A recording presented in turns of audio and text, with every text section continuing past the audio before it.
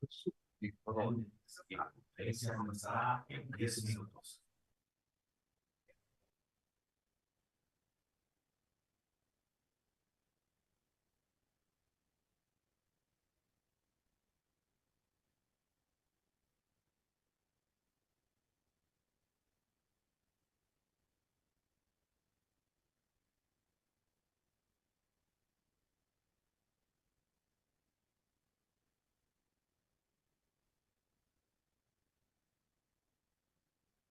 Dos,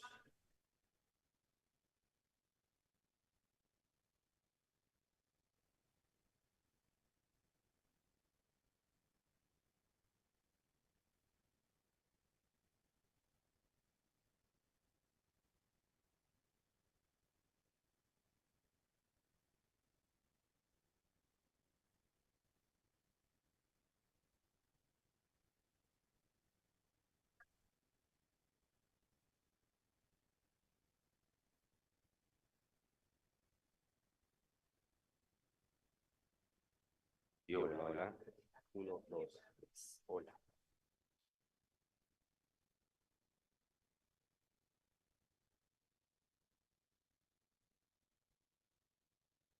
Uno, dos, tres. Hola.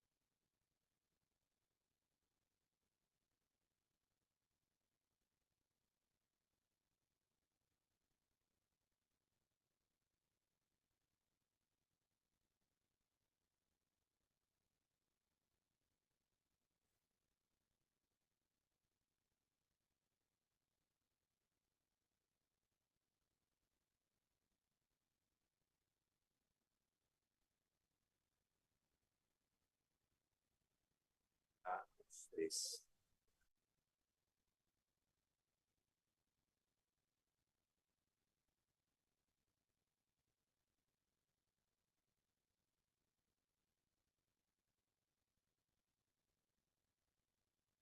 Una, dos, tres. Hola.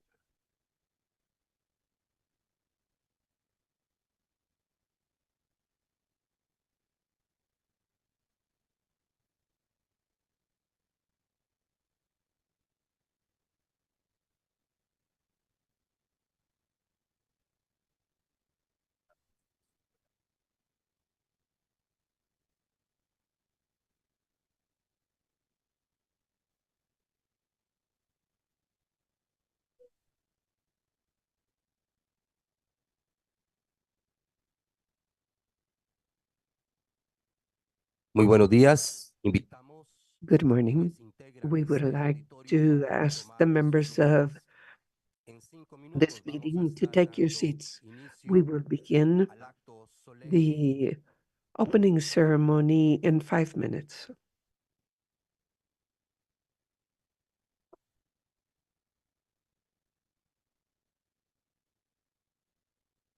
Conference will begin in 5 minutes. La conferencia comenzará en 5 minutos.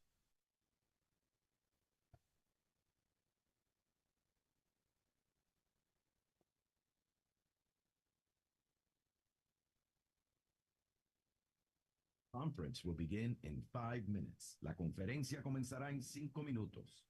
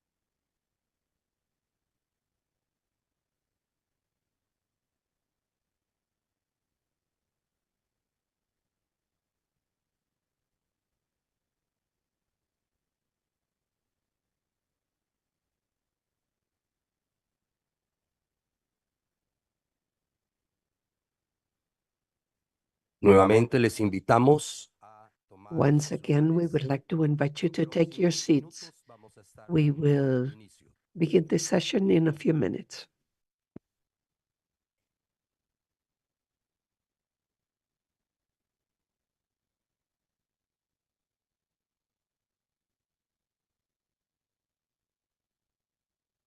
In 2 minutes, la conferencia comenzará en 2 minutos.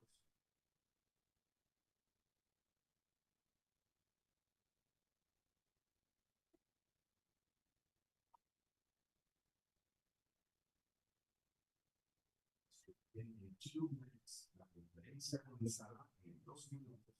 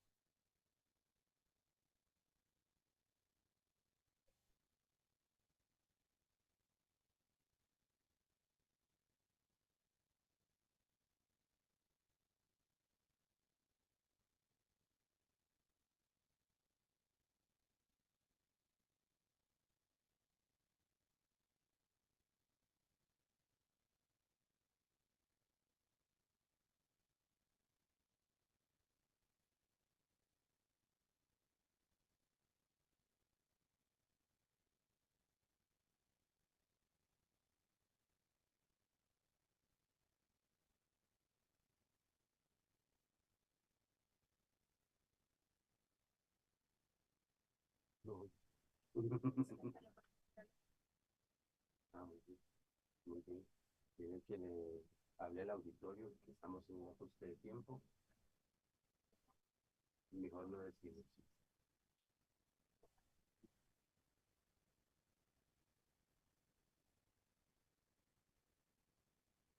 Ah, ya, eso, sí, eso va a suceder.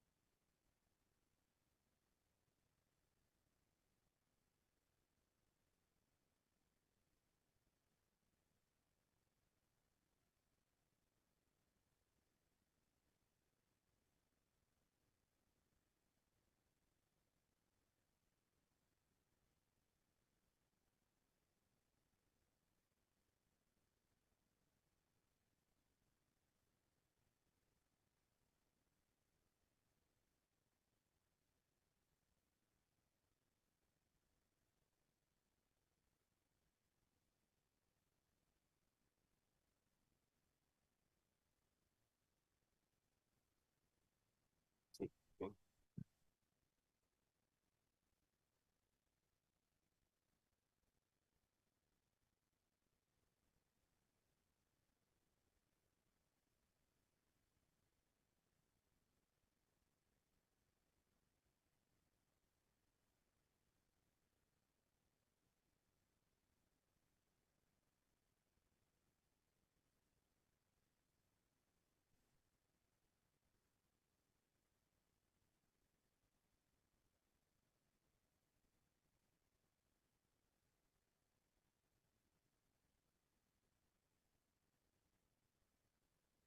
Ya llegaron.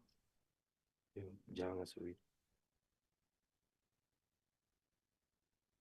Sí, porque están dándose un saludo con el director de la... Sí, sí, sí. La foto no la van a hacer ahí, pero ya están por subir. Ya están por subir. No, no, el de ajuste tiempo. Gracias.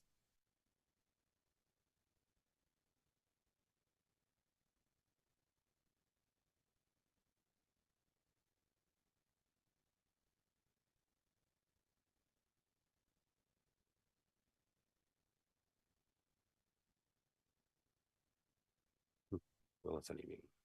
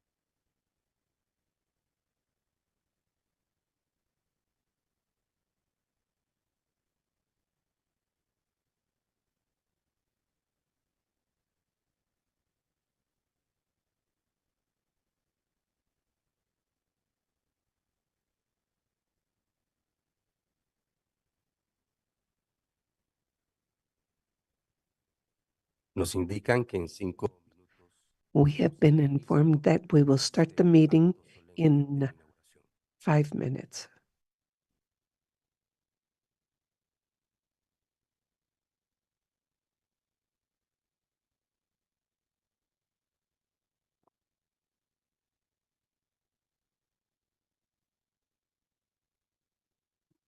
In 5 minutes. La conferencia comenzará en 5 minutos.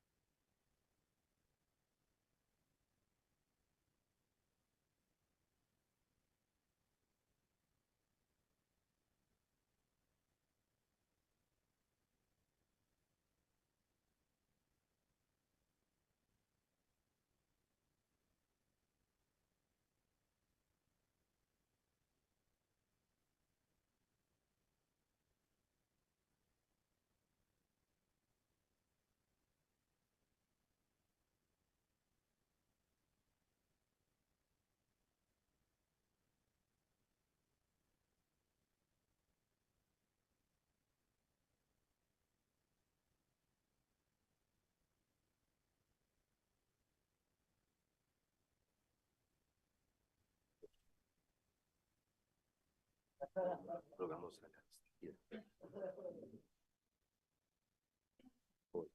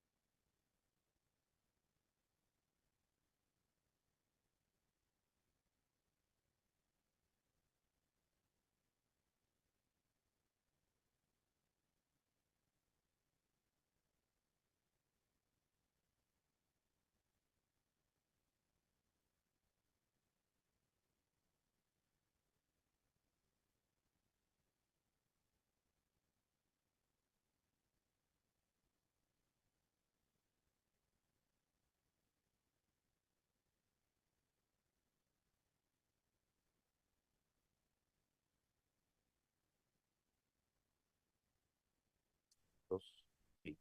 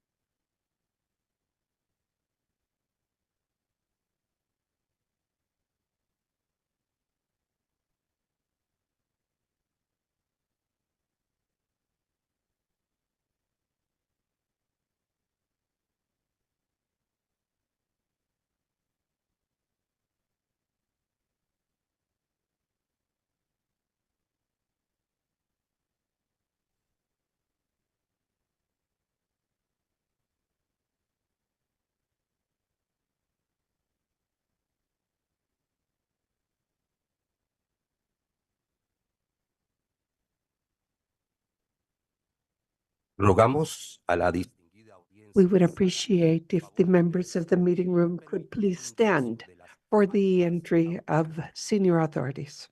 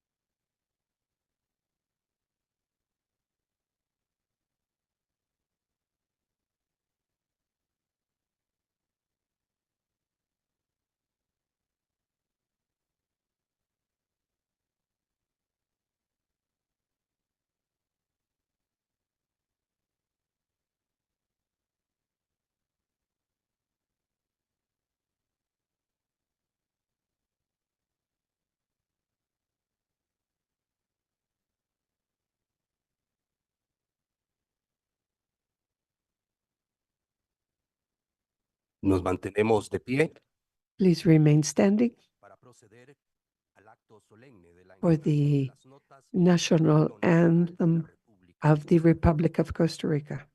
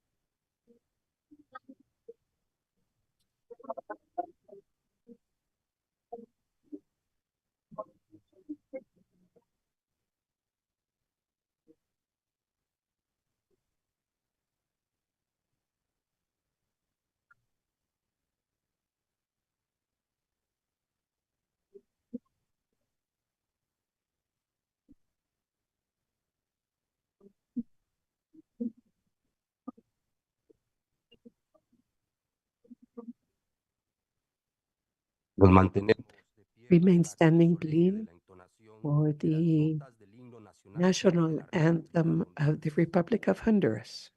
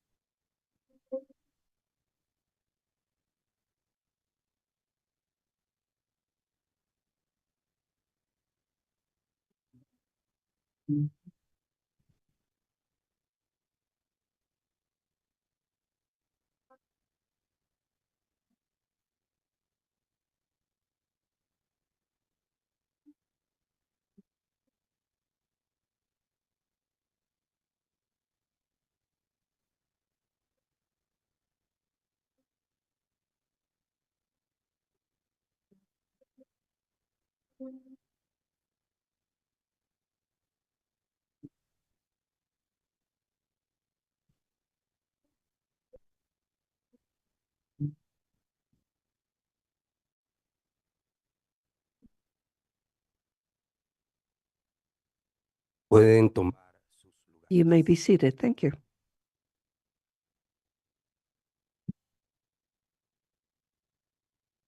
A continuación, compartimos We would now share with you some institutional information.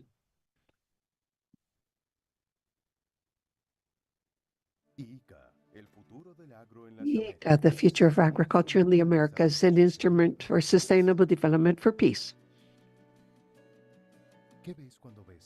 What do you see when you see the Americas? You see fields, mountains, rivers, land, water, air, flora and fauna, biodiversity, life. And if we focus in, you will see a continent with a huge rural life, protagonized by 60 million people that day by day produce, protecting those territories. These are family farmers, agribusiness persons, peasants, vulnerable groups, and other actors that give a sense of belonging and identity to rurality. They are the guarantors of the present and future of agri-food, nutrition, and environment, which from the Americas is projected worldwide. Welcome to the Americas, the present and future of agriculture, the challenging international scenario with its threats and opportunities puts agriculture at the top of the global agenda to continue providing food, abundant food product, healthy, safe, nutritious, and affordable food products in harmony with nature. The context covers three responsibilities of agriculture in line with the planet: food and nutritional security, energy security, environmental sustainability. And it also demands facing climate events that are ever more extreme, that represents unsuspected challenges for the life of ecosystems and food production. Agriculture plays today a different fundamental role in the sustainable development goals strategies of the world, from a new systemic approach that brings together production, trade, and consumption, fostering the rational use of renewable resources, the circular economy, and adopting the One Health approach. Due to its strong linkages with mitigation and adaptation to climate change, agriculture is part of the solution. The Americas and the role of agriculture. The Americas generate more than 25% of global agricultural production. 1 out of every 3 tons traded internationally comes from the continent. In summary, this is a heterogeneous region, mega diverse, and with broad areas to overcome a contradiction. Its ability to generate excess surplus, excess food, to fight against food insecurity. To face this reality calls for a new generation of policies that foster sustainable development, social inclusion, and resilience, having science, technology, and innovation as the determining factors to ensure deep and long-lasting changes. Greater rural connectivity and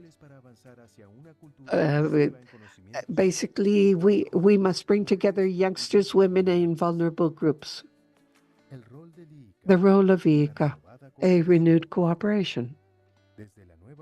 From the renewed rurality, we must set the foundation for productive and sustainable intensification and a climatically smart agriculture that builds bridges between the rural and urban sectors. A system of hemispheric innovation which is innovative, based on digital technologies that strengthen decision-making in real time and act in response to the needs of countries through a network of offices throughout the continent. It is vital to achieve those goals. From ICA, with partners and allies, we build a new strategy based on South-South cooperation that aims at the generation of shared public assets based on 3 strategic dimensions. 1, a look from the Americas to the world, building bridges to other continents. 2, building consensus for collective actions in facing the greater responsibilities of agriculture and climate crisis. 3, an open doors ICA that builds strategic partnerships with the stakeholders, the private sector, academia, civil society organizations. We must support the transformation of our agricultural sector that gives new dynamics to rural areas. This is time for a new continental partnership. It is time for a renewed agriculture that is part of the solution and an instrument for sustainable development and world and peace. Once again, we must ask, what do you see when you see the Americas? Good morning. Welcome to the home of sustainable agriculture of the Americas. ICA is a carbon neutral organization recognized by the Ministry of the Environment and Energy of Costa Rica based on our commitment with the global climate action goals, sustainability and environmental sustainability. This effort joins the efforts made at the Institute in the framework of the Blue Flag program of the Costa Rican government that has been underway for 6 years, making efficient use of water, fuel, and electricity. In coherence with this, actions have been taken to reduce the use, to reduce the amount of paper used at this meeting.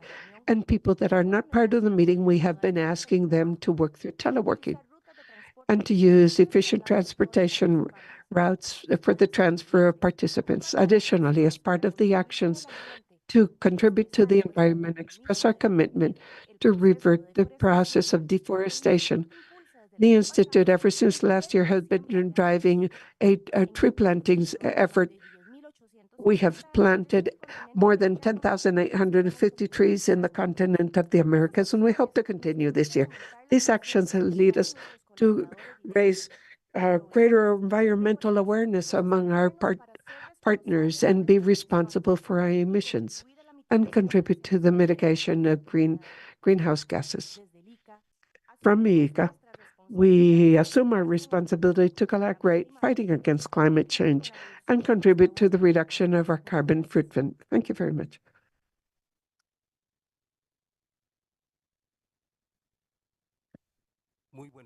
Good morning.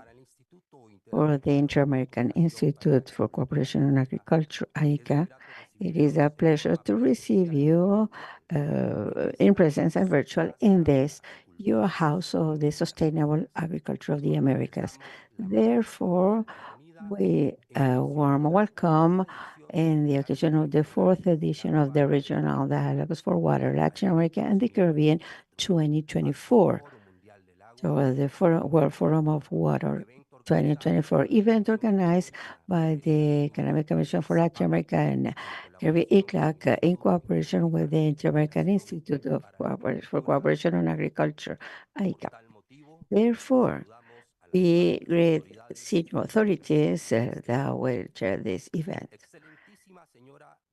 Mrs. Doris Gutierrez, appointed from the Presidents of the Republic of Honduras, country that has the pro tempore presidents of the Community of Latin American States and the Caribbean, ICLAC.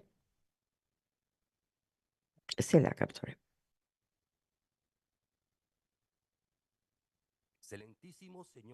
Mr. Arnoldo Andre Tinoco, Minister of Foreign Affairs and Worship of Costa Rica.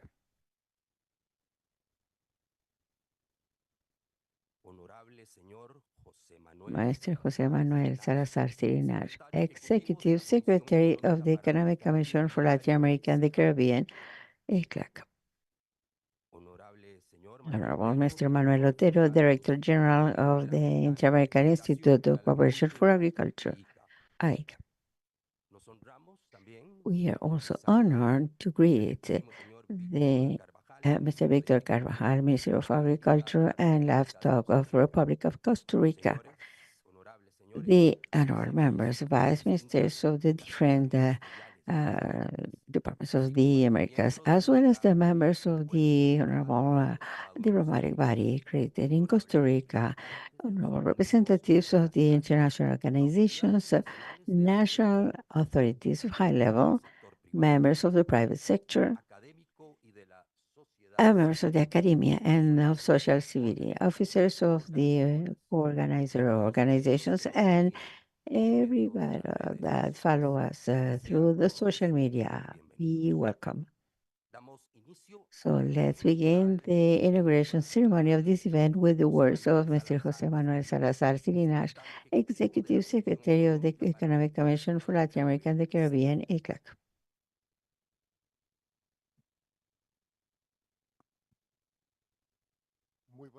Good morning. Good morning, everybody. It is a great honor for me to give a warm welcome to this fourth edition of the Regional Dialogues for Water, Latin America and the Caribbean 2024 towards the World Global Forum of Water 2024. Personally, it is a great pleasure for me to be in my country and to be in the House of Sustainable Agriculture of the Americas. First of all, I would like to greet and thank the participation in this official inauguration ceremony to Mr. André Tinoco, Chancellor of the Republic of Costa Rica, Mrs. Doris Gutierrez, from the Presidency of Honduras, and the pro tempore presidency of ECLAC, Mr. Manuel Otero, Director General of ICA. I also greet the distinguished chancellors, ministers, vice ministers, ambassadors, governmental representatives, civil society members, academia members, and private sector members that are here in presence in these wonderful facilities of our brother institution, ICA, as well as to everyone that follows us virtually. I also want to recognize the members of the regional group of experts on water resources in Latin America and the Caribbean that, along with the CLAC, have made possible this event. Absolutely vital, highlighting the ongoing support of the IDB, the Latin American Caribbean Bank, CAF, the Organization of American States, the Conference of Directions of Authorities, American Authorities for Water, the UNESCO, the PAHO, and the Fund of the United Nations for Children, UNICEF, the Secretary of the Water Agreement of the United Nations, as well as the German, French, and Dutch cooperations. And to each one of you, our appreciation. This meeting provides the opportunity to discuss topics all together, to discuss all together the challenges the region is facing in order to ensure the human right to water and sanitation. Right, recognized in 2010 in the General Assembly of the United Nations, as well as to achieve an efficient management of a resource of many uses, but more and more scarce. Water is not only essential for life, but also to achieve sustainable development in our countries.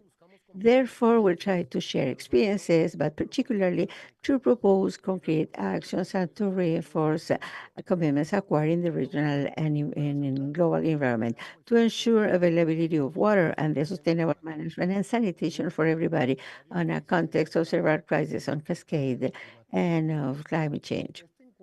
This encounter contributes to let us be ready for the global forum that will be held in Indonesia. Our region will be able to submit a joint position as a result of the regional process of the Americas that is being successfully led by IDB and where ICLAC has the pleasure to cooperate, compiling the final report.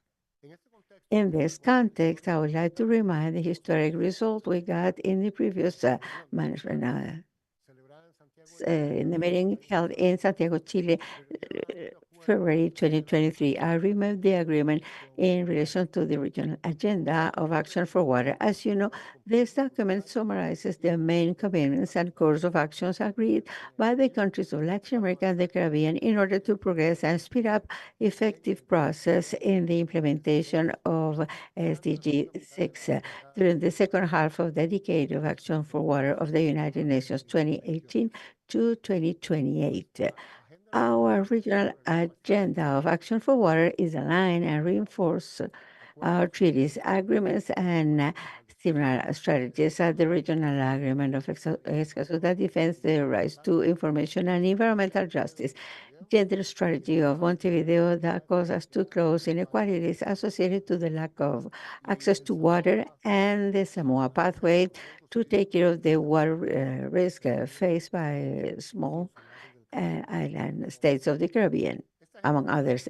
This regional agenda is a call to action to organize the technical, political, and financial resources available and for the region in order to promote a sustainable and fair water transition with four pillars of actions to ensure the human right to water, to save water and safe sanitation, to eliminate water poverty, to reduce overexploitation and water conflicts, and to promote the innovation and circular economy on water.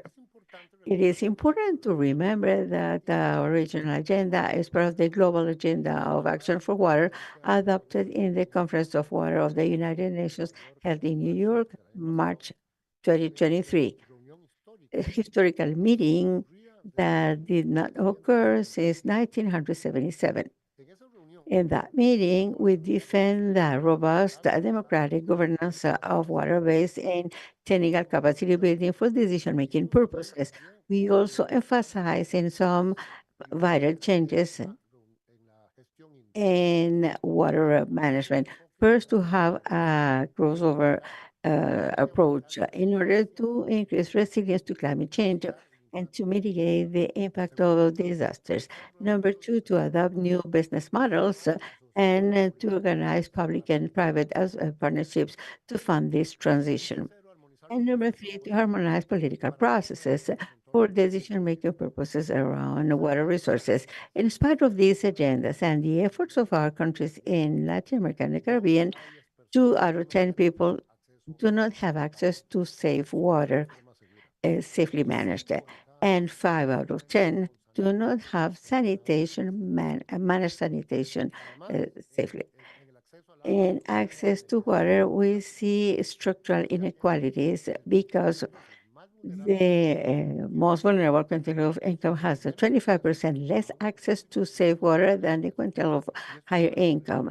These vulnerable homes can pay twice more of their income for the services of sanitation and safe water.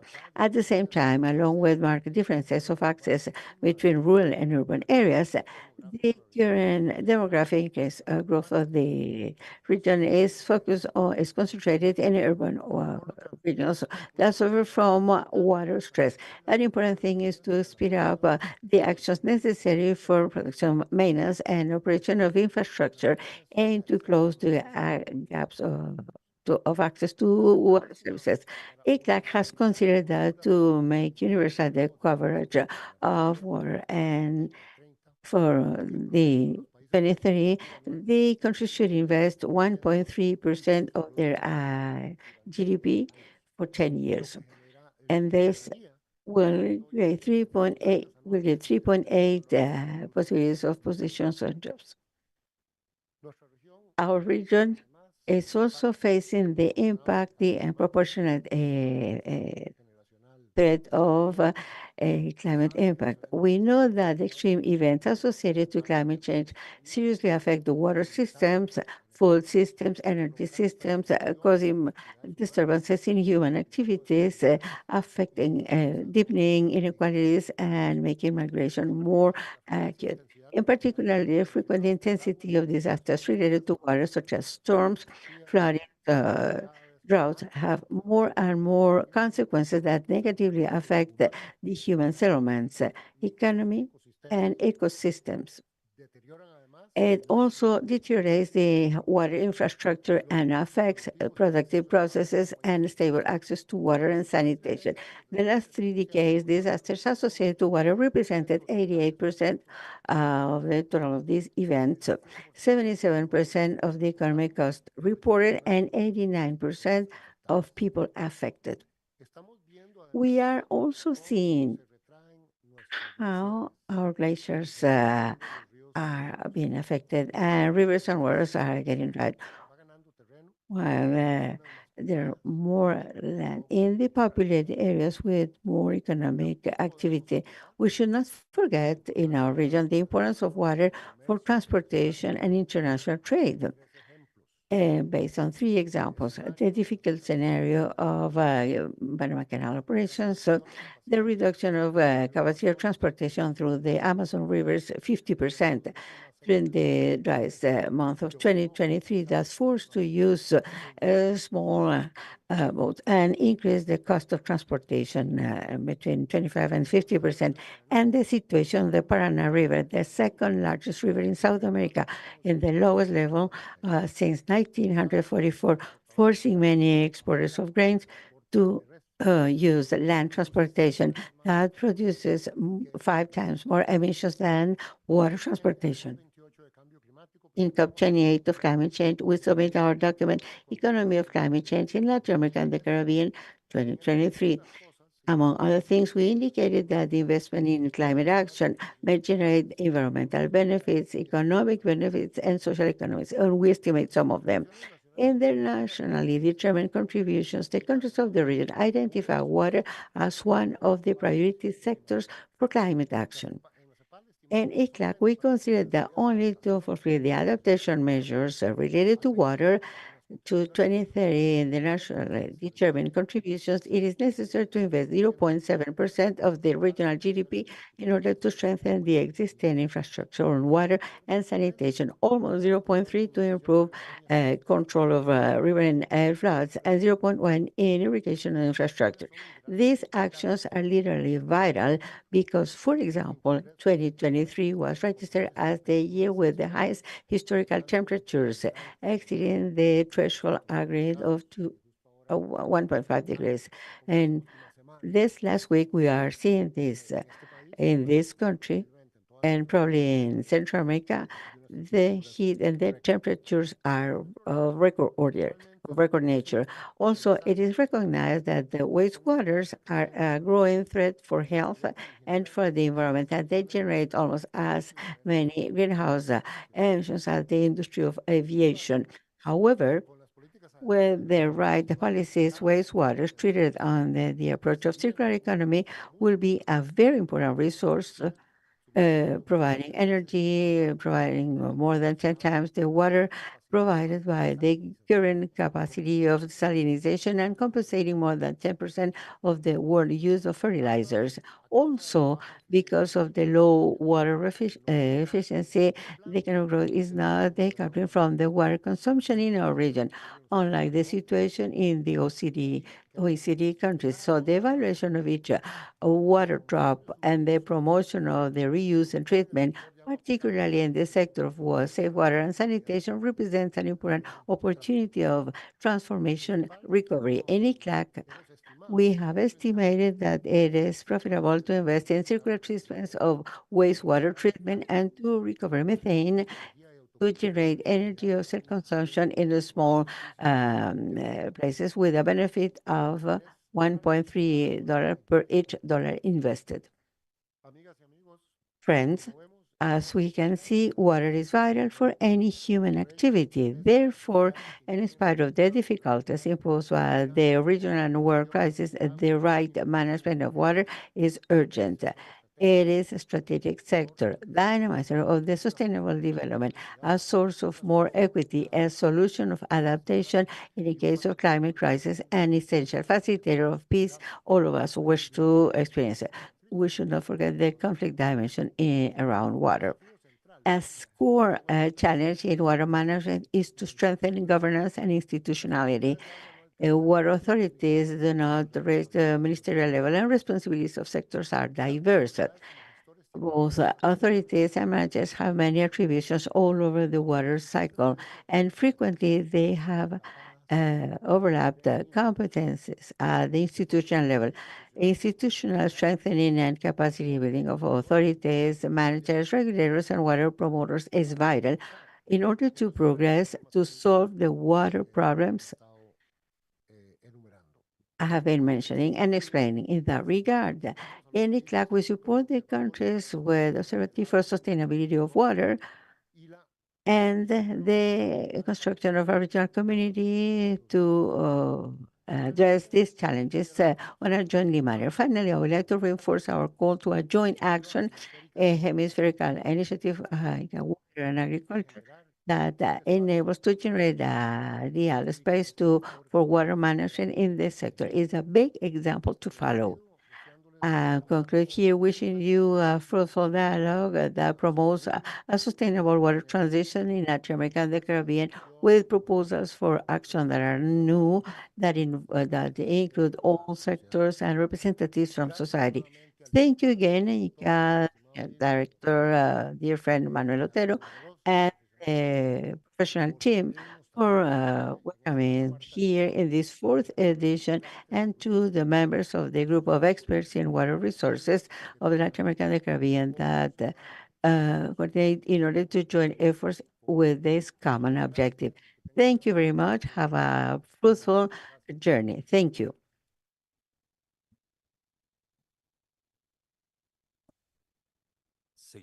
Now, let's listen to the words of Mr. Manuel Otero, Director General of the Inter-American Institute of Cooperation on Agriculture.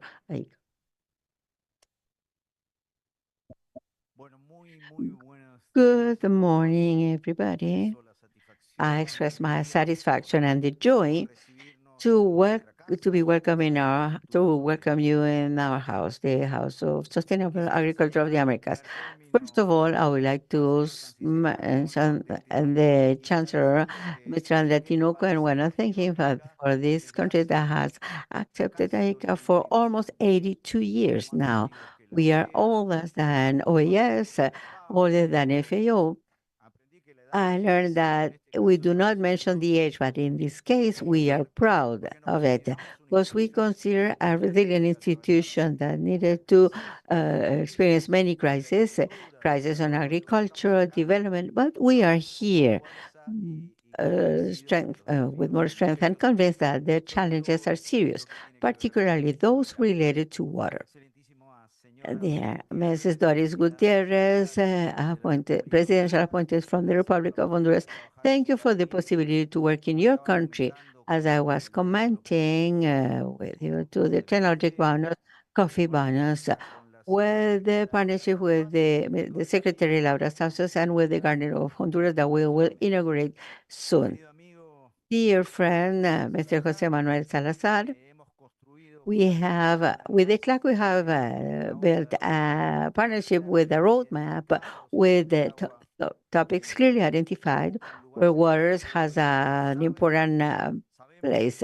We know that we are allies, partners, friends, and friends never fail each other. So we need to progress with concrete matters. I also, with the ministers, vice ministers, members of the honorable diplomatic body, representative of international organizations, everybody. And the short words, I was lucky to participate in the third edition of the Regional Water last year, and I was able to perceive the seriousness the countries consider this water aspect and the action for water. It is just action for sustainable development and action for life, because here we are seeing the viability of the planet. Since we are an institution committed with development, agricultural development, rural development, the first thing I want to say is that our continent is the main net exporter of agricultural products and food in the world. This is a huge responsibility, because on our shoulders, on the shoulders of farmers, of the institutionality, the responsibility to implement these topics of food safety and sustainability, environmental sustainability is on their shoulders. Probably many other things are being done, but I can assure you that there is a transformation process of agriculture that we have already seen, where we include technology, where the farmers assume consciousness, are aware that they must change, they have to change. I insist to the point, they are changing, taking the innovation science on a broad sense, with a manufacturer as an input to generate policies and for agriculture to be at the service of the environment and transform many of the threats in opportunities. We have a backbone, which are the 17 million of farmers in rural areas. As we used to say in Rica, when a farmer leaves rural areas for different reasons, because of a lack of profitability, because the climate crisis affects them and they need to move to urban areas, the problem the problem worsens. That's why they need to have policies in the long run. Policies that need to be intersectoral policies, policies that in many cases need to come from bottom to top for the local stakeholders be the protagonists of their own transformation. And where our continent needs to be a continent that from agriculture, the continent promotes peace, because peace is a core issue. We differentiate that from other regions of the world, where war conflicts are installed and remain, where there are innocent victims, displaced people. So I insist with the concept that our continent, and hopefully through agriculture, be reaffirmed as a continent for peace. We have a mandate, and the mandate is to work in our water and agriculture platform, but we also have a platform for soil recovery, which is very important. We work in climate action, in funding aspects. Agriculture is not just producing more. We need to produce more and better. And we need to recognize that our farmers are the guardians of biodiversity. They are the custodians of rural territories. And where the levels of profitability, maybe because of errors of our own and also the errors from others, are more and more, we need to ensure that our farmers, by adopting good practices, by being trained, remain in their places. Water is core. It is a priority established by the ministers of agriculture within the strategy of technical cooperation of AICA, and particularly through partnerships. That is why everything that means to facilitate dialogue, to exchange, to share knowledge, to implement innovative solutions by working all together. From there, this is the importance of the partnership with ICLAC, with IDB, with the World Bank, with the University of Nebraska, with CAF, with Katie. Nobody can be left behind. And this is the time for us to act in order to revert some of the issues that limit the sustainable development. And from ICA, from the humble manner, we reiterate our commitment to act, to generate consensus, and hopefully to bring to rural areas and to have links with human centers. Thank you. This is your house. Have a nice day.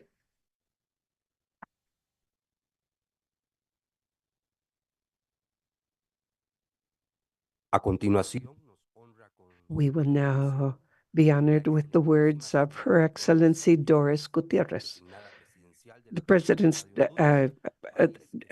designated by the President of Honduras that currently holds the pro tempore chair of CELAC. Thank you very much. Good morning, everyone. And the three gentlemen that are with us here at the head table.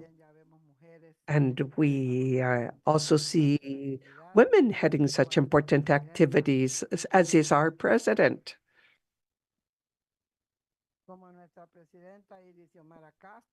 It is Xiomara Castro, first woman to be president of our country in 200 years, the first woman, and presiding the Central American Integration System, SICA, as well as CELAC. Honors which I believe women worldwide have certainly won, because we are a majority of the population, and we are the ones that in the most asymmetric conditions. When I was listening to my colleagues sharing such a thorough diagnosis, well, congratulations to our friend from MECLAC for that diagnosis that is dramatic, but that points at where we must head to. A strong applause to him for such important content. We do not need further diagnosis. He has everything there. What we have to do now is act. Sometimes we're very good with consultants and diagnostics and all those things, but in practice, we do not really go where we should go. I would also like to congratulate ICA because I do see a new approach here, focusing on sustainable development, agriculture based on our own resources, technology that reaches producers. So I believe that you have turned things around. The ICA I met many years ago is now much more focused on reality. I would like to congratulate ICA for that beautiful video that precisely shows us the needs of our countries. So thank you for having illustrated us in that manner. And they certainly deserve an applause. Lastly, to not extend this much, when we were talking about water and all of those things, I recalled that in 1986, I worked on a water program quite a few years ago, a few days ago. Right. I worked in several communities, but water, that is where I realized and I learned that water is the most important element to mobilize everything. I worked in 3 different communities. I do not remember the names, but one was called El Pedernal, the other one was called, I don't remember, but these were 3 communities where women would get up at 1 o'clock in the morning to go stand in line at the only well that existed, waiting for the well to fill up. Just imagine that. Just imagine. And the well would finally start filling up about 5 o'clock in the morning. By 10 o'clock, it was empty. Each woman would go back home with 2 buckets of water. Why? Because the best managers of water are precisely we women. Men were not going to stand in line. No, it was women the women of the villages that would go fetch the water. I felt a lot of pressure because I really did not believe it. And I was amazed to see all those women standing there in line. So we proposed. I worked with CARE back then. I don't know if you have ever heard of CARE, but anyway. So we proposed, okay, we have come here to propose building a water gravity system. And they said, oh, yes, oh, yes. When are you coming? Next week. Okay, fine. You're really going to come? Because sometimes people don't believe us. And yes, I said we would come.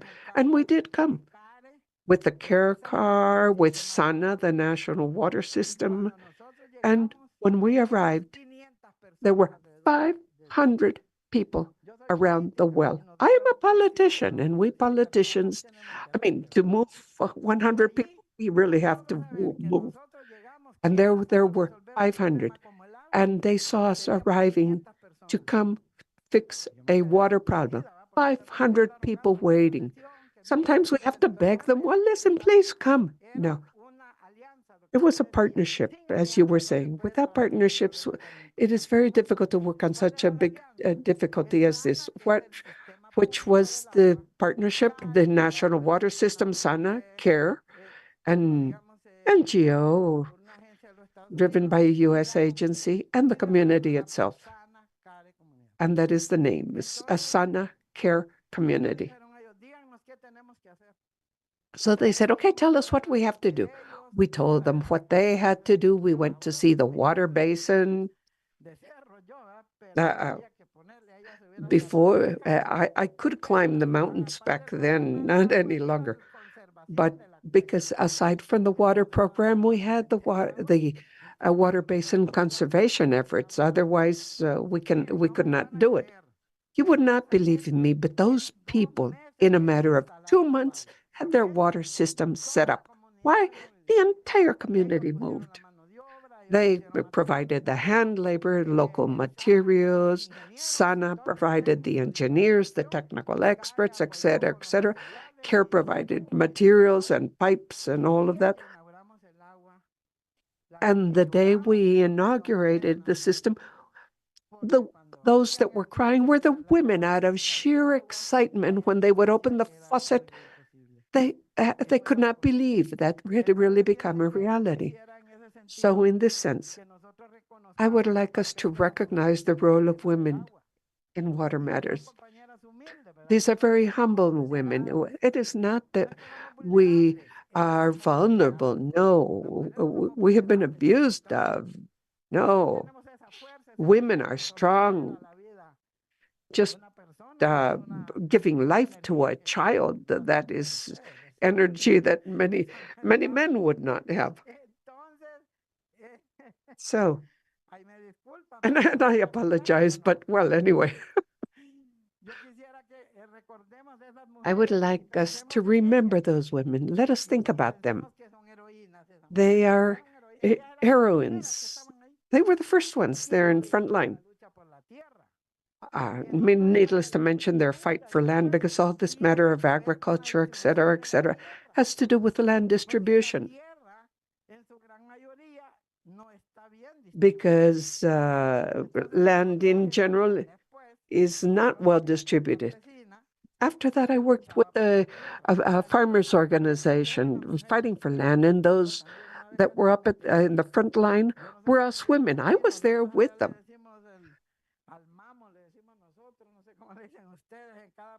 We were up there right in front because, well, we like to work and do things, and the women were there with their children, and with many of them were pregnant, and older ladies were all there up in the front, and the men came behind. Now, what is the problem? Well, generally, when land is allocated, it is not allocated to women. It is mostly to men. And the women were the ones that had to confront everything else. So all this thing of water and food, we have to see it in a holistic, circular manner. All that circular, holistic work. You're talking about the circular economy, circular agriculture. Well, this goes through a better distribution of resources. Yes, it does. If we are not going to be giving water to those that cannot pay for it, I mean, we have to look for ways to store water when the huge amounts of water that come that end up getting lost everywhere, wasted. We have a water collection system, but those are very costly for a home. They put up the tanks and all of that. But I believe that Rica, as as an entity with that technical responsibility, should help find a solution to see how we can restore water, rainfall, which is the most important source of water we have, because droughts are tremendous. Right here in San Jose, when I used to come, before to San Jose, I would dress warmly. But now, I mean, we see climate change and it is very hot here today. So we're talking about water, we're talking about land, forests, food, of income distribution, land. This is not something easy to resolve, and we cannot see it in isolation. So I am very impressed when I look at all these people, the ministers, the directors general, the technical experts, even myself, that I am supposedly pro tempore chair, whom I am representing today. I never imagined that. I came from a very poor family. I was raised by my single mother and my grandmother, two very humble women.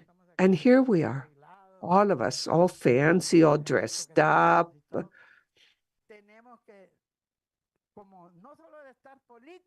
We should not only think of politics, because we have, yes, we have all kinds of politicians and politics, but and they promise and promise and never put into practice. Now let me wrap up before I bore you. I liked what you said there, that policies must be built bottom up with the participation of all the most affected individuals that are involved right from the beginning in this water matter. People have been involved. Why? Because they see a basic need being met and satisfied. So I urge you all, so that we are all more proactive, much more linked to people's needs, let us take answers that are within reach. And with that, we can feel better with ourselves, with our people that voted for us. But we are not here to serve ourselves. We are here to serve others. And all of this will take us where? To find a harmony and peace that is not just a discourse, an actual peace. As a Jesuit friend of mine was saying, if you want peace, let us work in favor of justice. Thank you very much, and we are very happy to be here with you.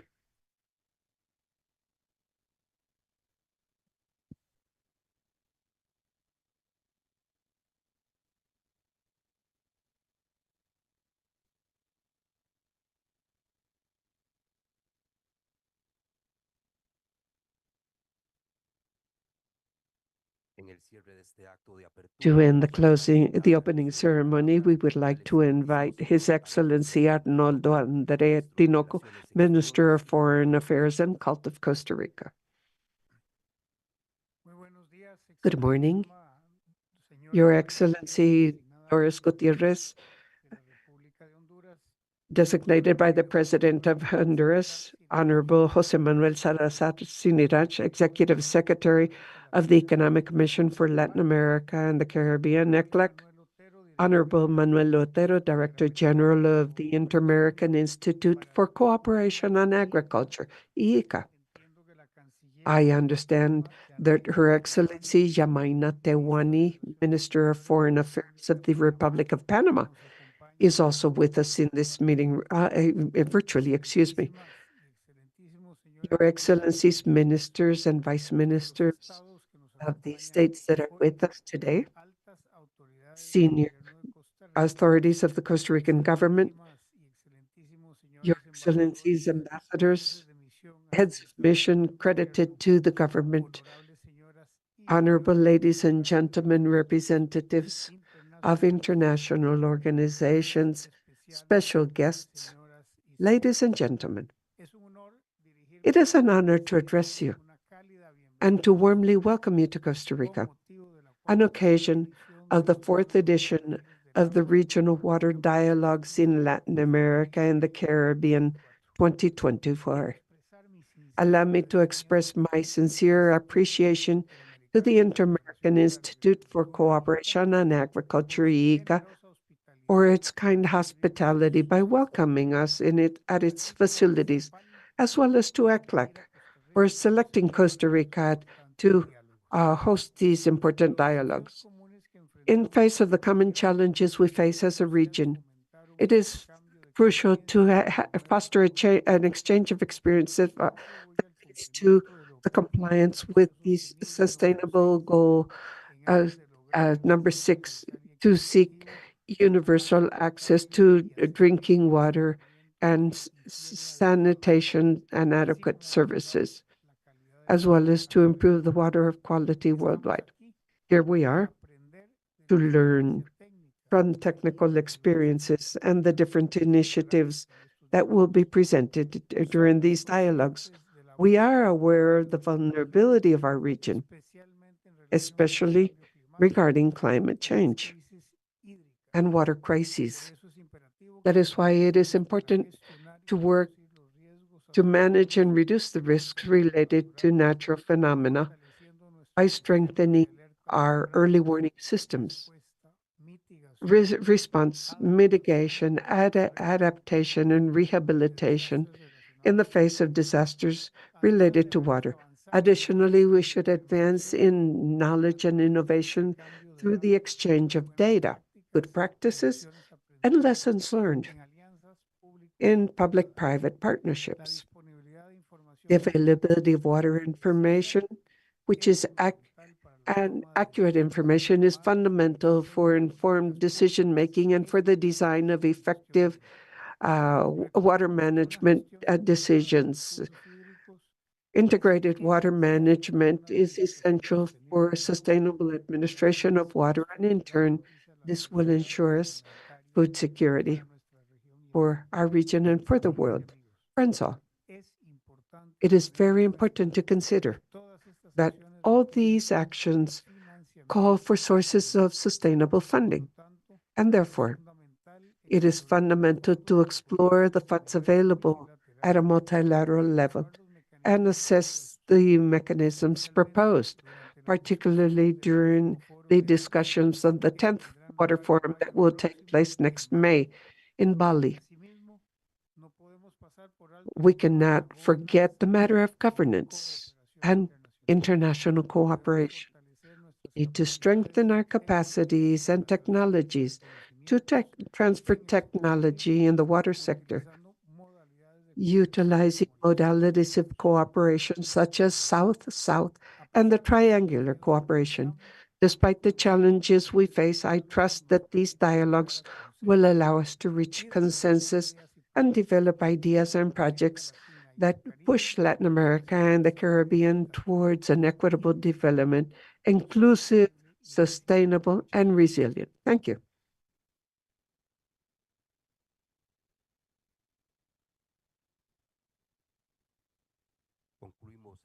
With this, we end this segment, the opening ceremony. We would like to invite the audience to accompany us to go down the steps of this building for the inauguration of the panel of ECLAC. And then we will go to the garden across from CIMAG, the Center for Interpretation of Tomorrow, and you will be guided by the EDECAMP staff here. And then we will go for a coffee break. After that, we would like to ask you to come back to continue with the program. Thank you all very much. Have a very good day.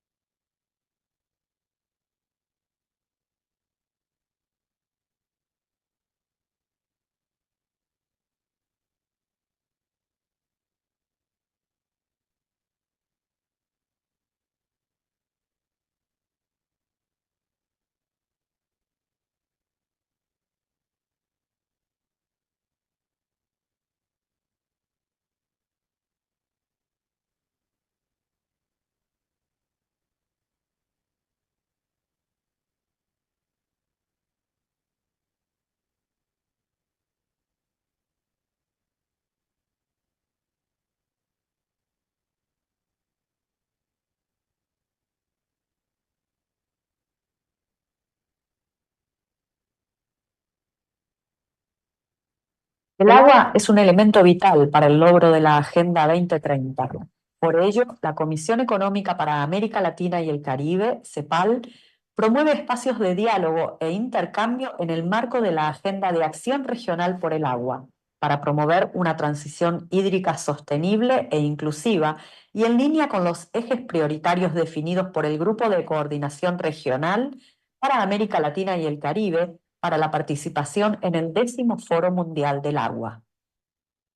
En este ámbito, la CEPAL organizará del 11 al 13 de marzo los Diálogos Regionales del Agua 2024, espacio de alto nivel ministerial con intercambios de experiencias técnicas con enfoque multiactor para promover buenas prácticas e impulsar el logro del ODS 6 en la región, que busca garantizar la disponibilidad de agua y su gestión sostenible y el saneamiento para todos.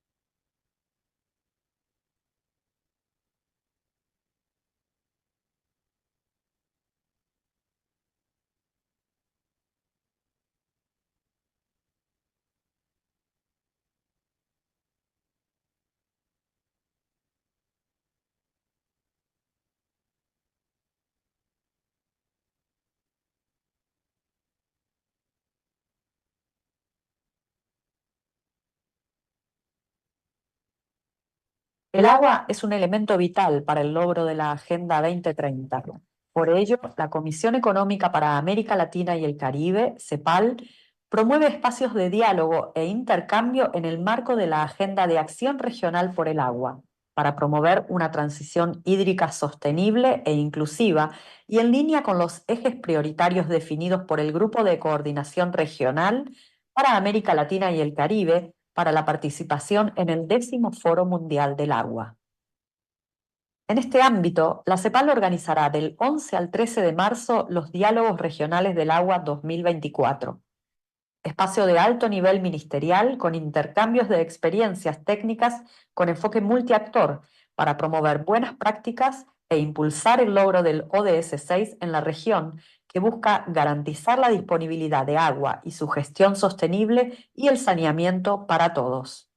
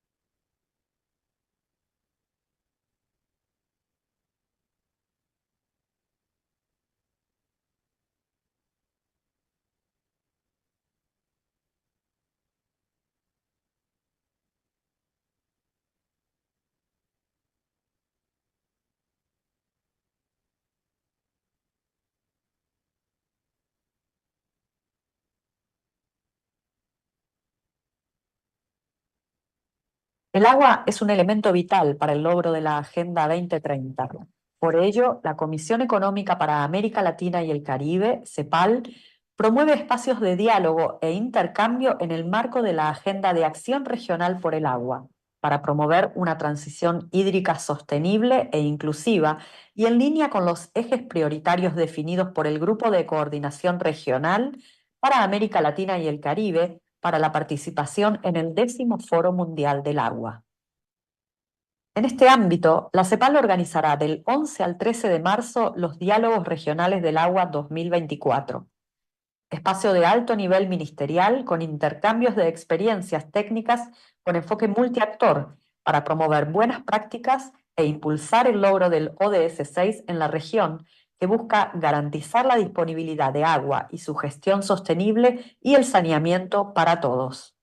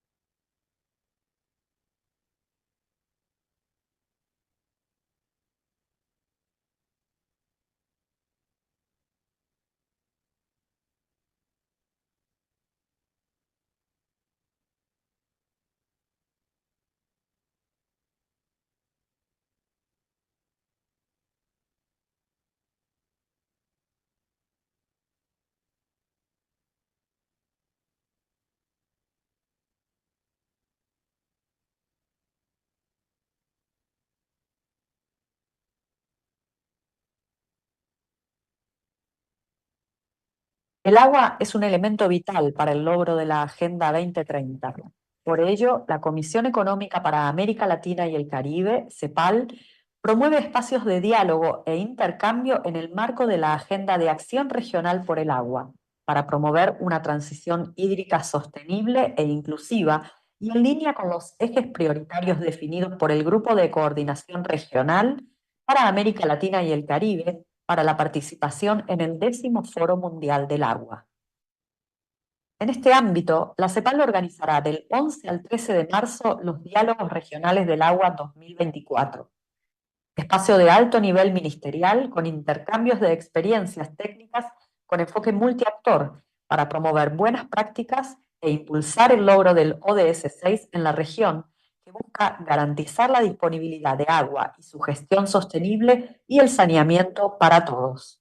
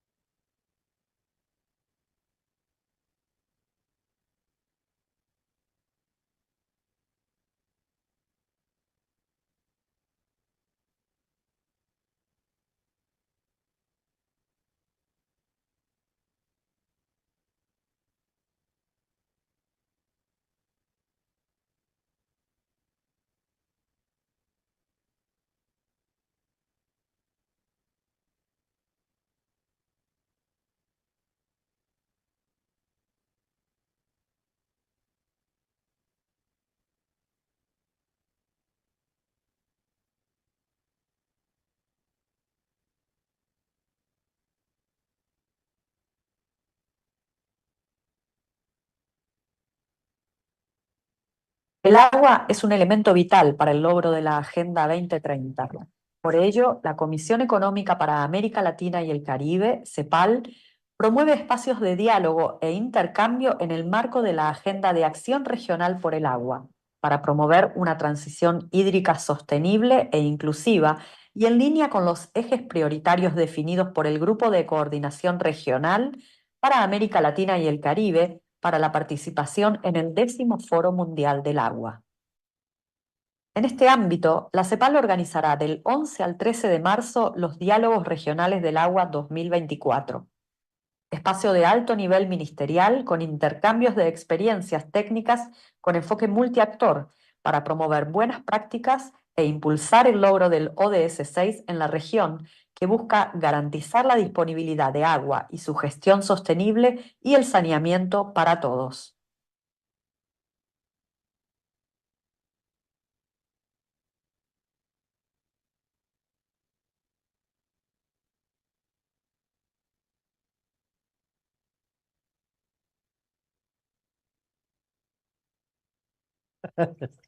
Dos, dos, dos. Hola, hola. Hola, sí. Uno, dos, tres, dos, tres, dos, dos. Hola, sí. Aló. Hola, hola, hola. Se oye súper bien, David. Buenísimo, buenísimo. Todo lo bueno. Hola, hola. Ok, ok.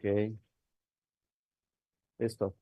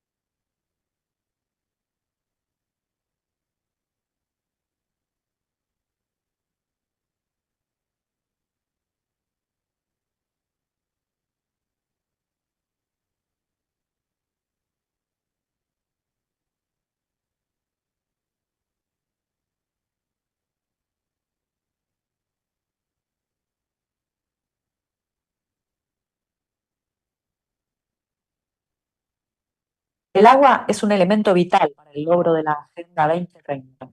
Por ello, la Comisión Económica para América Latina y el Caribe, CEPAL, promueve espacios de diálogo e intercambio en el marco de la Agenda de Acción Regional por el Agua, para promover una transición hídrica sostenible e inclusiva y en línea con los ejes prioritarios definidos por el Grupo de Coordinación Regional para América Latina y el Caribe para la participación en el 10º Foro Mundial del Agua. En este ámbito, la CEPAL organizará del 11 al 13 de marzo los Diálogos Regionales del Agua 2024, espacio de alto nivel ministerial con intercambios de experiencias técnicas con enfoque multiactor para promover buenas prácticas e impulsar el logro del ODS 6 en la región, que busca garantizar la disponibilidad de agua y su gestión sostenible y el saneamiento para todos.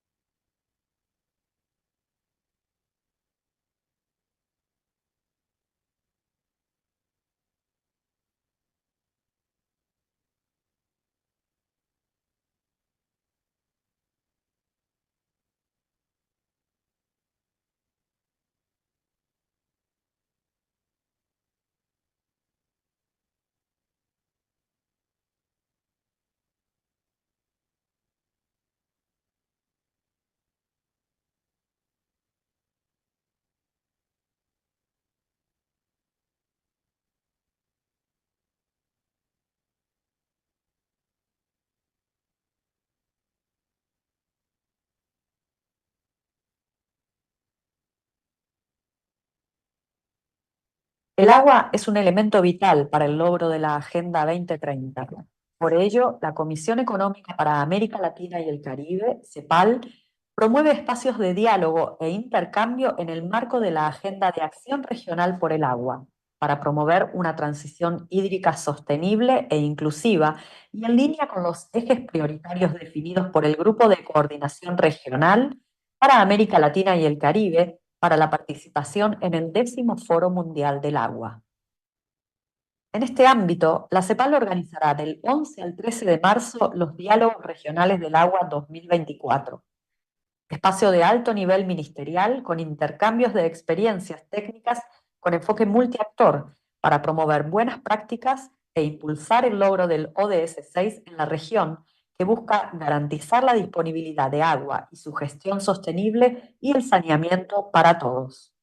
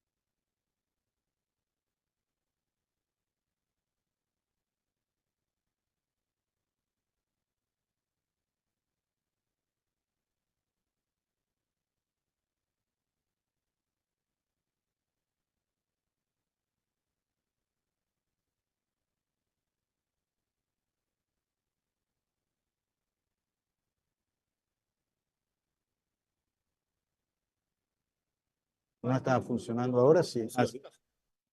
Lo apago un momentico, se lo colocando.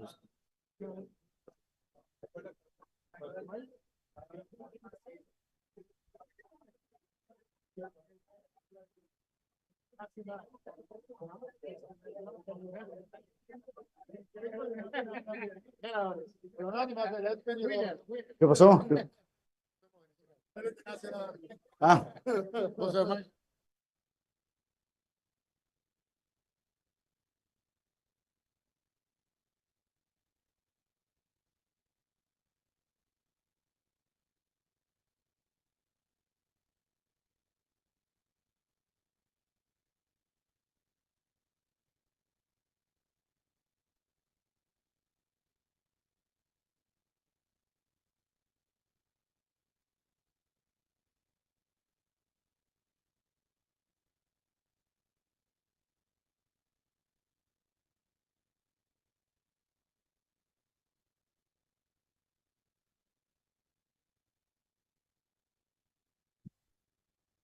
Vayan tomando asiento, por favor.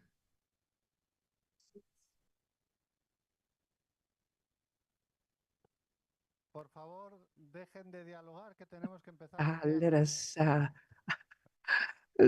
cease our dialogue for the time being so that we begin our big dialogue of the day. The conference is now in session. Please be seated. La conferencia ha comenzado. Por favor, ocupe su asiento.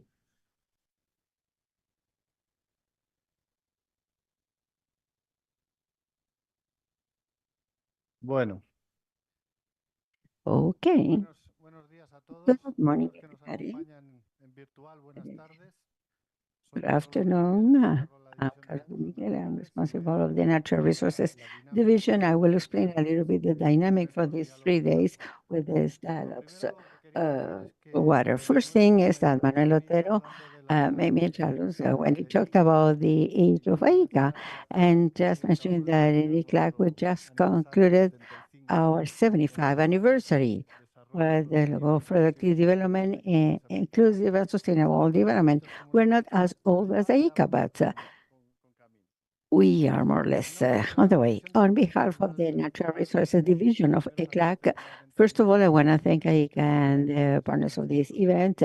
Wonderful to be here in Costa Rica in this facility. And without them, we would never been able to organize these dialogues here.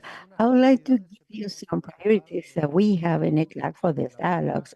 First one, of course, is that we have the opportunity.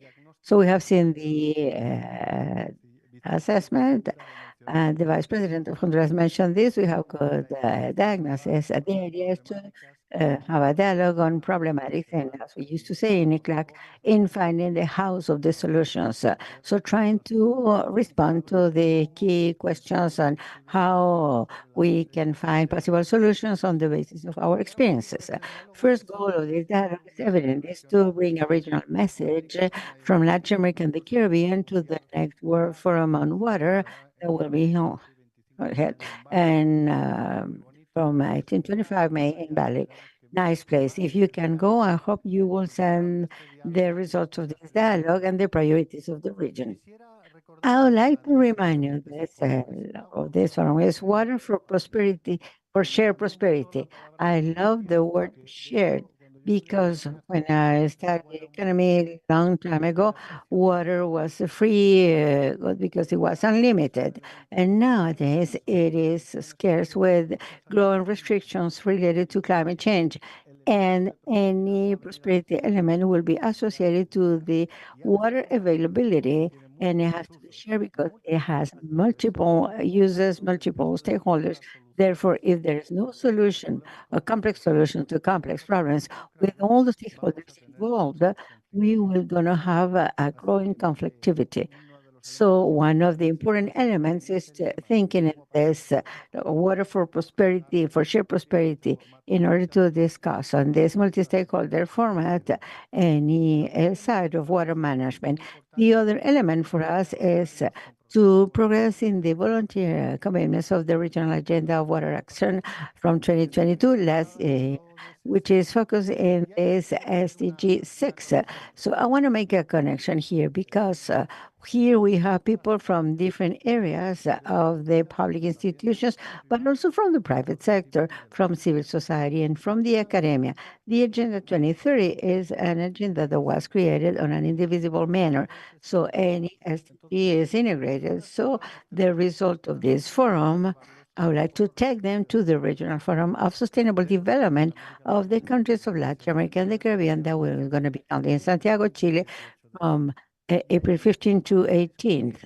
There we're going to discuss, unfortunately, human beings, when we talk about working on an integral manner, the first thing to do is to divide each other. So start separating SDGs. I'm going to work on this and you're going to work on that. So this year we're going to analyze not all the SDGs of the 2030 agenda, but some of them that I believe closely related to the water agenda.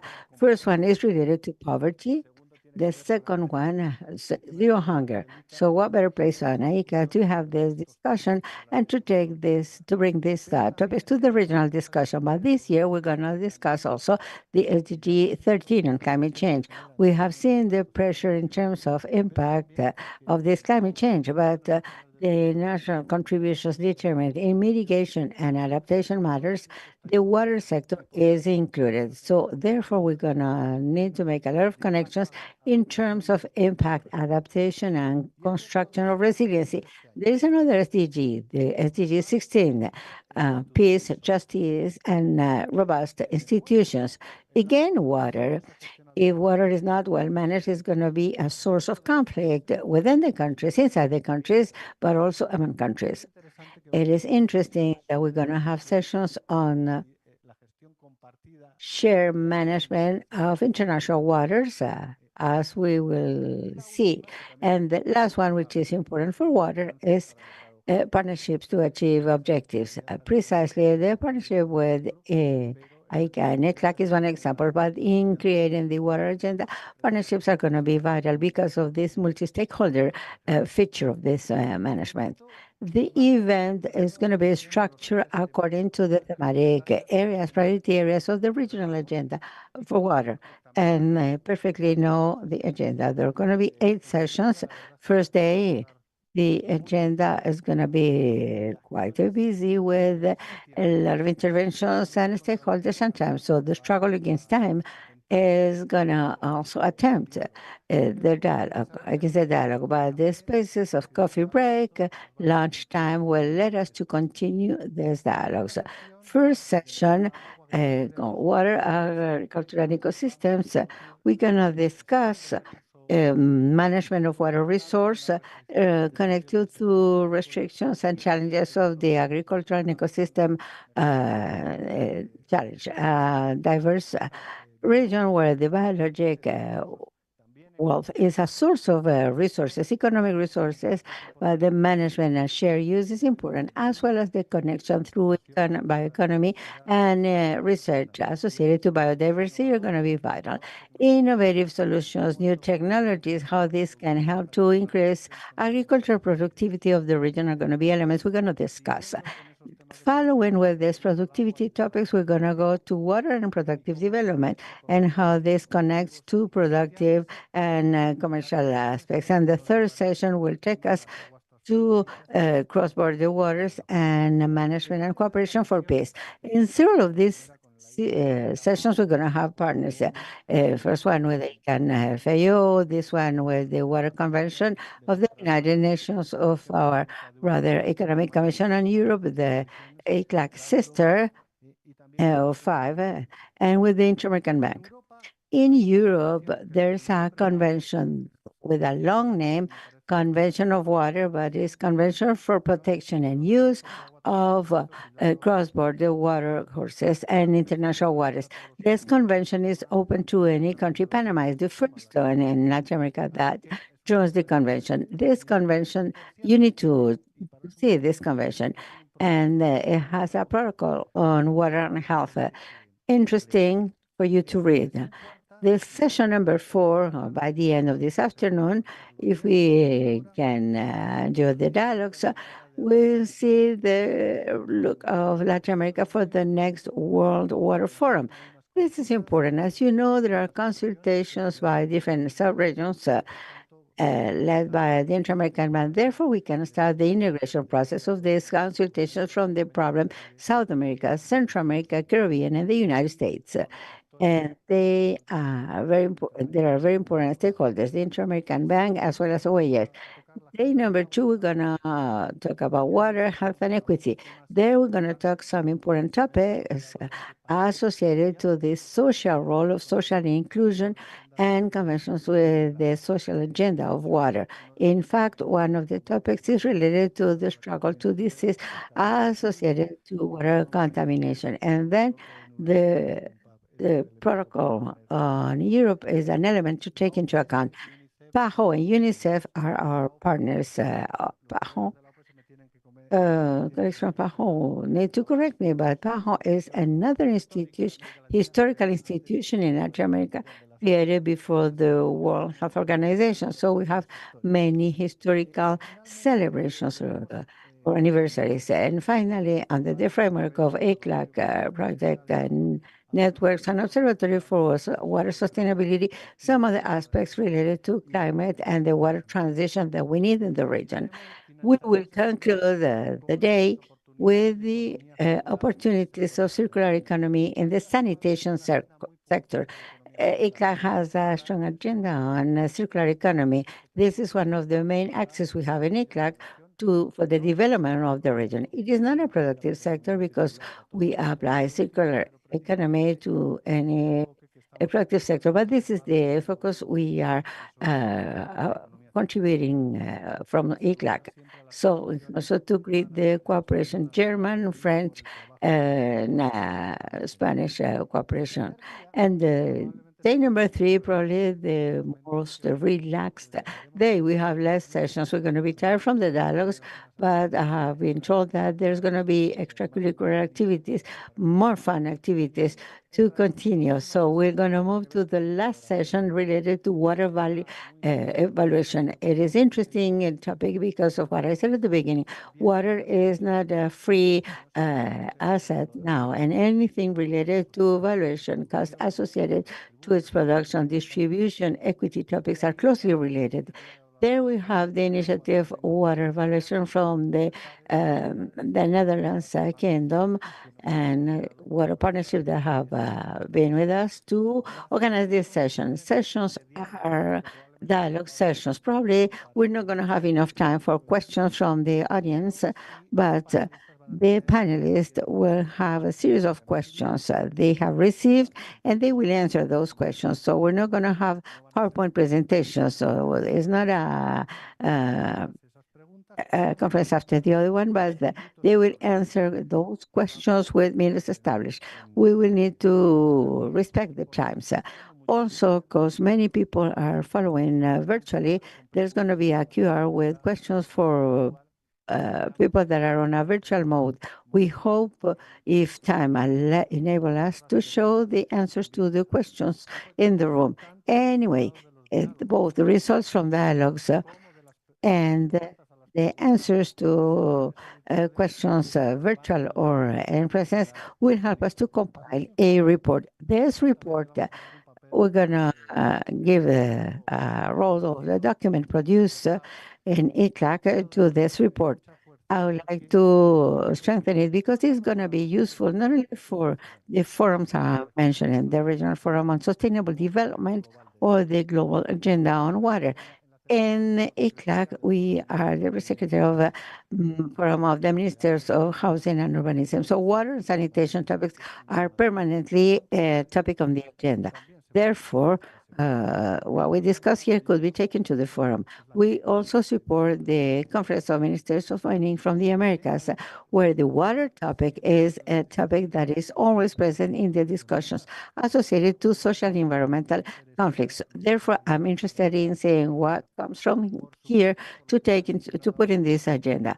As we have indicated before, we take the Regional Conference of Women, and there the inequality aspects or topics could be included. And finally, many topics mentioned by the Vice President of Honduras associated to participation and access to information related to water aspects can be taken to the Conference of the Parties of the Escazú Agreement. So we have an agenda that could be useful for this discussion, for the international discussion, but also for other similar related forums. I want to conclude thanking ICLAC team, particularly the unit of water and energy, Sylvia, Elizabeth, and the others, because without them, this event wouldn't be possible from ICLAC. Without due to recognize our first keynote speaker, because in some sessions we're going to have some keynote speaker to launch the discussion. Mr. Manuel Otero, floor is yours.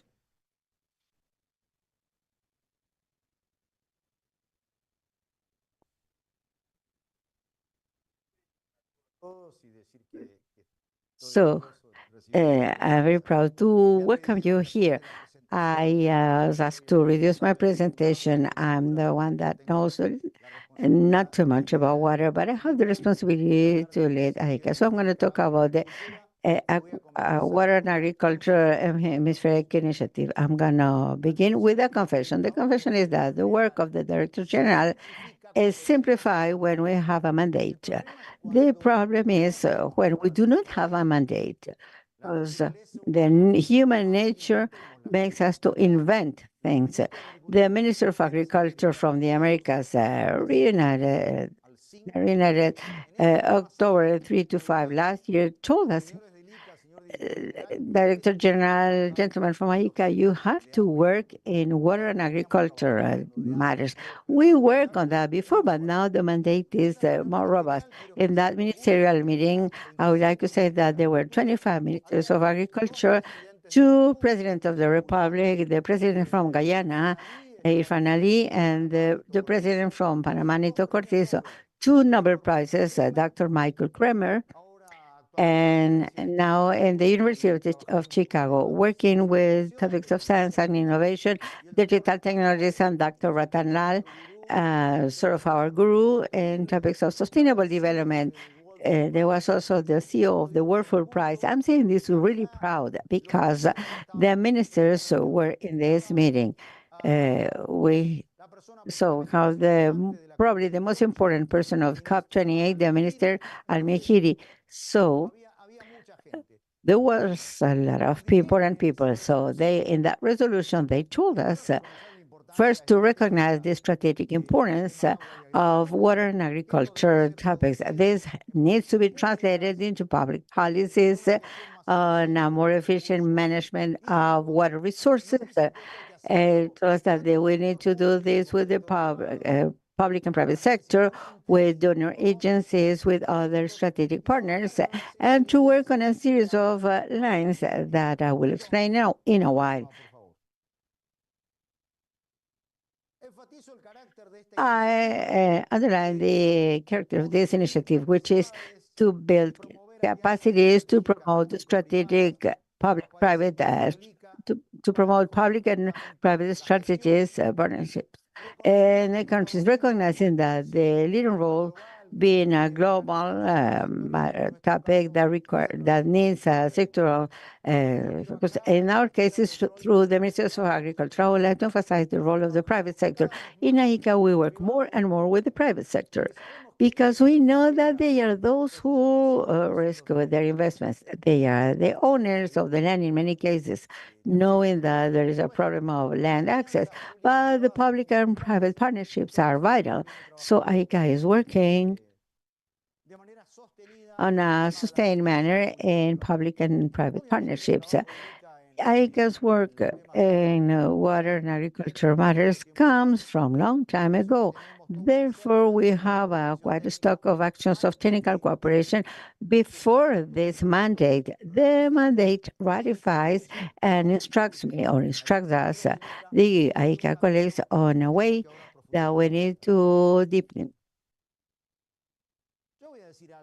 I'm going to mention something evident. Why is this important? The first thing we say is that without water, there's no agriculture, and without agriculture, there's no food safety. I'm expressing the concern here because we have 256 million people in Latin America that have some level of food and security. So we need to intensify and improve on a sustainable manner of agriculture. When we analyze poverty matters in the rural areas, we have the poverty groups that have not found opportunities in many cases because of extensive agricultural systems. So sooner or later they move to urban places, and this affects or worsens the problems. I also admit that agriculture is responsible of 23% of greenhouse gases. It means that there are other sectors that are equally responsible or even more. In any case, water is here as a vital topic. And the search of this regenerative agriculture and this productive intensification, which has to be sustainable and which is very important. There is a yellow light, and it means that the progress of the productive is lowering, and this is even more noticeable in the countries of the tropical belt, where the future of the mankind is, and the future of mankind is in the belt of tropical countries. And here, as I said in my first words at the beginning, our continent is the main supplier of raw material in the world. We are those with the biggest quantity of natural resources, so we have a particular responsibility to make a transformation of our agri-food systems. From my point of view, this is happening, maybe not at the pace and speed required, but for this tango, need to be danced and to be applied by each continent. I am convinced that our continent is doing the homework. Therefore, we need public policies, long-term public policies from bottom to top, but also from top to bottom with a clear intersectoral focus, because we believe this is vital. And the hemispherical action has to be on a joint manner, and it is urgent.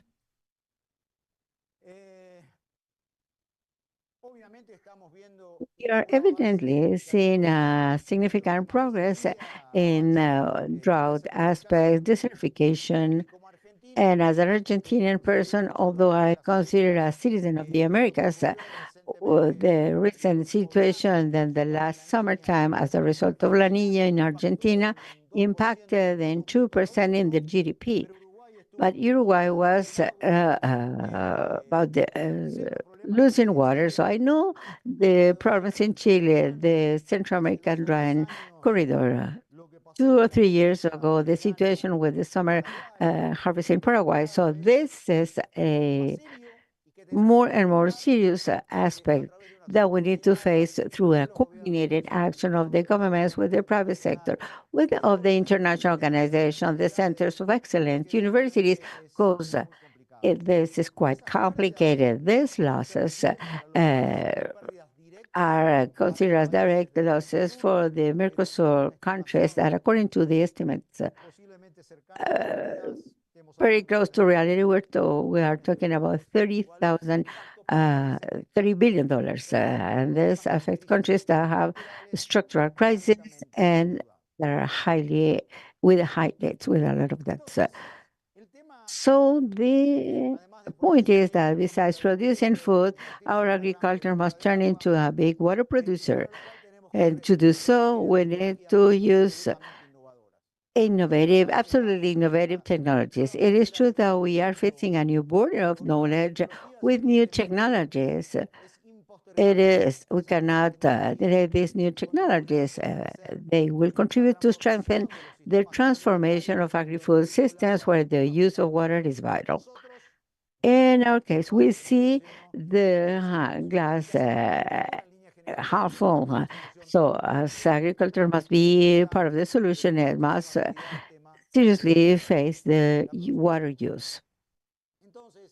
So, in this initiative, water and agriculture initiative, we are working in 4 lines in 4 dimensions. First one is production and storage of water.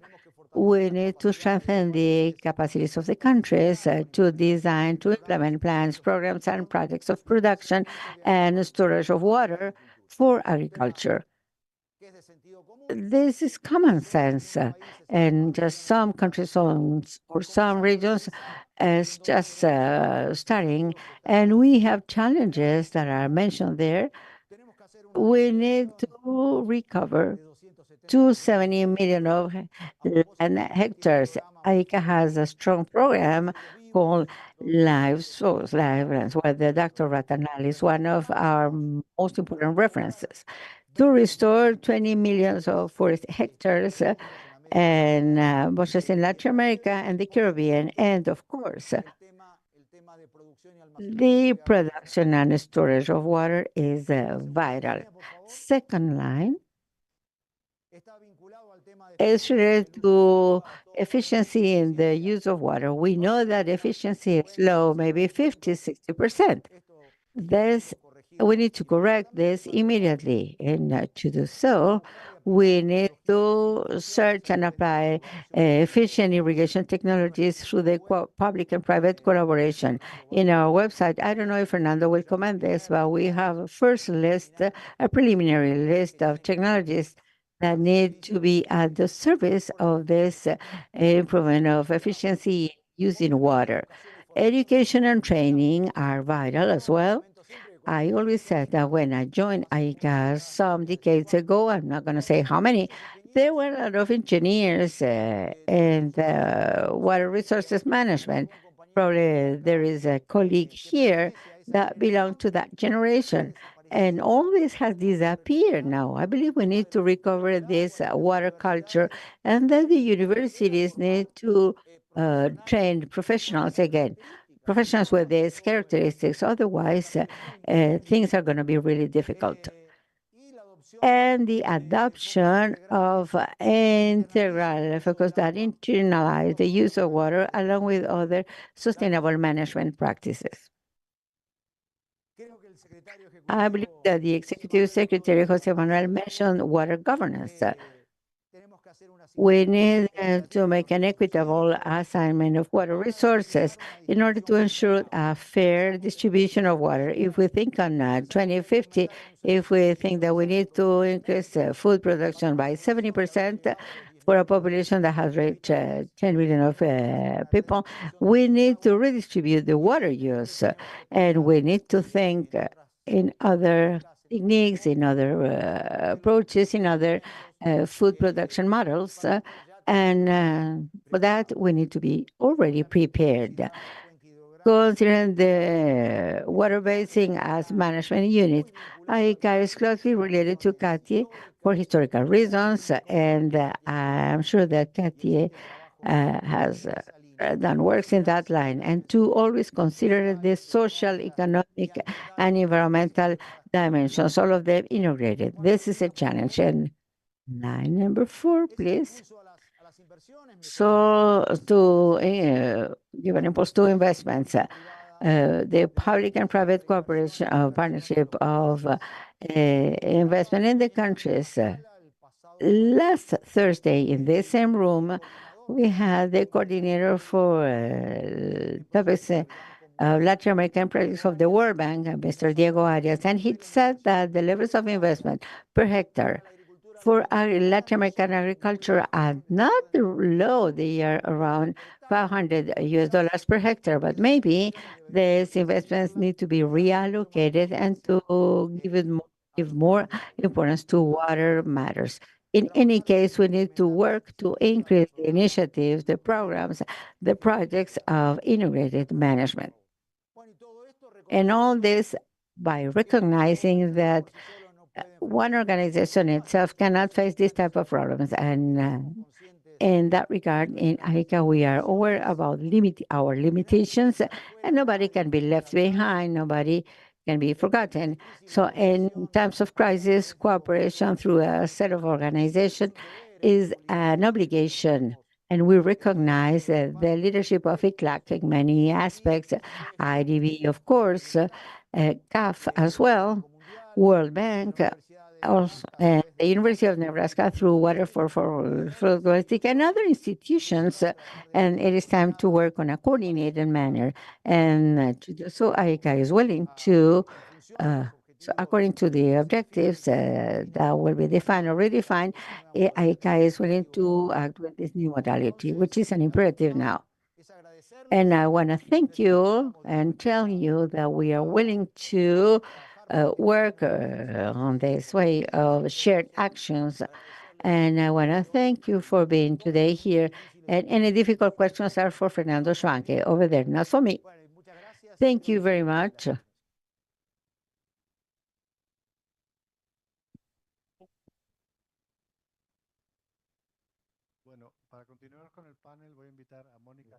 I would like to invite a series of colleagues, particularly our new moderator, Mónica Rodriguez from ECLAC.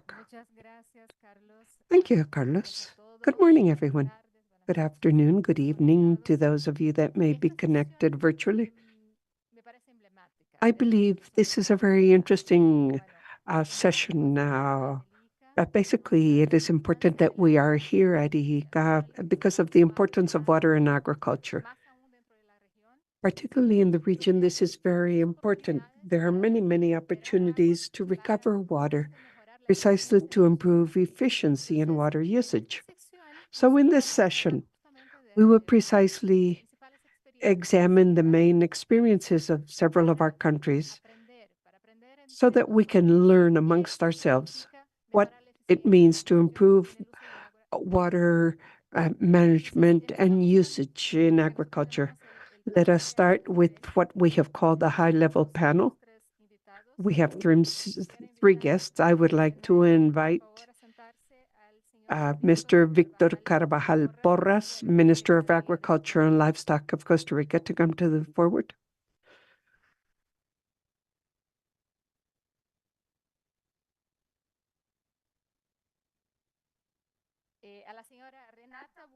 Ms. Renata Bueno Miranda, Secretary of Innovation, Sustainable Development, Irrigation, and Cooperativism of the Ministry of Agriculture, Brazil.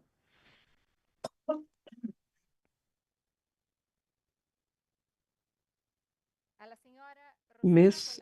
Rosana Polascri, Regional Director for Latin America and the Caribbean of IFAD.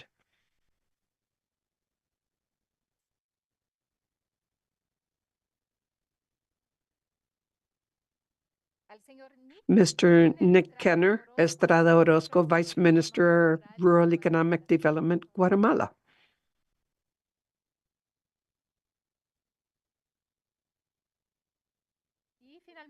And lastly, Mr. Franz Rojas, Director of Water and Sanitation, CAF.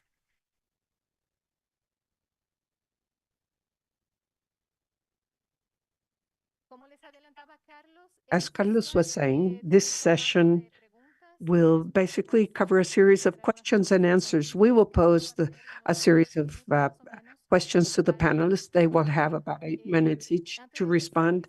But before we begin, I would like to share with you the QR code so that you can participate both here in the meeting room as well as those online. The idea is to respond some of the questions on the importance of the subject matters to be covered in this session. So without further ado,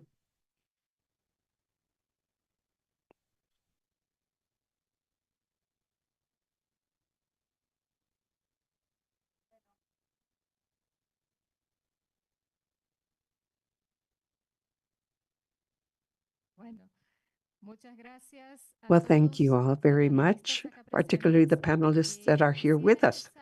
Allow me to begin with the Minister of Agriculture of Costa Rica, Agriculture and Livestock, Victor Carvalho. We have a series of questions for you on the strategy for the agriculture sector for 2023-2032 here in Costa Rica. We know emphasis being given to the responsible utilization of natural resources for agricultural purposes. And there are several policies that say they foster good practices in agriculture precisely for sustainable and responsible use of natural resources. Could you speak briefly to what this is about? What instruments do you use? What do you expect through those policies? Well, good morning, good afternoon, all of those that are here and those that are watching us through the different digital means.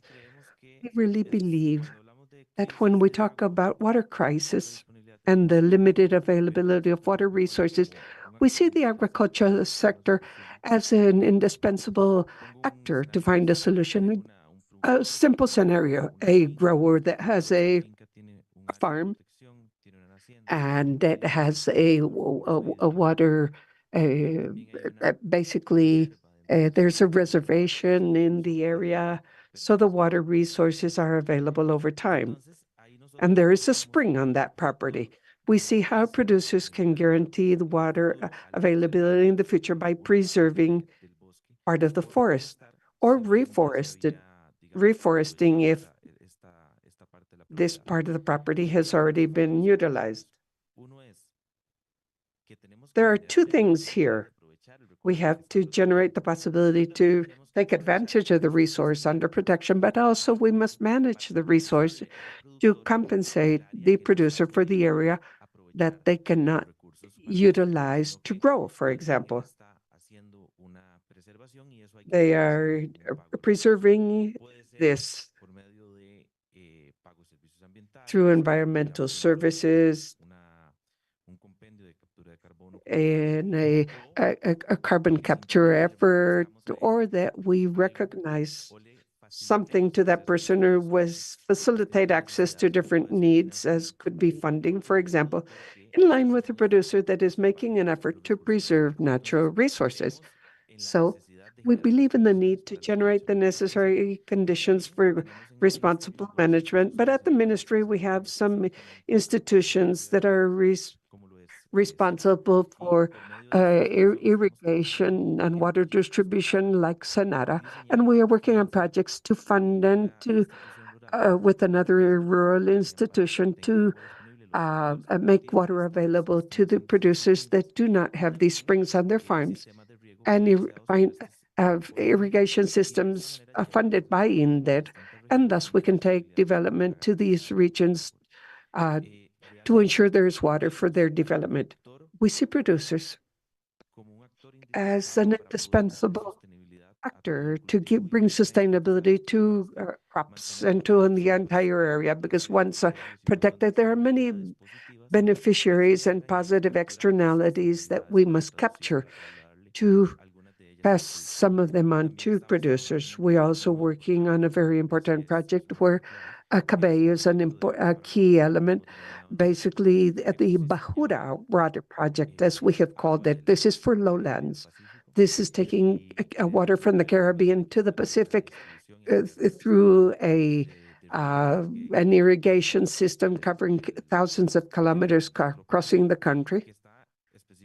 And this is in the Central American dry corridor that Don Manuel Otero was mentioning. And this is one of the areas that have a significant risk, and we must provide water for potable water as well as for irrigation. Thank you, Minister.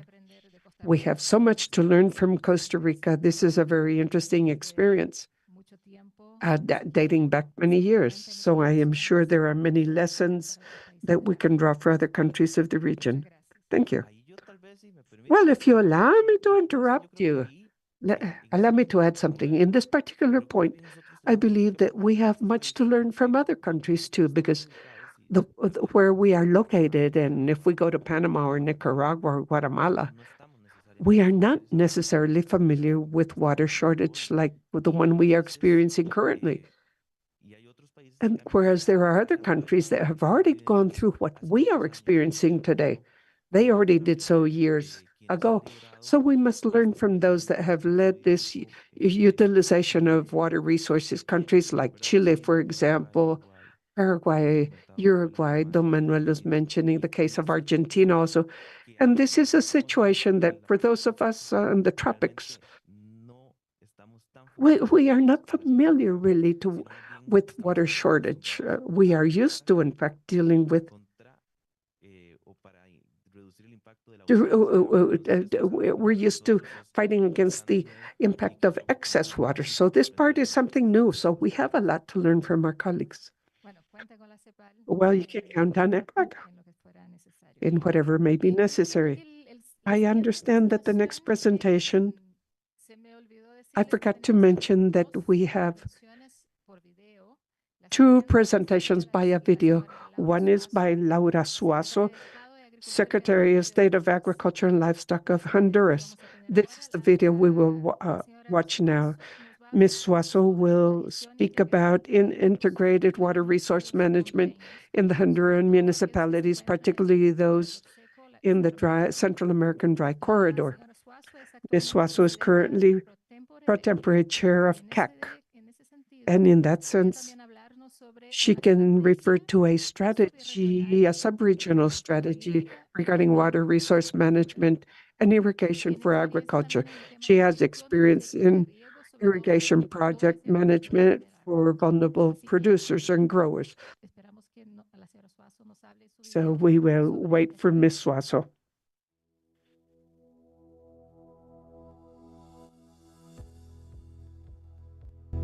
Soy Laura Suazo. I am Laura Suazo, Secretary of Agriculture and Livestock of Honduras. I would like to thank ECLAC for the invitation to participate in this conversation on such an important subject matter as is water. First of all, water for life, water for individuals, for human consumption. The first element in nutritional and food security, water is to ensure production also, to continue with that life. What are the main challenges in the municipalities of Honduras? One of the big challenges of integrated water resource management in municipalities in this Honduran dry corridor has to do with aspects that are, first of all, adequate management of these resources, putting individuals, producers, growers, first of all, the people that live in the dry corridor, aside from the weather conditions, the drought and the less amount of rainfall, also has to do with socioeconomic conditions of poverty. In the dry corridor, we have created an initiative to return extension services to the area. Last year, we have about 5 months working in 66 municipalities where we have been able to create this service. The work particularly is focused on storage and harvesting water, ensuring obviously to have potable water. And we work in combination with the municipal secretariats and the water councils in the area. In the case of agriculture, the challenge is even greater, particularly because we must continue working, releasing varieties that are adapted or tolerant to drought and now tolerant to high temperatures.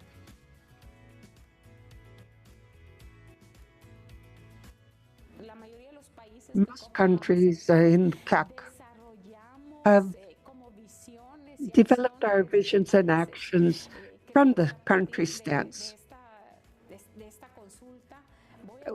With this question, allow me to propose internally a review of what else we can do for the integrated water resource management from a shared view. Something we are doing is working jointly, particularly in restoration. One of the actions is the creation of agroclimatic water groups, national working groups, including the health sector, the forestry sector, the natural resource and environment sector, agriculture, and we have an initiative that is this AFOLU project that also includes land use and management. This is a common example that will help us analyze how we can adapt and respond to climate change, and that goes beyond the restoration of productive ecosystems, moving towards management and ensure food security, food sovereignty that we seek.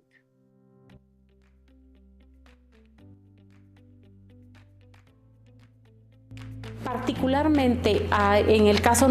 in our case, and based on a new state policy for the agri-food sector for the next 20 years, we have recognized that irrigation is fundamental, and therefore we are working on a national master irrigation plan, which is an update in order to replicate positive experiences from irrigation districts, as is the case of Comayagua. And with an irrigation district, then the entire area was able to develop as an area for national consumption and agro exports. We are trying to replicate this at a national level, but at the same time, we are developing the foundation of a draft law that we will take to Congress very soon, so that from the national budget, a portion be destined to this objective every year, linking it to a substantive project management as our non-reimbursable funds and grants and other funding methods for our producers, as well as for a national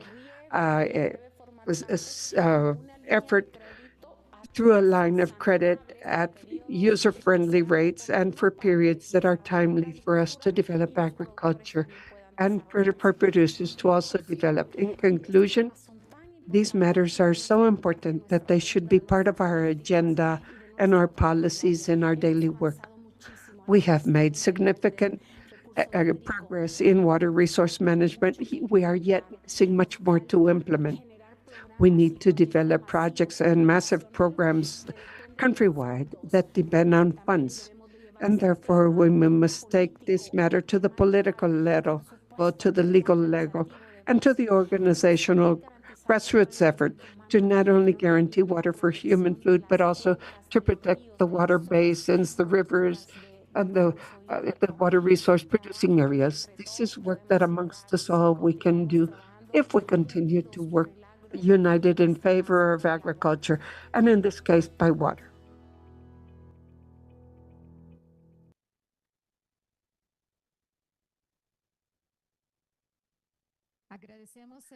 We would like to thank the Secretary of State of Agriculture and Livestock of Honduras, Laura Suazo, for her video, recalling that Honduras holds the pro tempore chair of CELAC this year.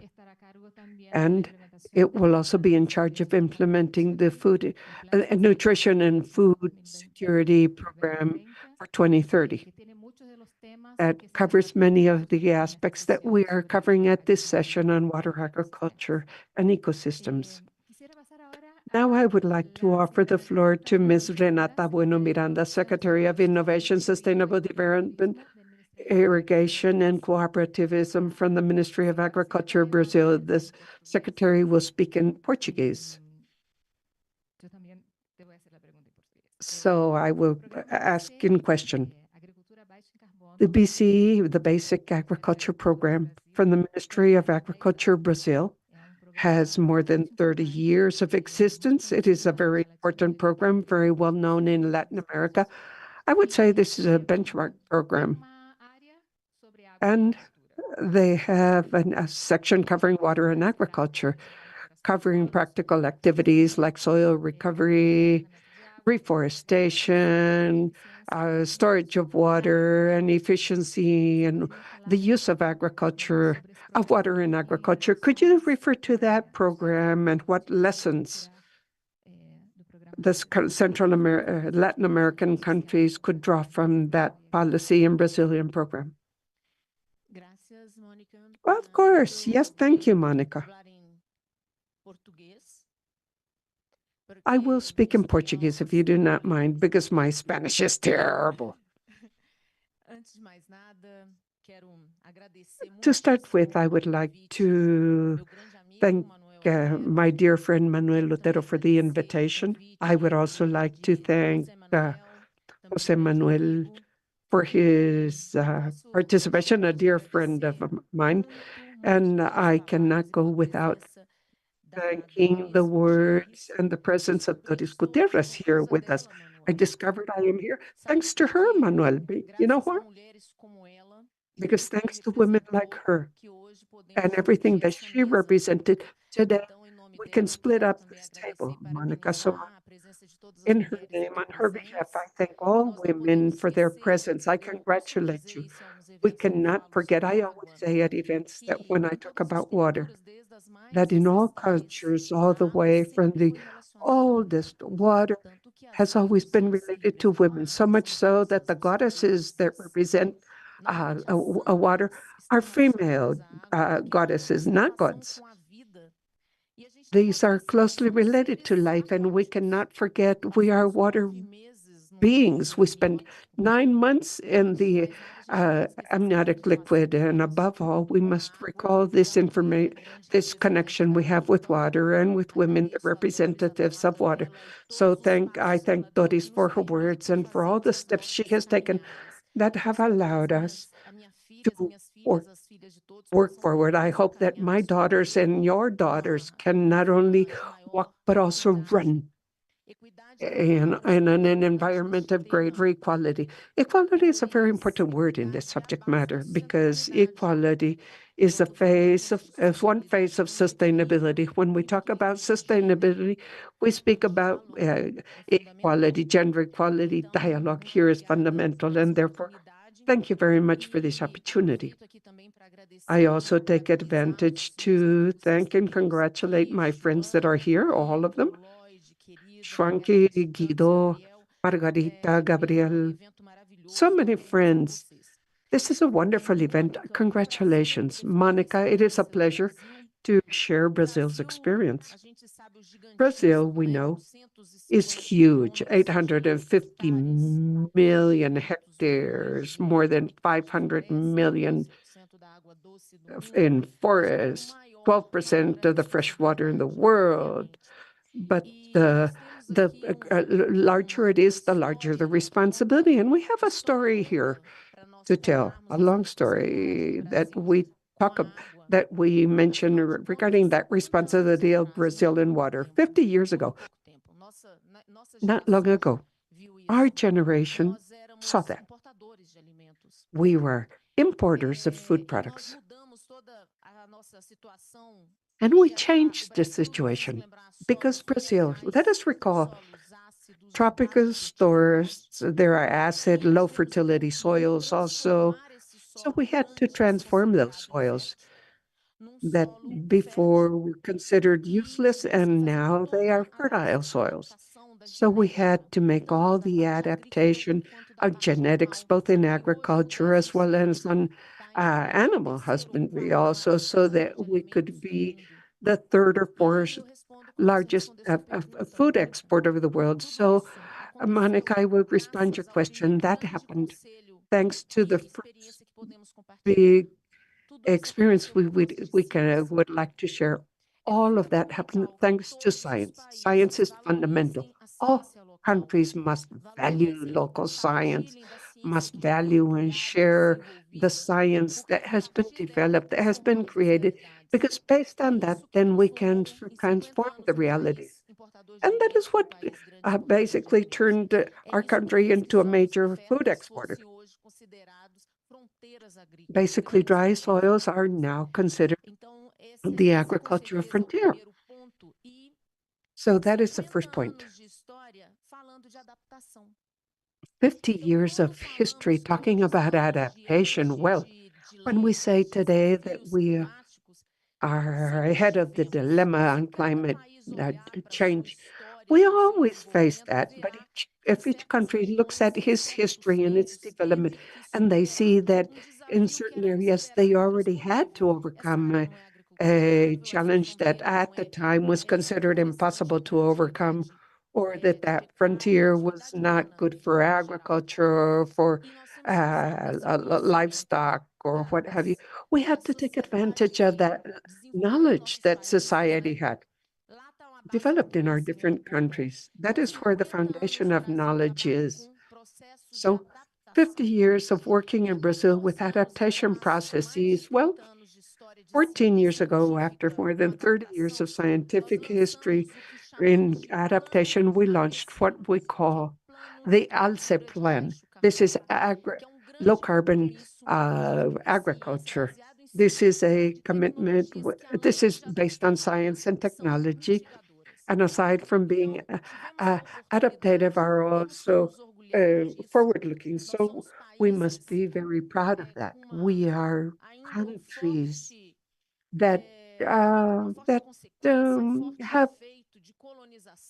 have a strong settlement effort after all these social processes that have been so complex and that we have experienced in previous centuries.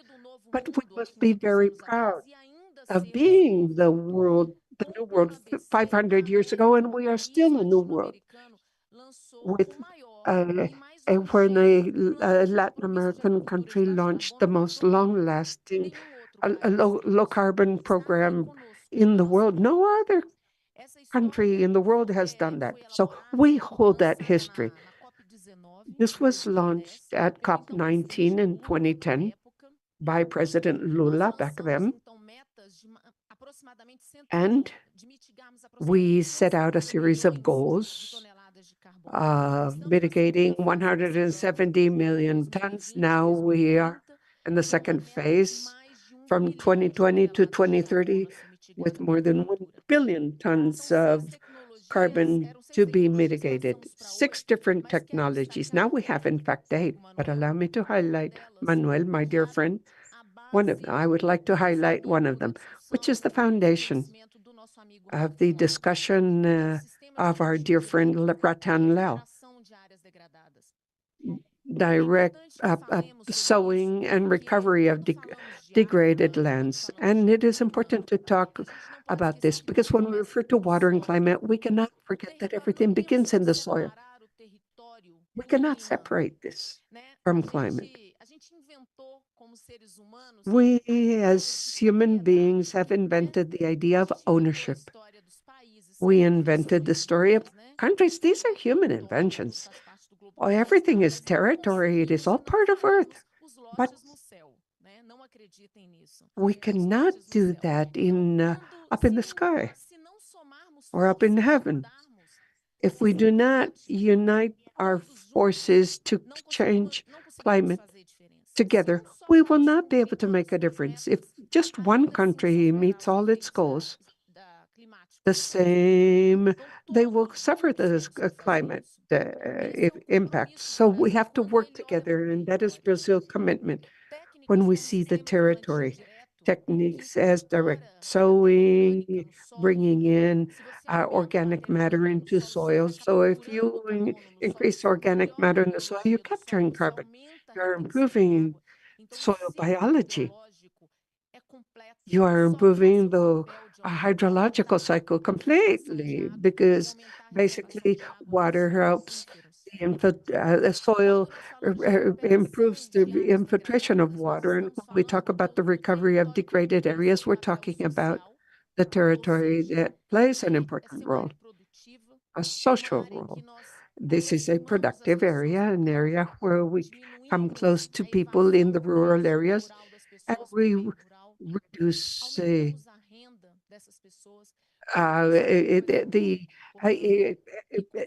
departure of people from rural areas going to the urban areas.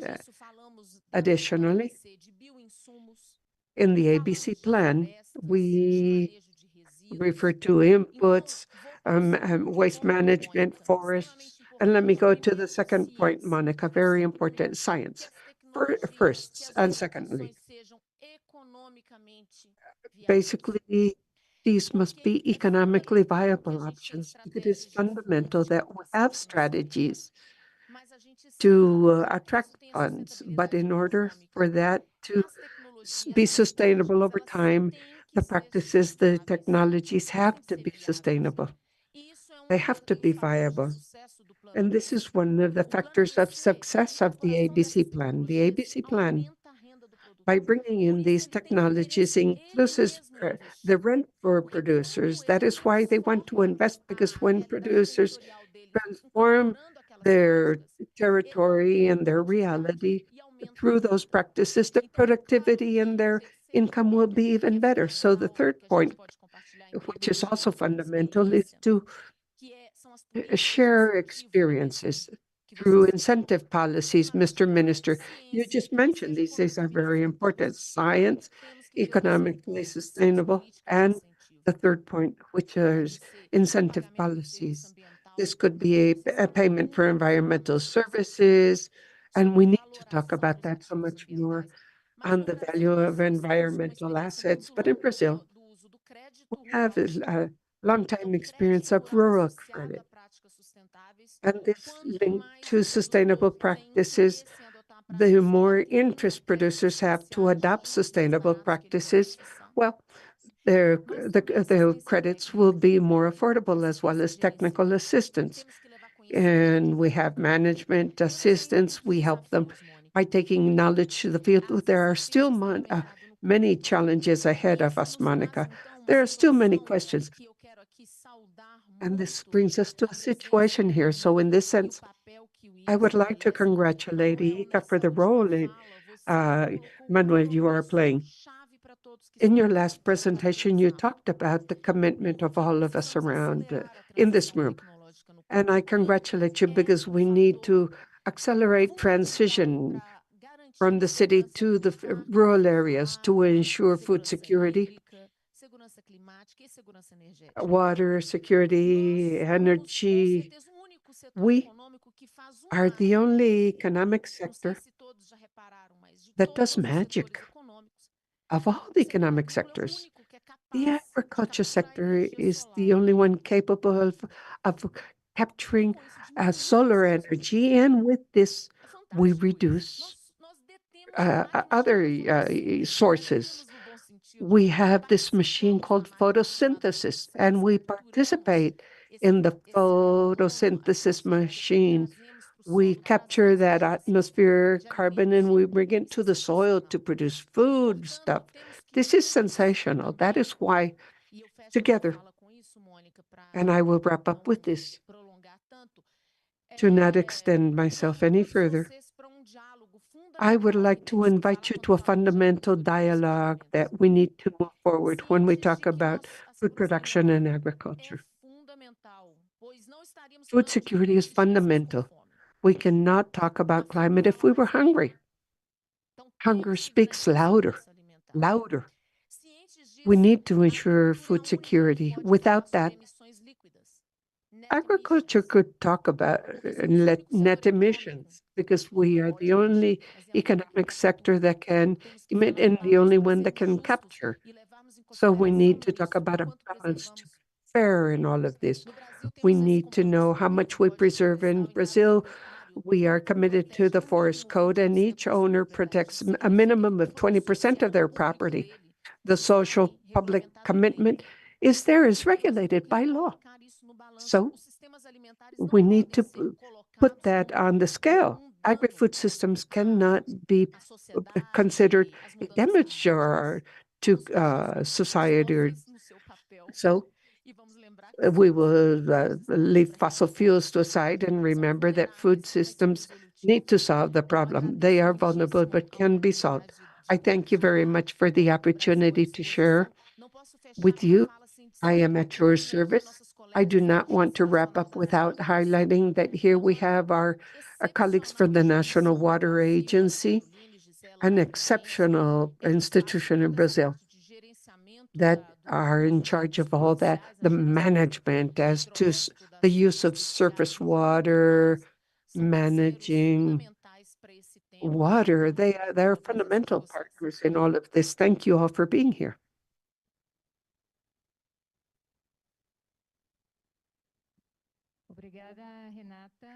Thank you, Renata. I believe your message was clear, and that Brazil is a leader in many areas and regionally as well. And any technology that try to ensure for the security along with water security and the progress in the climate action.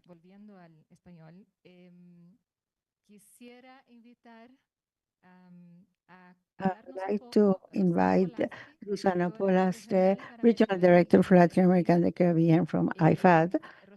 Rosana, we would like to know a little bit about the experience of IFAD in Latin America and the Caribbean, and anything related to efficient management of water resources. We know IFAD has many projects here, so we'd like you to tell us a little bit about what of them go in that direction and what experiences can we extract to share with the region. Thank you. Thank you.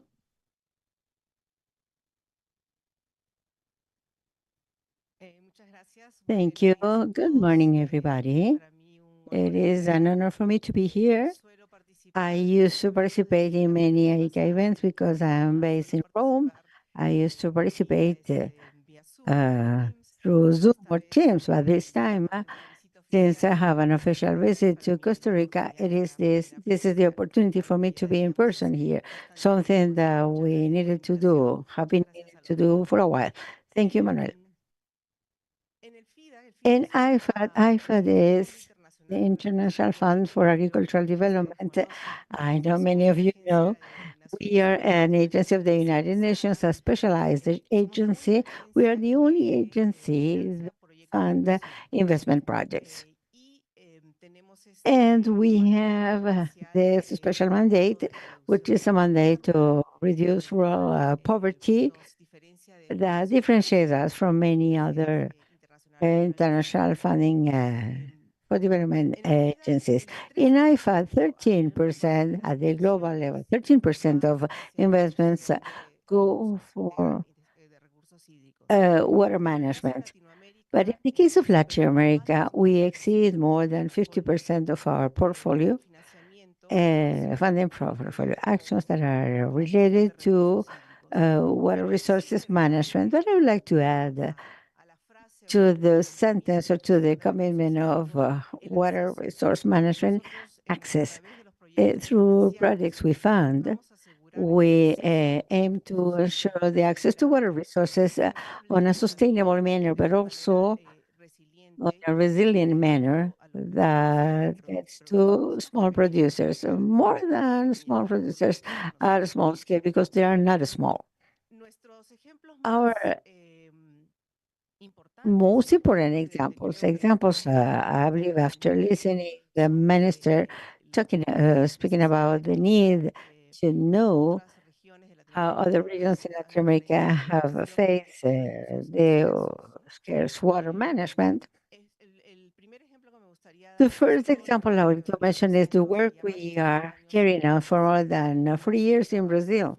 In Brazil, we work our funding mainly dedicated to Northeast Brazil, to semi-arid. When I visited there for the first time, my question is semi-arid or arid? Because after all this climate change issue, we see that this is serious.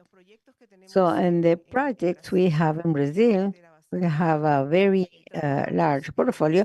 We work in aspects related to water management, related to use of irrigation, water capture, agricultural productive practices, and tanks that are more friendly in using the water resources.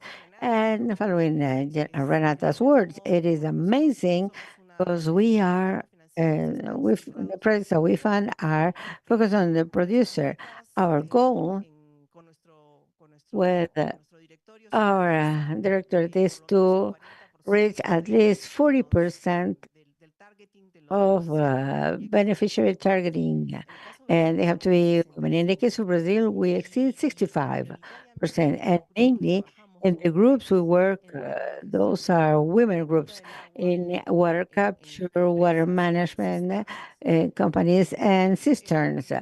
And it's not only the morality of what we are doing, because Brazil is, as Renata said, a country with great progress in the technological aspect, and they have a policy on use of technology for water resources management.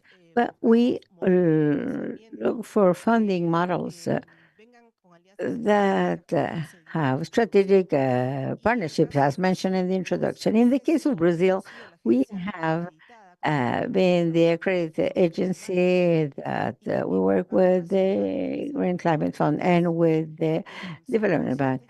So we are aware that funding requirements are much more than IFAD could provide.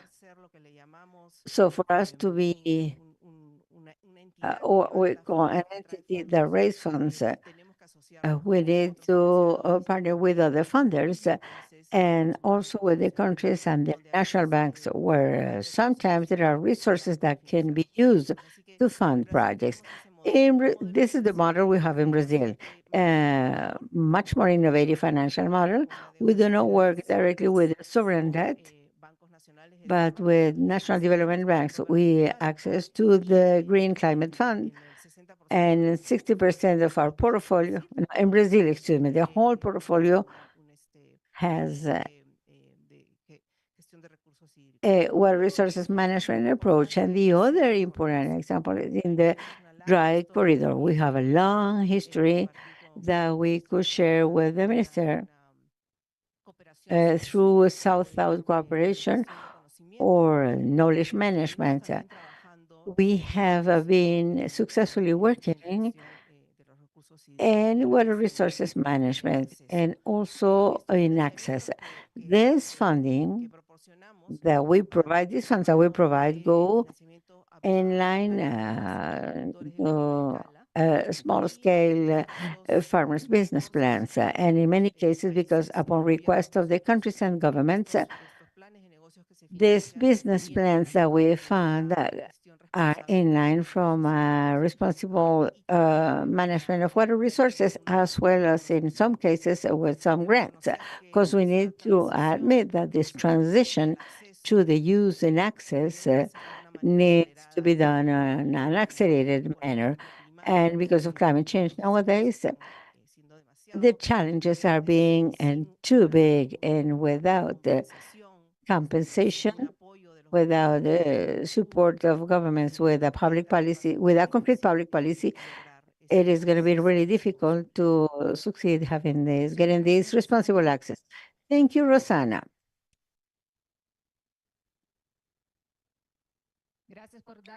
Thank you for giving us IFAD view and something important, such important as funding.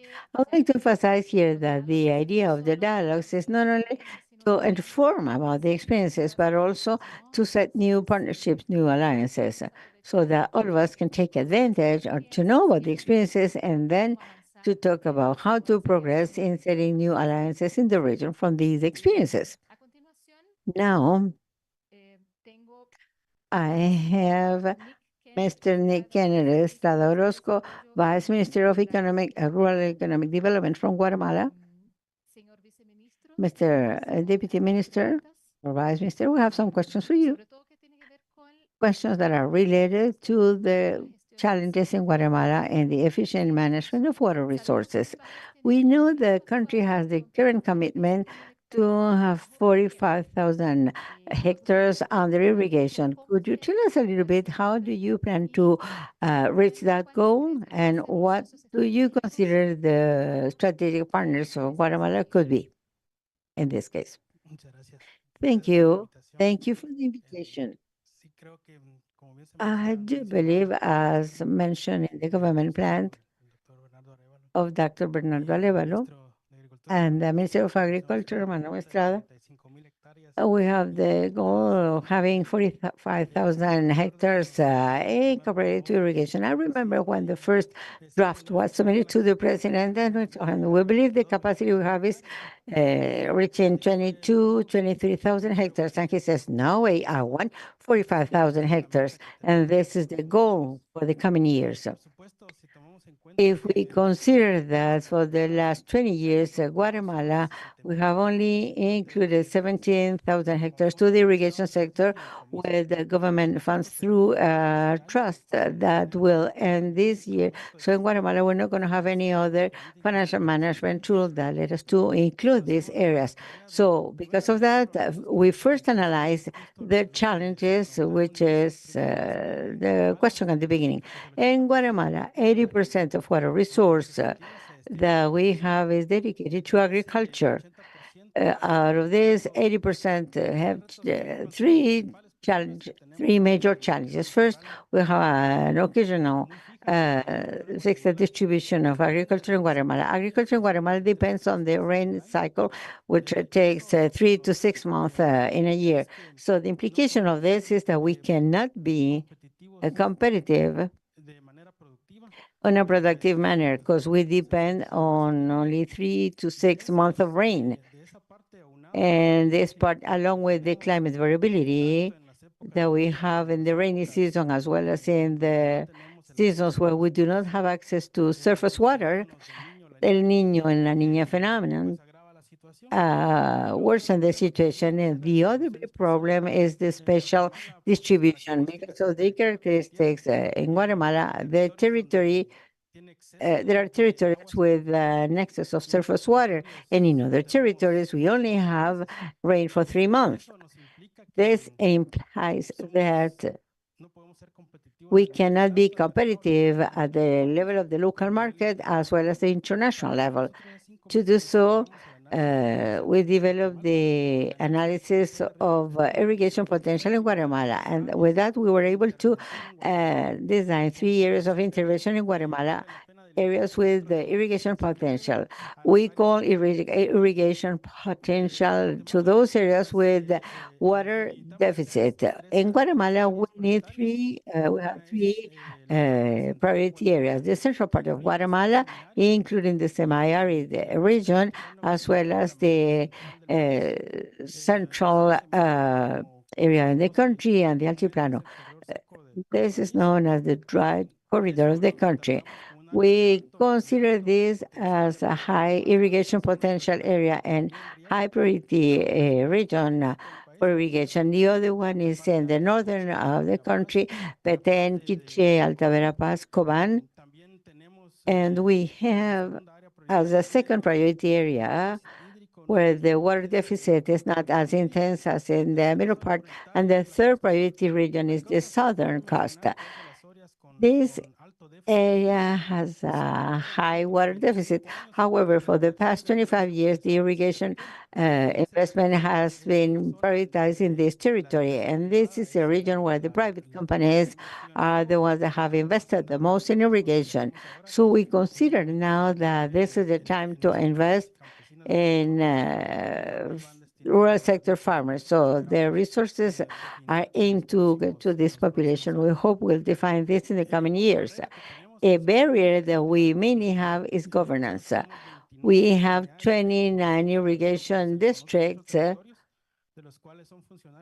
Out of them, 25 are functional, but they were built in the 80s and 90s. But there were no such a big conflict, social conflicts as we have now. As we have seen, that it is difficult to build a large irrigation infrastructure if we do not solve the local governance issue first. We need to work on this. We are already working on this. The president has signed an agrarian agreement with farmers' entities. So these social conflicts or the governance aspects could be addressed in a better manner.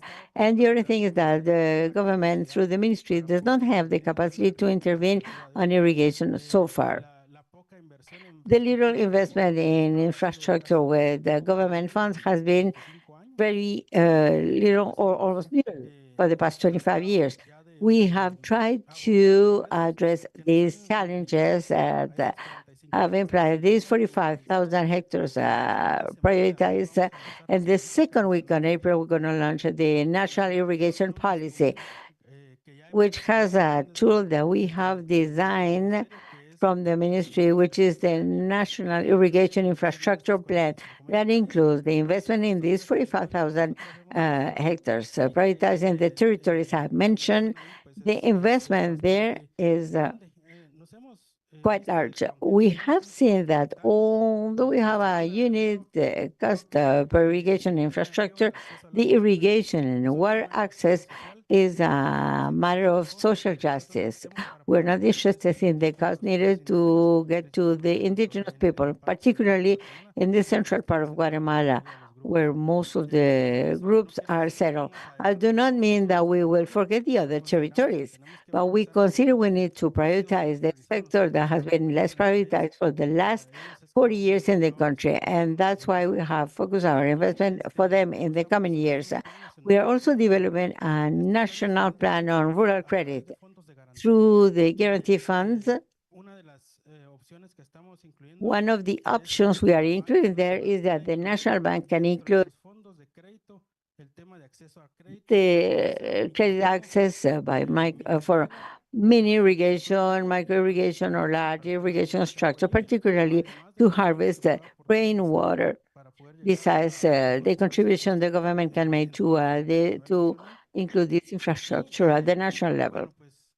Well, what do we hope from cooperation? The president, the minister, in their speeches have emphasized that cooperation is vital for us in order to achieve the goals that we have specified for the coming 4 years. As the previous panel mentioned, we already have the plans and policies, and now we need the support to implement those plans. To implement those plans, we have territories prioritized, agreements signed with indigenous institutions. We have the support of the central government to receive funds to implement projects, but the area we would like to implement is not easy. So therefore, we need the support of the cooperation, both for design and planning, and irrigation, implementation of irrigation infrastructure, plan execution, and particularly that institutions like this, where we are here, led us to unify the communities, private companies, and government to have a joint investment in specific territories and population. We have some support, for example, from Rica with the CREA program. Although it is about to end, this CREA program has led us to support the possibility to plan irrigation in some territories. We believe we can constitute groups of designers in 65 municipalities on the Central Corridor area. With that, we have the support of several cooperation from the government to have working groups to plan at the field level all these irrigation systems. One of our weaknesses is that now that we have the intention to invest in irrigation, we do not have project design. Irrigation has the characteristics that it is a specialized science in design. This year, and the ministry 2 months ago, We finish all the projects for this year. Next year, we do not have projects to invest. So now what we need is the support to design projects that we will implement in the following year in these territories. We're working on this, and we hope for June we will have planned at least 10,000 hectares that could add to the investment of the coming years. The planning does not stop here. The idea is to continue planning to leave a good project portfolio, but to invest in these projects in specialized places. We have works identified for dams, and we want the access to irrigation and mini irrigation. We are aware that we could not forget the irrigation of family agriculture.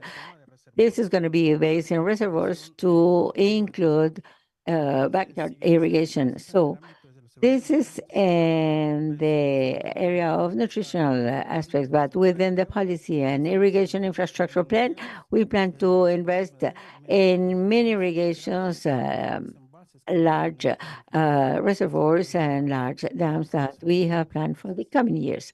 Thank you.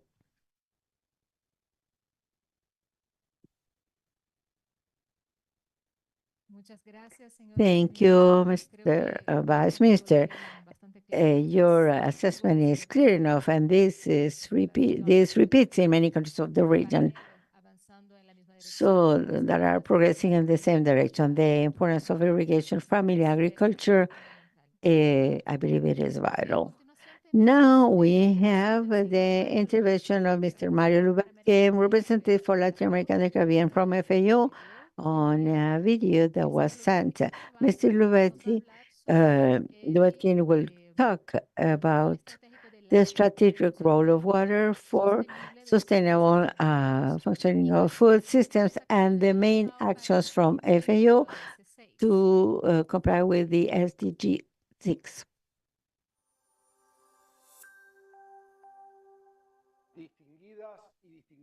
Distinguished participants, special greetings and appreciation to my friend of ECLAC, Secretary José Manuel Salazar, Director General Rica for the invitation to participate in this 4th edition of Regional Dialogues on Water in Latin America and the Caribbean 2024, highlighting the relationship between water, agriculture, and systems. It is an honor for FAO to participate in this encounter to highlight the vital importance of integrated management of water resources, as well as the need of an efficient use of water to promote sustainable agriculture. This topic becomes quite important because of the growing challenge we face because of the human pressure on forest, changes in land use, and the impact of climate change. Water is one of the most valuable resources in the world. You know that it is an essential basis for agriculture. More than 95% of food are produced in the land through the use of soils and water. Agriculture represents 72% of world extractions of safe water, being a limited natural resource that needs to be used efficiently to avoid deteriorating it and to preserve it. We can say that water is food and food is water. According to our last estimates, it is evident that in 2021 and 2022, we made advances in reducing hunger in Latin America and the Caribbean. However, the progress made are far from the goals established in the Agenda 2030. In 2022, 6.5% of population in Latin America and Caribbean suffer from hunger. That represented 2,400,000 people, less than in 2021, but the situation is still serious. Hunger continues affecting more than 43 million people in our region. Also, Latin America is one of the regions, the most affected regions because of climate change. The effects are multiplying the frequency and intensity of droughts and floods. In many countries, that 3/4 of adverse events are related to water. On the other hand, in the countries of Latin America and the Caribbean, the availability of water is highly personal, and the distribution, special distribution, is unequal. According to the Joint Program of Monitoring of Water Supply, sanitation and hygiene of WHO and UNICEF, 161 million people in the region, I mean 25% of the population, do not have a basic water of safe water managed on a safety manner. These gaps are evident in the rural areas where 24 million people do not have access to hygiene facilities and access to safe water, generating a direct impact in case of malnutrition. We also need to consider that health and the condition of water are closely related with the soil health. So the importance to consider interactions of soil and water under the integrated basic management in the Conference of Water held by UN in March 2023 from FAO. We have committed our technical support for water management for agriculture and food security, as well as for other objectives of development, sustainable development. We're providing technical assistance in developing national roadmaps, as well as documents aimed to promote the collective action and coordination among different sectors for management and governance of water resources. We're strengthening a global dialogue on the trend of on the condition of water for an integrated management of droughts and in the development of digital tools for the decision-making purposes in planning of crops, including irrigation systems. We are also working in creating portal data water as a center of integrated services for information related to water that nourishes from information already available in different portals and in the existing platforms in the region from FAU as custodian agency of goals related to the most efficient use of water resources and reduction of water stress. From SDG 6, we are supporting the countries to improve the management capacities as well as information analysis to develop policies under the water for soil and soil for water. We have promoted good practices to manage soil and water. Likewise, the adoption of approaches transforming approaches to respond to the impact of this scarcity of water and drought from the approach of integrated management of basins. And finally, we promote the strategy that allow country members to move resources to support the efficient use and sustainable use of water of agri-food systems based in information related to opportunities and the potential of irrigation and the use of digital solutions for farmers to plan the irrigation cycle. Our region is on a privileged position in relation to water resources, a relative abundance compared to the population.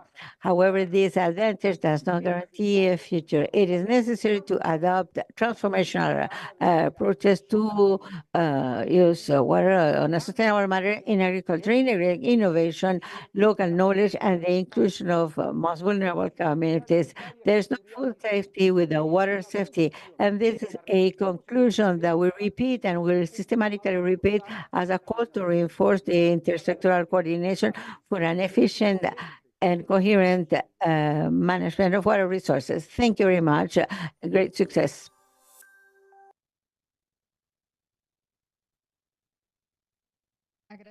We thank the message of Mr. Lubetkin, representative for Latin American and Caribbean for FAO. To conclude this high-level panel, I invite Mr. Franz Rojas, Director of Water Sanitation from CAF.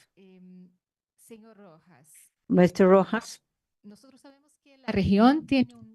We know the region has a big potential to examine the irrigation areas without necessarily increasing water extraction.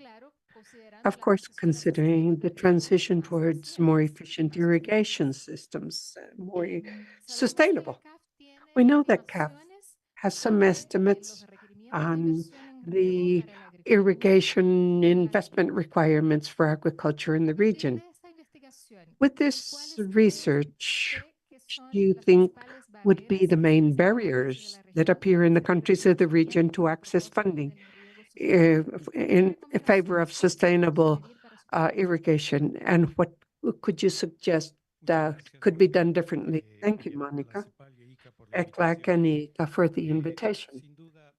No doubt, we would like to congratulate you for this initiative. We are at a very important turning point for the region, particularly because we are in post-pandemic times. The region has been most affected worldwide regarding food insecurity. And that, on one hand, is due to the reduction in the purchasing power, but also to an increase in poverty, as we have seen in different studies of ECLAC, for example, showing an increase between 13 and 15 million more people. We are over 200 million people, poor people in the world. So we have to, we need a paradigm shift here through important fundamental projects. The region, and this has been said, I will not repeat, there are many opportunities. We have estimated that approximately 1/3 of the irrigable land is really being irrigated. We have 2/3 of a potential, about some 90 million overall. We are at a bit less than 30 million hectares with irrigation in the region. We believe we can reach up to 90. But that obviously will require efficient management, not only of water resources, but also a series of policies, supporting policies. And we coincide when we say that the region is one of opportunities, a region of solutions. But we also understand that this is a region where water is distributed in an asymmetrical manner, so we need adequate policies. And for this, we need to understand that in irrigation and agriculture, we have two management models that coexist. On one hand, family or small-scale irrigation that exists in many of our countries. Basically, this is indigenous or a peasant agriculture, where the financing model or funding model has to be very different from that to promote agro-exporting large-scale irrigation. We have experiences with both, and in both we have gathered many experiences. For example, in family agriculture, we have been supporting now for several years in Bolivia a series of irrigation projects that have to do with the bottom-up that we have talked about, basically starting from the indigenous proposals that go up into the municipalities, and these have led to small family agriculture projects. And for example, I am very proud to inform that last week at the CAF Directory Steering Committee, we approved the largest credit irrigation credit program, basically $240 million. This is the largest operation related to irrigation in any country like Bolivia, because this has to correspond to drought and to support family agriculture, which is fundamental in the case of Bolivia. But at the same time, we have intensive irrigation we have supported through projects, and this calls for a different management model. In many cases, with the support of the state and by fostering a public-private partnership solutions on CAF, we can support both sides. On one hand, we can support the state to provide certain support or subsidies, as well as the private sector through corporate credits, as we have been doing, for example, in Peru, in several examples. So we believe that in that manner, by focusing on family agriculture irrigation, where the state plays a fundamental role, and on the other hand, these 3P models with combined finance, the unblended finances of credit, basically they can leverage other types of credit, is the way we will advance. Based on the figure you mentioned, when we talk about the $56 million, this is what we see in plans, agricultural plans in 13 different countries, and we saw that by gathering these national irrigation plans from 13 countries, we could reach that figure, and the figure could be even greater. So how to implement this increase in investment? And I believe this is fundamental. This paradigm shift has to do with the repositioning of water irrigation in the countries. And this is nothing negligible. In all visits we make to the different countries, oftentimes we come across a very high political willingness of the technical experts and even of vice ministers and ministers of agriculture, in fact.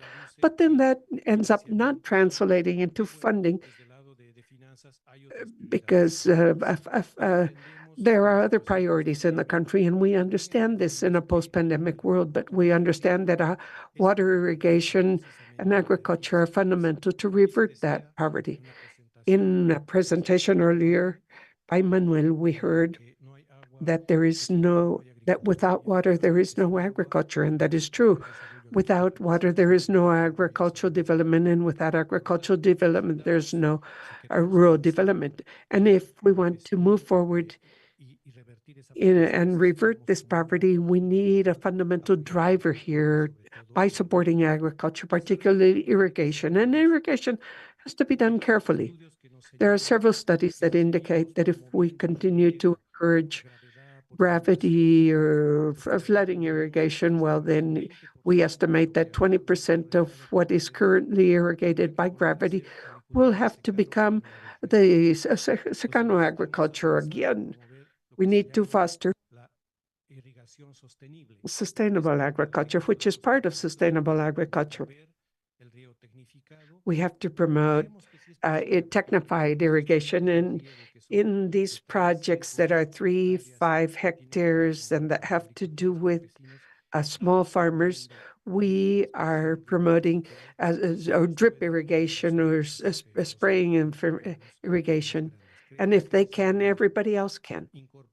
And by bringing in innovation in funding, we can move forward. So my final recommendations, well, it is important to position irrigation and water and agriculture on the public agenda.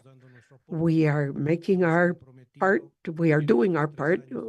We have pledged that in 2023 through 2026, we will approve basically $4 billion in water security programs to ensure that water is a driver of sustainable development. That is important to work on, and we must all support this position of water and agriculture.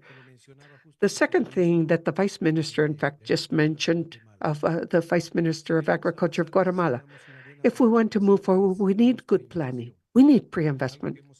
Something we have also seen is that when we want to join an irrigation project with different countries, we see they have no studies, no designs, and that takes 2 or 3 years until things start being built. So we need to bring in pre-investment. At CAF, we have a non-reimbursable facility sufficient for the needs of the region, but that represents the efforts of CAF. We have committed $24 million in non-reimbursable funds to support the countries to have their own designs. But we also need the countries themselves to continue co-responsibly with the design so that when we come with co-investment projects, we have sufficient reinvestment and planning. A third point has to do with governance that has also been mentioned, or institutional agreements or arrangements. We see that in the water resource sector is quite fragmented, and this is something we need to work on significantly. Because if we continue to be fragmented among different institutions that have to do with water management, well, the search for consensus and agreement will be much more complicated. That is why we believe this has to be translated into modern water resource laws that can ensure this cohesion. And lastly, for everything we have said, that we must go from this context when we talk about bankable projects. At CAF, we are discussing hand in hand with the World Water Council, which, by the way, will be at the World Water Forum. And we will work on a task force there to precisely discuss what a bankable project really means, because this is not just a matter of financial and economic profitability. There are environmental and social elements that have to be added, as well as others. And there must be more resources available for the sector. Thank you very much.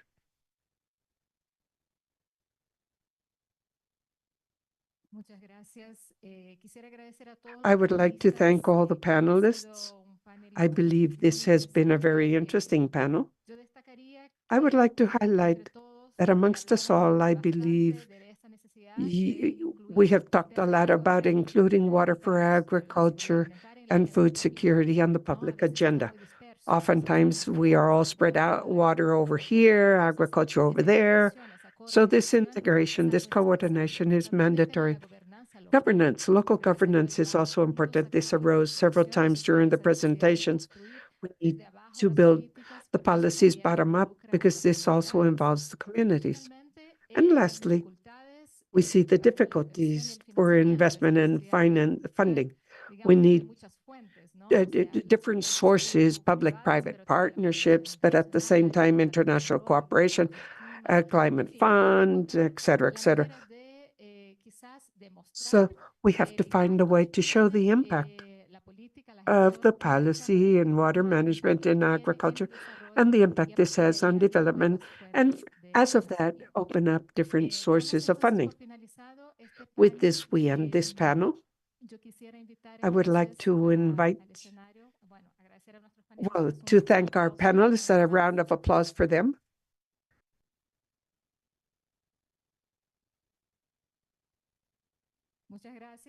Thank you very much. And I would like to invite my dear friend from Rica, Fernando Schwanke, for the next panel. Thank you all.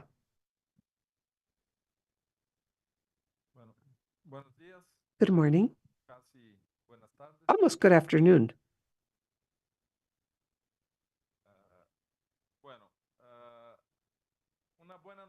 Good news. After this panel, we're going for lunch.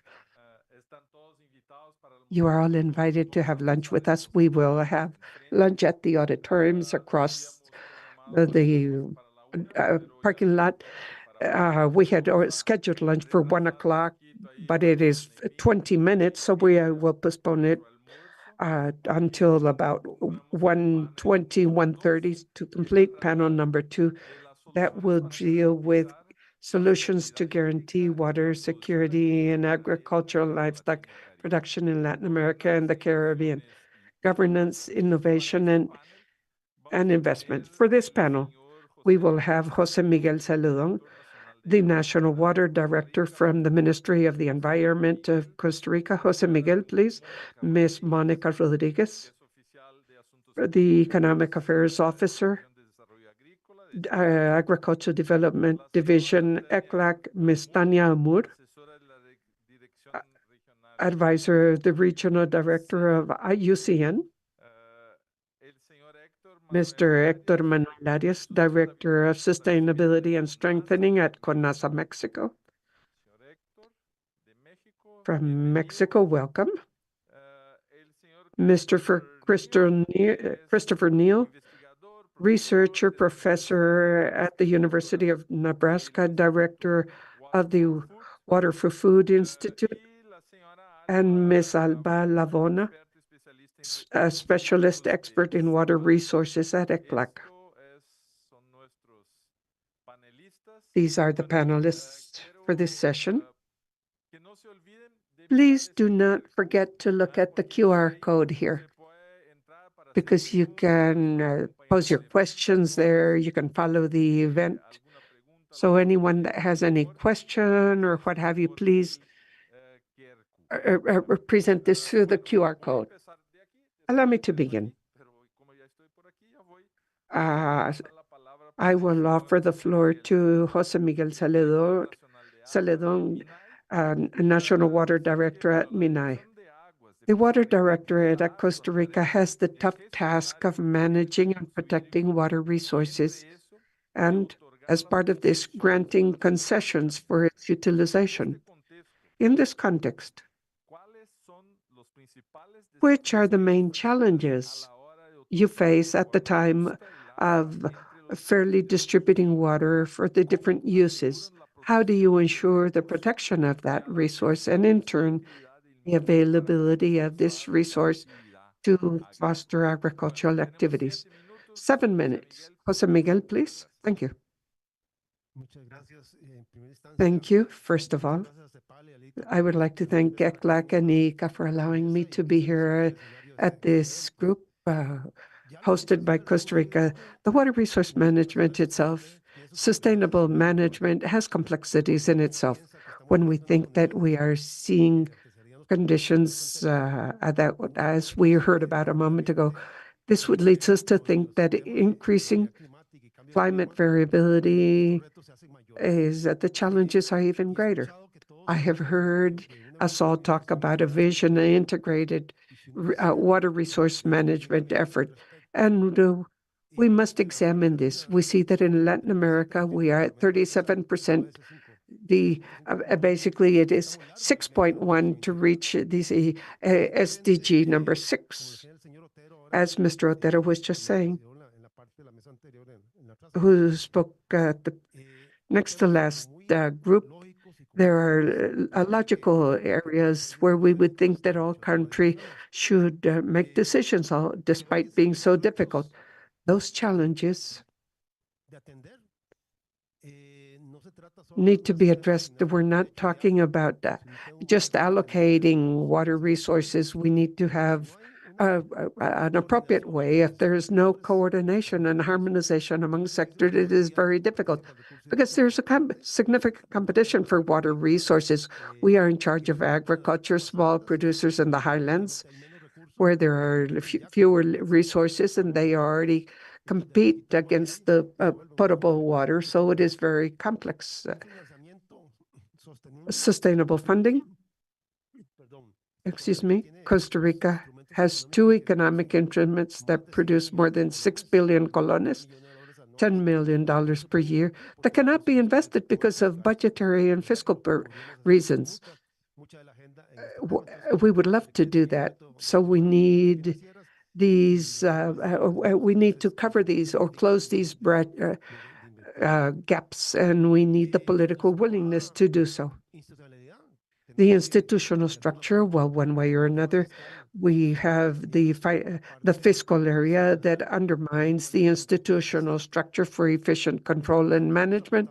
In Costa Rica, we are betting a bit to enter into a more oversight and control aspect instead of paper-based efforts. We want to be in the field to facilitate the processes and ensure a sustainable resource management. I have been involved in this for more than 30 years. We have obsolete and overlapping a legal framework. It is incredible to see that this continues to exist.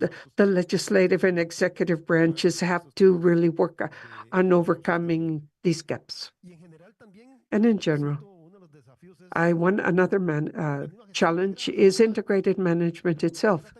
This is not a discourse. We need to practice this, put it into practice at the highest level possible. And if my vision is comprehensive and I bring in all the different sectors, well, then I know that water is not only for human consumption, because this is a human right, but we must ensure food security also. So I need to have that vision to protect water resources. We're still talking about abundant resources, but this discourse could kill us if we see the seasonality of the resource. We have more frequent droughts, like for extended periods, more intense droughts. So we have to change our way of seeing this. And the fundamental challenge here is to get the political commitment. I was mentioning to our colleague from CAF a moment ago that political will of going from discourse into practice is easy. Basically, address the needs and move forward in areas that, although Latin American and Caribbean countries have been moving forward at different paces, there's still more homework to do. And as Mr. Otero said, it sounds quite logical. We have water storage, efficiency today and yesterday. Governance continues to be an issue. Reaching agreements. Basically, we must received guidance by the directors and ministers to work with water, and I end with funding. And I reiterate, Costa Rica is the best example with the resources that come from the producers themselves, that come from water users themselves. We need to invest those resources in the basin where they are generated. And we fully understand that this has to be so because we are part of a country. We do not work in isolation. But if we want to work on the investment in water, we must release the resources to invest this. This is a tremendous element on our agenda. Thank you. There's 1 minute to my favor. Thank you, Jose Miguel. Excellent explanation that shows all the challenges that our countries are facing. So thank you very much for your excellent explanation. Now allow me to offer the floor to Monica Rodriguez, Economic Affairs Officer at ECLAC. The connection between water security and food security is very complex and multifaceted. As the world population continues to grow and climate change exacerbates the shortage and variability of water, simultaneously guaranteeing sustainability of water resources and food production becomes ever more critical. So in this context, how can public policies address efficiently the independence between water security and food security to guarantee sustainable access to both resources? Basically, this is a PhD thesis in 7 minutes. Well, thank you, Fernando. I would like to begin by sharing some information that Mario Lubecki mentioned briefly. This is well known that food production will have to increase in almost 50% by 2050 just to comply with the additional demand of from population growth.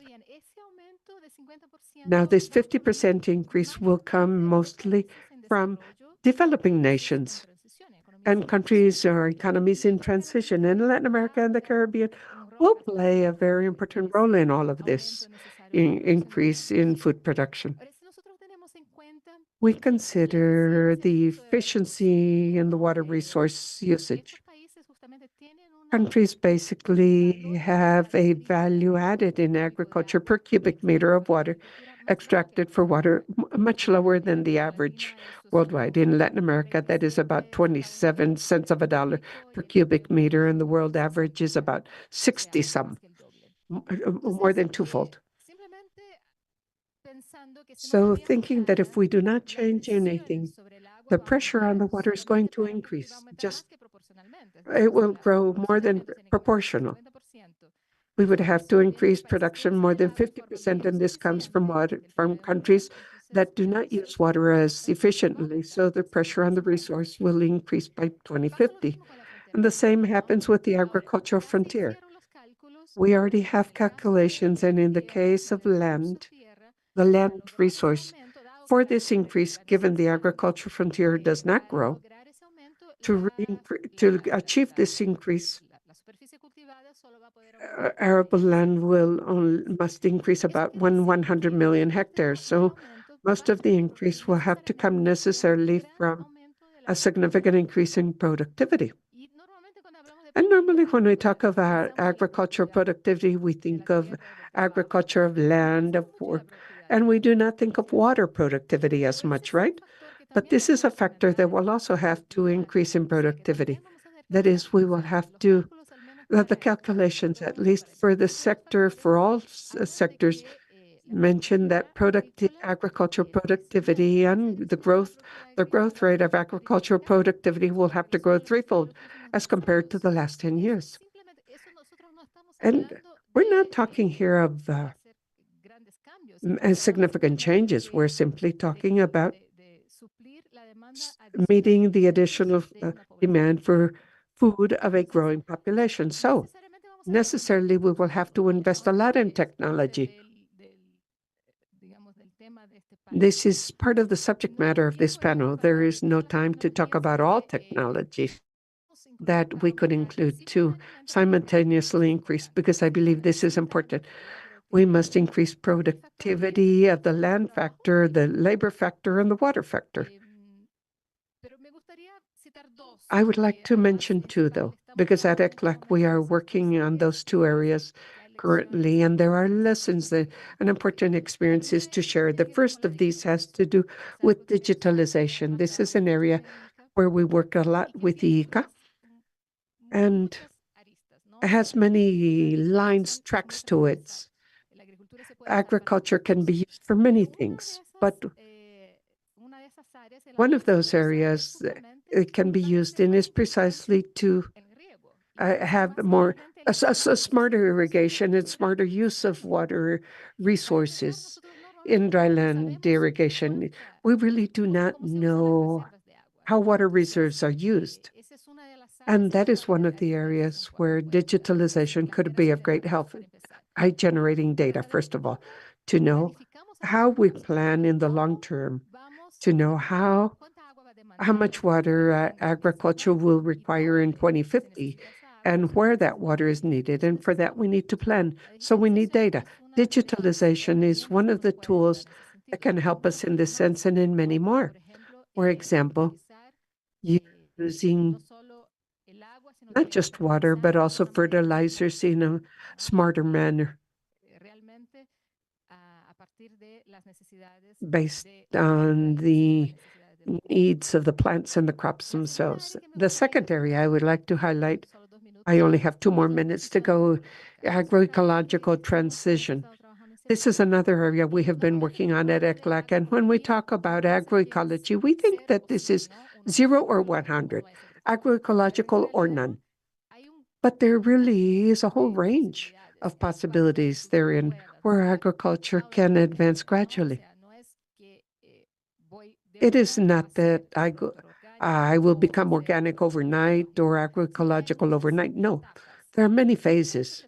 And among these phases, in fact, the first one that has to do with better use of resources is agriculture production, and that already has an impact on water management. It already has an impact on land management, soil management, and their ability to retain water, and it has an impact on the agroforestry surface and the integration of agroforestry and agriculture.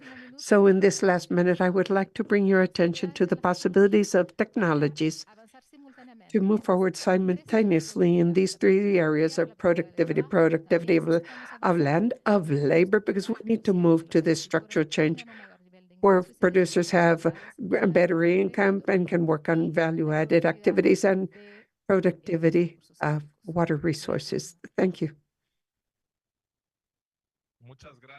Thank you, Monica. I believe that things are starting to converge, and this makes me very happy. Monica mentioned a lot of science and things that are much more productive, as well as Renata that talked about the foundation of science, the National Bioinputs Program in Brazil, where they show they have many more products under biological database registers than chemical. And this is a significant change in agricultural production in Brazil. So I believe there are many things converging here, coming together, and this is the path to follow. Now, let us speak to Tania Amor, advisor of the regional director of IUCN.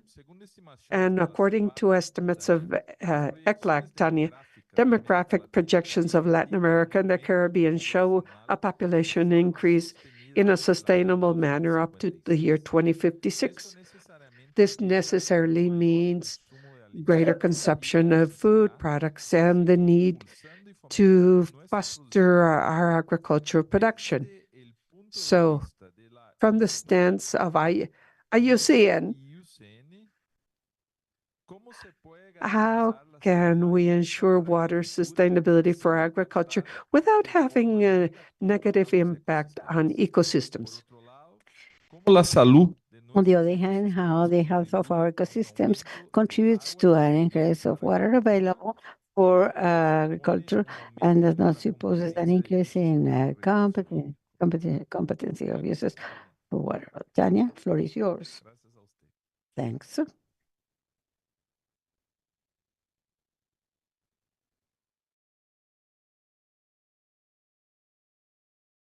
you very much for the invitation, first of all.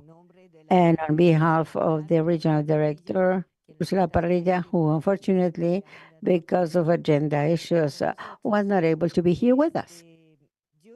I would like to share with you, on behalf of IUCN, International Union for Nature Conservancy, some reflections, particularly messages. First of all, I would like so when we are effectively talking, and it has been mentioned already, about the increase of the request for food and reduction in the water offer, I also believe that we need to think that this will affect not only agriculture, but the industry, population, services, and so on. But also, there's a second element mentioned, but I believe that we need to bring in our heads that this is a double crisis, climatic and biodiversity crisis that we have. Agriculture also affects, largely affects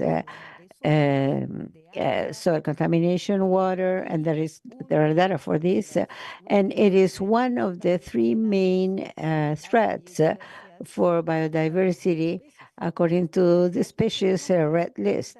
Here we need to think not only as an agricultural crisis, a climate crisis, biodiversity crisis, and for example, we need to take into account the Global Biodiversity Framework signed at the end of 2022. If you see the goals, there are many that deals with managing agriculture. So talking about the partnerships, we need to revisit the lens we work with. The first message is, so I really like what Monica mentioned. I believe we need to work towards institutionalization of productivity in agricultural measurement in terms of water unit. Also, besides a unit by land. So this is the part B, and this is what our colleague from CAF mentioned when he talked about the project. What is the profitability or the productivity of crops in terms of water? We have not incorporated this into our minds, although it already exists. I start talking about elements related to the second question, and this is it. When we talk about agricultural ecosystem, they are not independent. They are part of landscapes that depend on forests, that depend on protected areas, and likewise, they have an influence in these other ecosystems. My second message is that definitely we need to think or we need to adopt an approach of restoration and conservation at the landscape level. Why? Because if we talk about water security, we need to identify what are the water flows and the needs for the industry, for agriculture, for the population, and for the ecologic functions. So IUCN has been working hard on this topic in Guatemala, in Costa Rica. For example, we have areas like the northern region in Costa Rica where, as the Vice Minister said, where there's a lot of water and little infiltration. Therefore, there are serious risk to disaster, any altiplano or in the dry corridor in Guatemala. We have areas where we have identified how much territory, 30% could be, so where irrigation could be integrated without affecting the other uses. This type of analysis, and this is science, those are data that we need to model. And there is the possibility to do so, but we have to. My other message is that we need to change the paradigm. We need to think on planning at the basin level, at the level of municipality, at the level of departments, that integrates not only the use, planning in the use of land, but planning in the use of water as well. And this is a key variable that will let us to guide investments.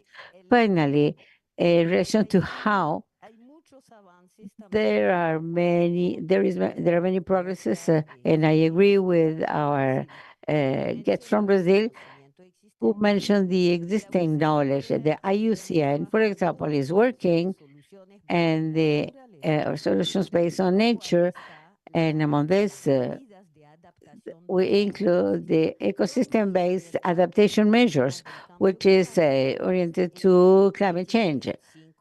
That has 5 criteria that combine the social vulnerability part, the impacts to climate change, the health of ecosystems, and governance.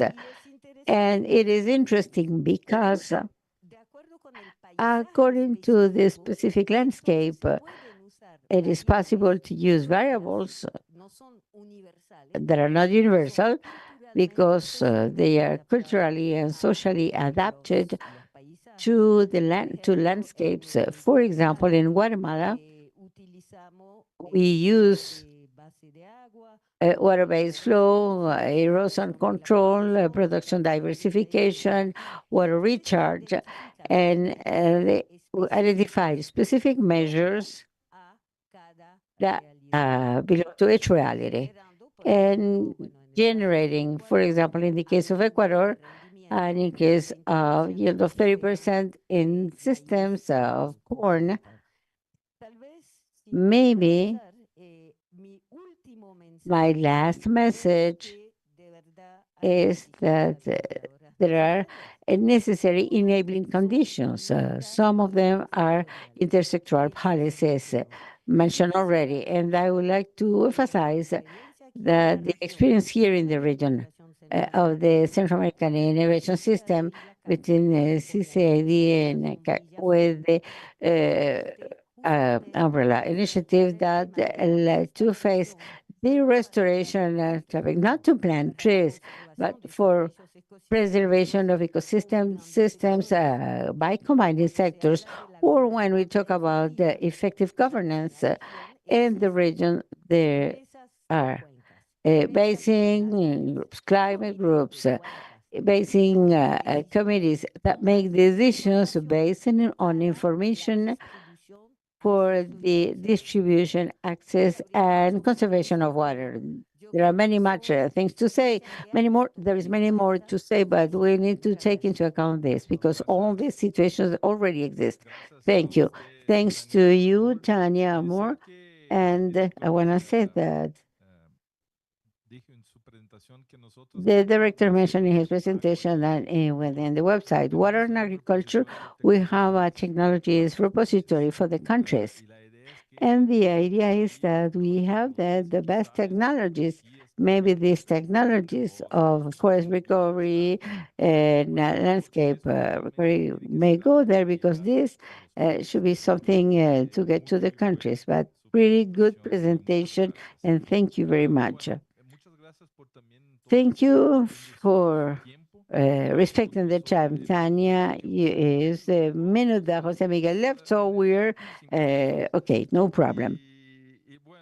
And now let's listen to Mr. Hector Manuel Arias. Thank you for having accepted our invitation. He is the Director of Sustainability and Strengthening of CONASA Mexico. And the question for him, in your experience, what are the key points for the transformation of arid zones into productive units? Examples of impact in terms of increase of productive surface initiatives from that you promote the rural areas of Mexico from CONASA and in other regions and in other areas of the region. For example, Brazil has a semi-arid, quite a large region. So cases of success, you are recognized. Thank you, Dr. Diego Montenegro, ICA representative in Mexico, for the invitation. I want to make a presentation of using of your patients, and I will take the minutes others will leave. So I believe the two topics, the first one in Mexico is governance. I believe everywhere, but I would like to emphasize in our experiences, and I would like to talk about other solutions that we applied in CONASA to face another problem, which is attention to drought. This is what we do. I completely agree with the Rural Commission that says that the world water crisis is a governance crisis, not of scarcity. And this is something that I would like to state here. I will remember the legal framework and institutional framework of water. It is the legal framework of water is the law of natural waters, which is included into the National Water Commission, CONAGUA, which is the authority in that regard. However, indicators, and I'm not talking about of aquifers, overexploited and surface, contaminated surface water bodies, they do not show significant press, it's the opposite. In 2004, we tried to democratize water through the participation of water users by basin and what we call a basin council. The idea was to fulfill the basic objectives, which is to increase or to restore the water bodies that are the source of supply per basin out of this 663 basins that are administered. Unfortunately, 20 years later, we have not seen any improvement in governance. So with the participation of society, part of this is related to the officers that try not to share the authority with users. And let me show you this. The goal is basing to formulate an action plan. This action plan must be promoted to have it by consensus, concentrated with water users. The problem is that the basins are quite complex and different sizes, and this implies several logistic aspects. Next point is to execute an action plan, and the last one to provide the follow-up to see what works, and if it doesn't, try to improve it. Problems that I see along with other groups is that there are four basic problems. The first one is political capacity. There is a deficient participation of users. I mean, there is a lack of existence of protocols for decision-making purposes. How, for example, the environmental component, there are no, it does not exist in the basin councils. How are we going to make decisions? I'm using this as an example. So it leads to conflict because of water. The environmental sector is requesting his water part, and we have to use it. We don't care about what they think. This is a conflict.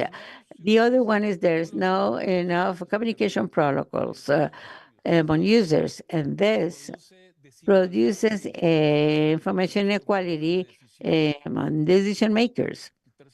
The third point,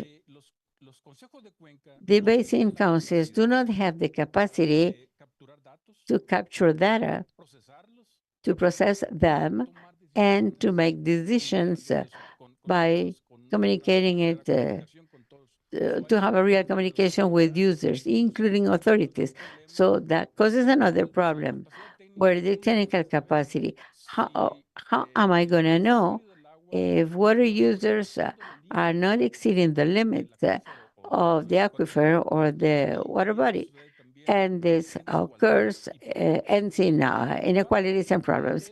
And the fourth thing is the absence or the insufficiency of protocols for collection, management, and planning of financial resources. At least in the case of the Northeast basin in Mexico, water productivity is around of cents of US dollars per cubic meter, but the water productivity in the industrial sector is around of hundreds of thousands of dollars per cubic meter. So it is not possible that we cannot make a real reallocation between the different users to improve the water distribution. So evidently, we need a legal framework for decision-making purposes.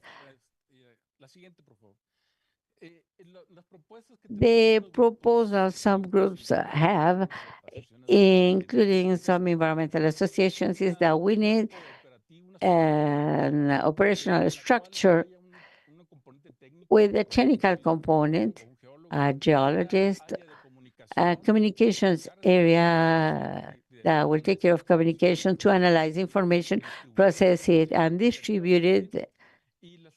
And the administrative suggestion that is related to the rules. What are the rules, the standards to be used for money collection and distribution?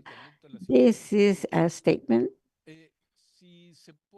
If we can do so, we will have an environment suitable for execution based on a legal infrastructure, designed with manuals about the policies, a procedure for decision-making and dispute settlement, which is the most important part, that have the technical credibility through a technical body that knows what are the water balances that change on a yearly basis. So we need to do the adaptations. We need to train water users about their rights and how this has to be taken to the negotiation group and to have for specific aspects and financial viability.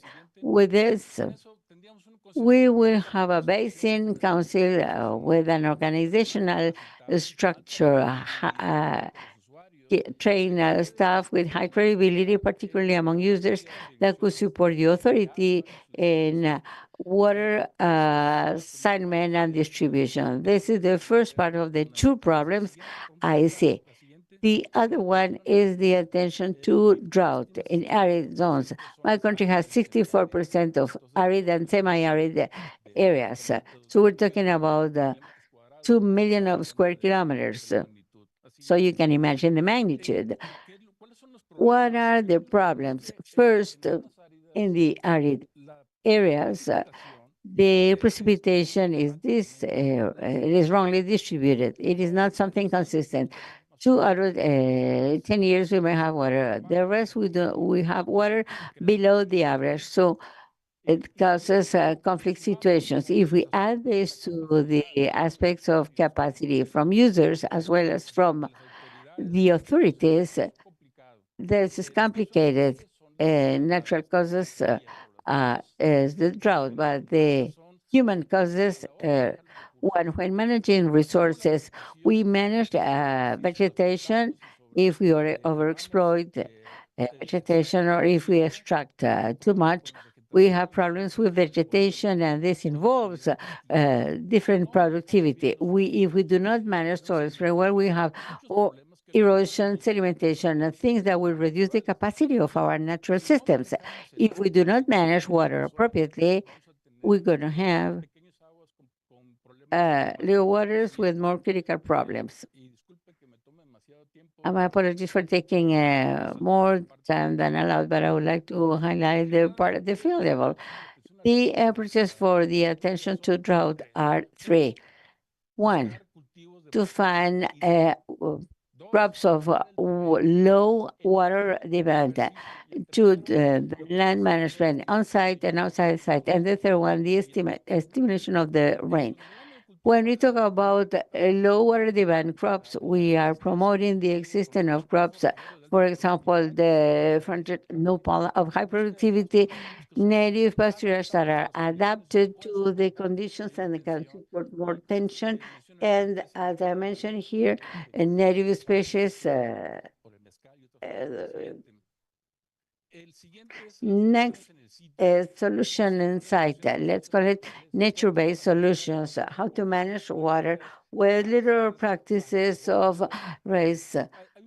So there is, we have some 20 practices on a manual for solutions of problems at the field level. The other problem is outside the site, out of sight. So there, what we do in CONASA is storage works that let to bring low-level producers. I'm not talking about the big dams. We are talking about small dams.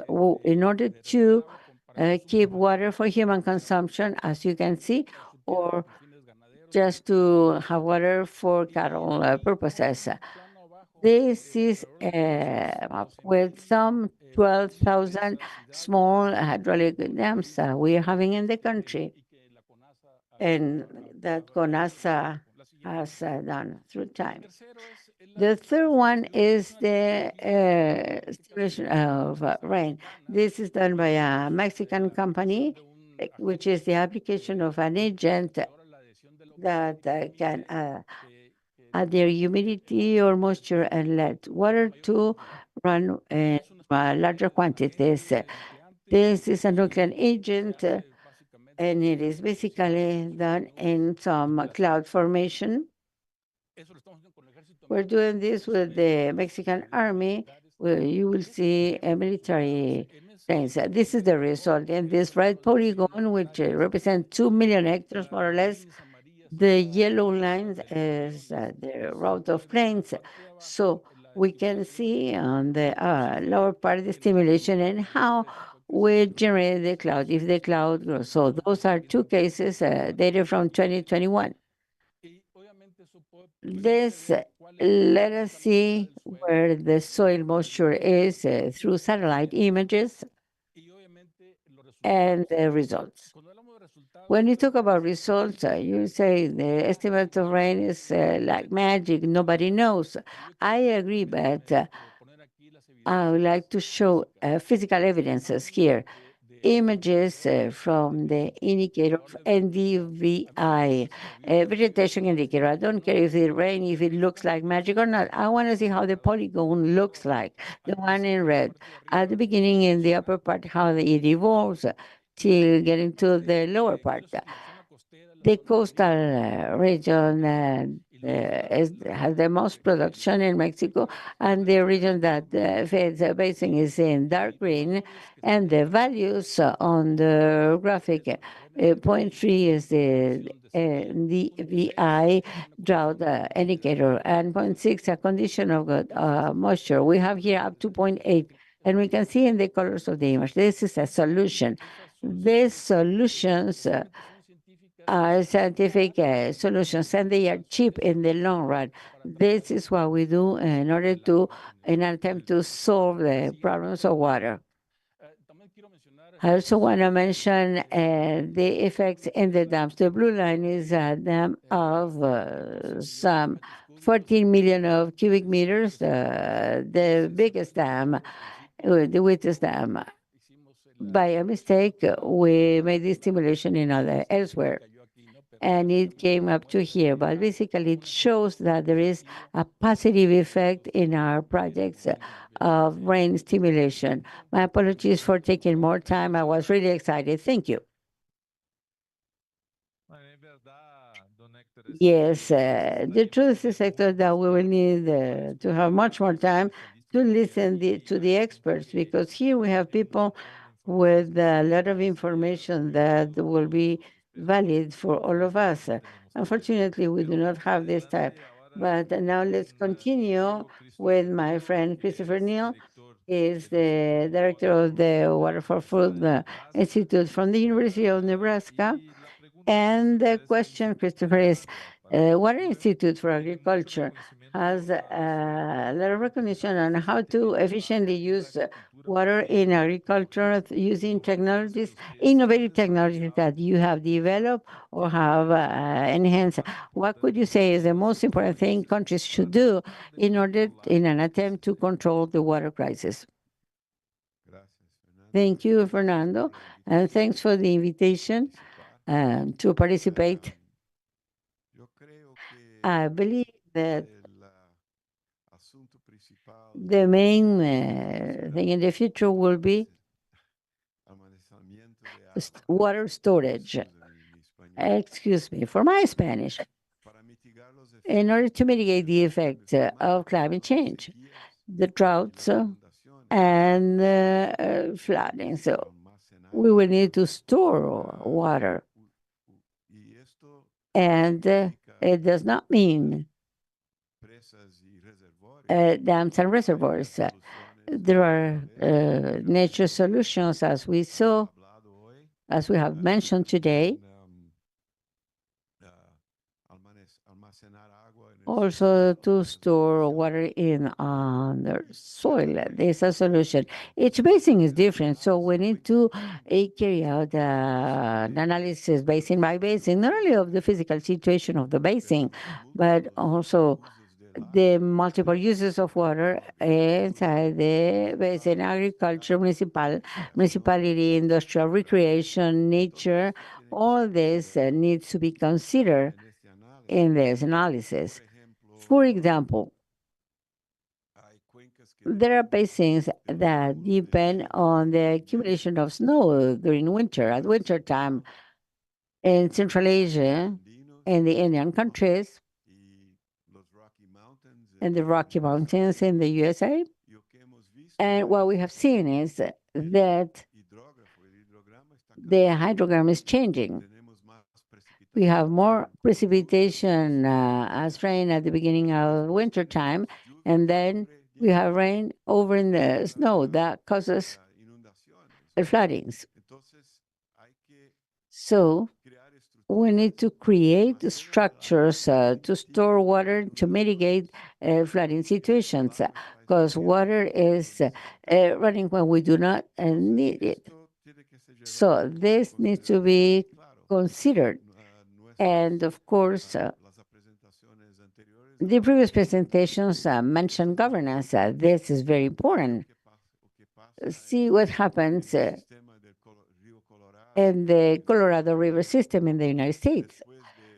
After 20 years of drought, with business as usual, we saw that the two main reservoirs were almost in zero. So in a couple of years ago. So we not only need to have the infrastructure to store water, but we need to have a different management of water in the future. We cannot continue working as we are doing now with the changes. So talking about technology, our institute was founded in 2010 with the mission, which is to develop scientific and political research in order to use water to produce food more efficiently. So we work with different groups, private initiative, state governments, country governments, NGOs.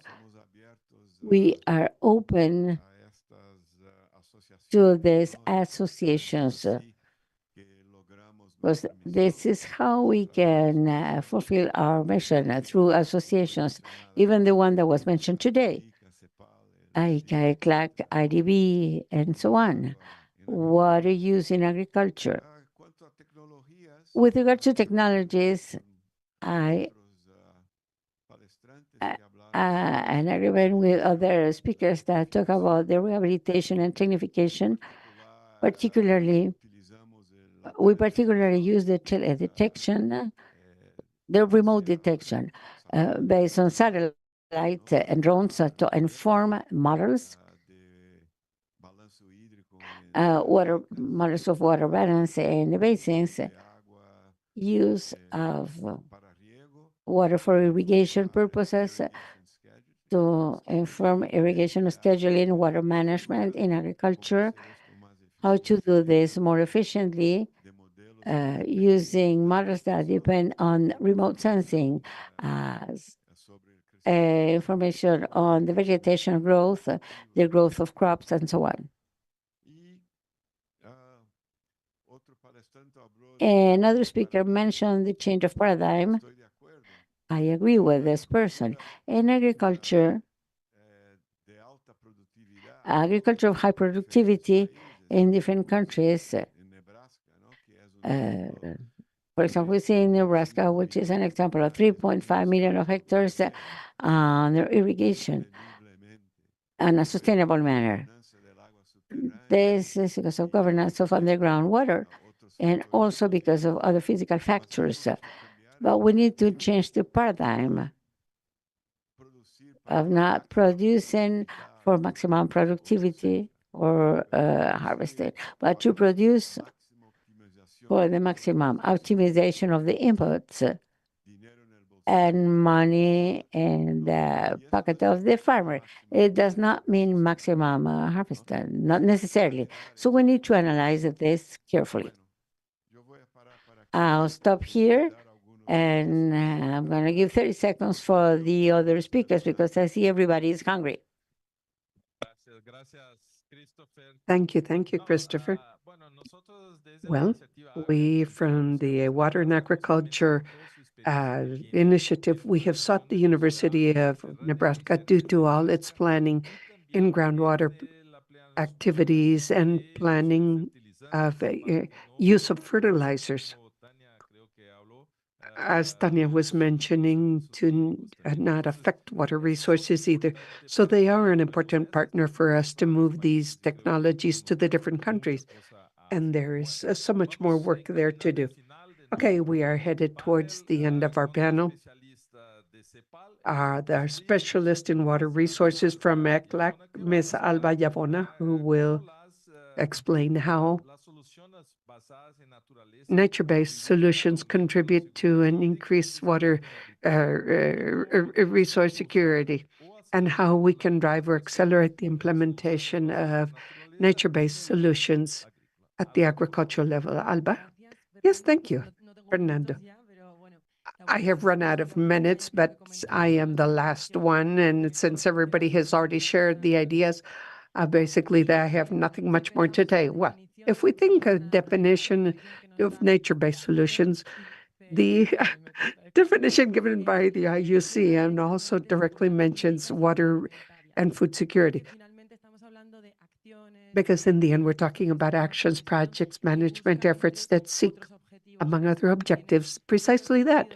It makes all sense, thinking that water security is not just having water today, but having water available sustainably over time. And for that, to protect ecosystems is fundamental. So now at a more technical level, to see how nature-based solutions can improve water security and ensure availability of water for agriculture really depends on the solution. There's a multitude of solutions and actions, obviously. This could be the conservation of ecosystems, the conservation of wetlands. The way to increase water availability would be through filtering of the wetlands and the storage sites themselves. So there are examples of forestry restoration through native species, and see how we can eliminate a lot of the runoff or maintain humidity and retain water moisture in the soil thanks to this type of action. There are also agricultural practices, conservation agriculture. It was mentioned by Ms. Renata of how to increase storage capacity of water in the soil if we increase the amount of organic matter or carbon. And this has a repercussion on less frequent irrigation or using less amount of water. There are many of these solutions, limited time. At ECLAC, we are developing a document that will be published this year on typology of nature-based solutions to increase the availability of water precisely for agriculture. Land work, barriers, for example, to ensure the recharge of aquifers. We can create wetlands built in the agricultural land itself to try or to treat water that could be used for irrigation, provided the legislation of the country may allow for this. The second part of the question, which is even more interesting in my opinion, or less theoretical, and that is how to encourage using these solutions. In agriculture, well, we have to ensure that everybody is aware of the existence of these solutions. Large and small growers must be aware of its existence. If they do not know it, they will not apply it. So what we have to disclose or disseminate is the goodness of these solutions. We have to demonstrate through indicators how much we will increase the amount of water available for irrigation, or how much less I will have to irrigate because I have water already accumulated in soil. So we have to see how these solutions in the end are profitable. I don't remember who mentioned that, but if the solutions are not economically viable, they will not be applied either, much less in the agricultural world. So we can calculate how much less energy I will use, for example, to irrigate, and what my savings will be after all, or how much I will have to pay for water wherever I have to pay for it. And I would like to highlight here that nature-based solutions could open up to new markets, or in fact could allow us to remain in the markets we are already in, because before we mentioned that we were exporters of products, agricultural products, and products that go to Europe or the United States. And I am sure you know that what is happening right now in Europe with the demonstrations of farmers now, because they have to comply with the new policies of the common area, with has the Green Pact agreements to comply with the 2030 agenda. One of the claims of these farmers is that those that are not Europeans has to comply with the same standards in order to export their products or take their products to Europe. So we are not foreign to this. And nature-based solutions could also be a way of showing that we are complying with those standards that are being demanded, with certain certifications that are either arriving to Latin American producers to demonstrate water management plans, biodiversity management plans, and the protection of part of their agricultural lands. I'm almost finishing.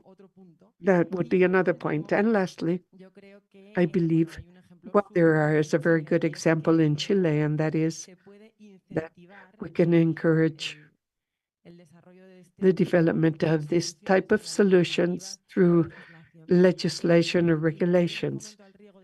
The irrigation development law, which is a law that has to do with private investment, was amended in August 2023 to include this type of solution.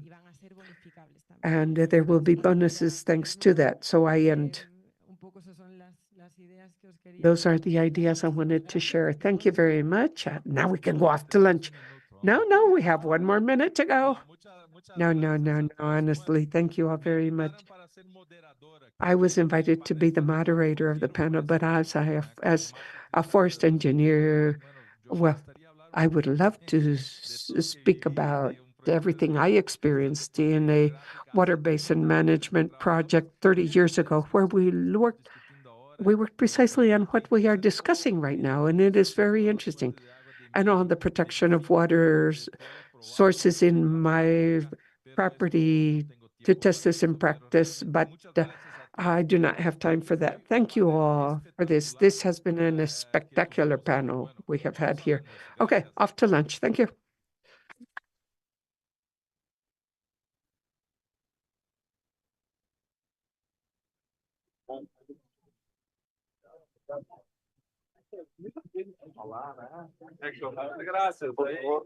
Para ir a la zona donde va a ser el almuerzo, por favor, déjense guiar. You can follow our Edecam, we have 1 hour scheduled for lunch, so let us be back at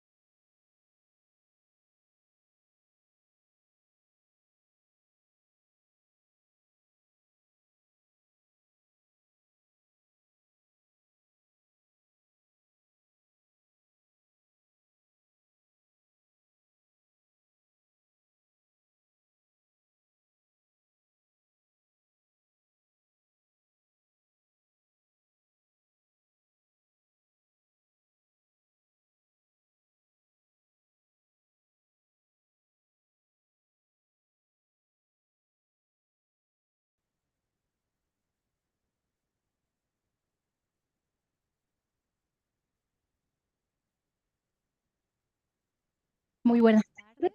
Good afternoon. Welcome to the second session entitled Water and Productive Development. I want to thank everybody for being here, particularly those who efficiently arrive on time after lunch, or the others will join us as soon as possible. But I'm happy to welcome more than 400 people that have been asking questions in Zoom. They have told me the chat has been full of comments and there's messages for you.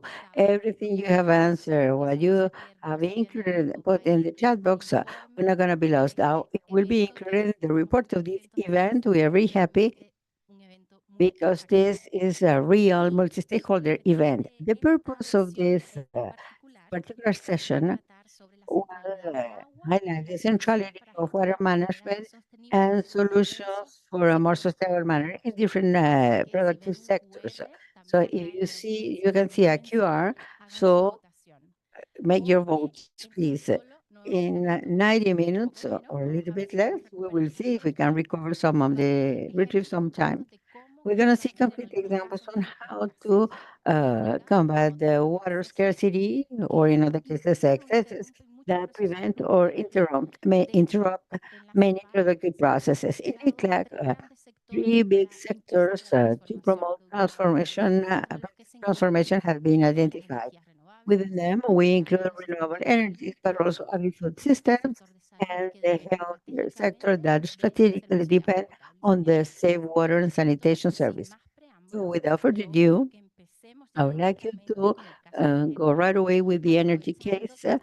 Using the presence of the Vice Ministry of Energy in Costa Rica, Mr. Ronnie Rodriguez, the Deputy Minister of Energy, our head, and Mrs. Ryan Quiroga, of the Chief of the Water, Energy, and Biodiversity Unit. And now, Mr. Sergio Roman, Coordinator of Works and Projects of the Deputy Director General for Irrigation, Natural Path, and Rural Infrastructures of the Ministry of Agriculture, Fisheries and Food, MAPA from Spain, will take the floor. And then, there we move to the agri-food system. Then we're going to listen Mrs. Ana Carolina Argolo Nascimento, Director President of the National Agency for Water and Basic Sanitation of Brazil. And she will also talk about water in the sanitation sector. And Mrs. Blanca Antizar was not able to make it to be here. I think she is Consulting Director, Europe, Africa, and Latin America regions, but she was kind enough to leave the answers to the questions asked to her. So, Mr. Ángel Ureña, Coordination Manager of the Interinstitutional Commission of the Hydrographic Basin of the Panama Canal Authority. Thank you all for being here. Okay, Mr. Deputy Minister, Costa Rica has achieved an impressive level of dependency on renewable energies, but we know that the last year, because of the drought, there have been an impact on the generation of energy from water. Could you share what the strategies you are using to adapt to this situation are in order to increase resiliency or sustainability of the sources of water energy? Thanks, dear Sylvia. Greetings to the panel. Ryan, I remember when we started talking about this project, this activity.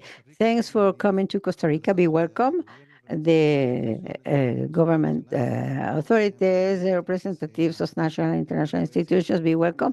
And I wish you great success these 3 days you're going to be here. And of course, our appreciation to ECLAC and ICA for accepting us in their home. So, to talk about water stress, in our country, we were trying, and we continue doing this, to monitor what happens with. So here we talk about climate variability. So we do not dare to talk about climate change yet. Our scientists enter into a debate if this is altered or not. But what is true is that the events of El Niño, La Niña phenomena are more extreme, more intense, and unpredictable, and they have not so easy to quantify recurrency. And we move to the case of Costa Rica, 70%, more or less, depending on the season of the year, depending on the matrix, on the hydropower matrix. You can imagine the variation. So I will give you examples for you to see the climate variability because of variations regarding the water resource. 2022 and 2023, we exported 10% of energy. We're able to produce 100% of renewable energy, including hydropower, eolic energy, and others. And we were able to export 10% of the energy fully renewable to the region. So we were 110% renewable. It looks nice, but in 2024, our estimates are telling us that we're gonna be 90% renewable. So there was a reduction of 10% just with one climate element. So imagine the effect in the water resource availability for human consumption. Imagine this for agriculture and for the tourism sector, but also in the lack of water resource. This lack puts us on a problem in relation to the firefighters. So systems, and going back to the question of electric generation, they have the particularity that forces us to use this, to start seeing this as an adaptation and transformation system. We do not talk about mitigation, but adaptation to climate change. It takes us to understand that we need different systems.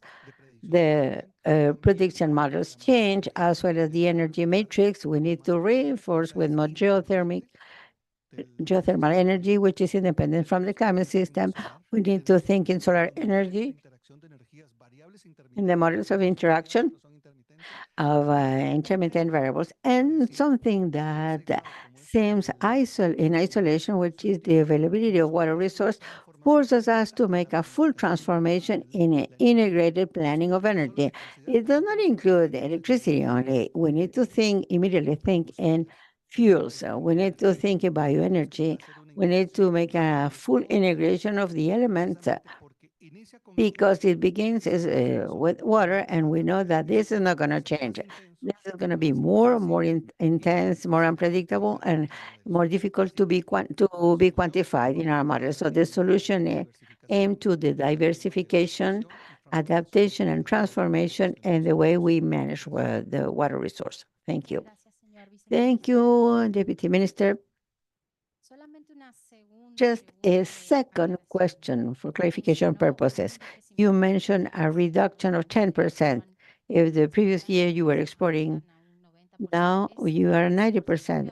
Is this percentage, is Costa Rica in capacity to supply this percentage with the other sources of energy, solar energy, geothermal energy, or are you considering to import hydrocarbons? Because this is very important. Costa Rica has a strong image at the Latin American level of the commitment with the green agenda, green economy. This is a small follow-up question. Thank you.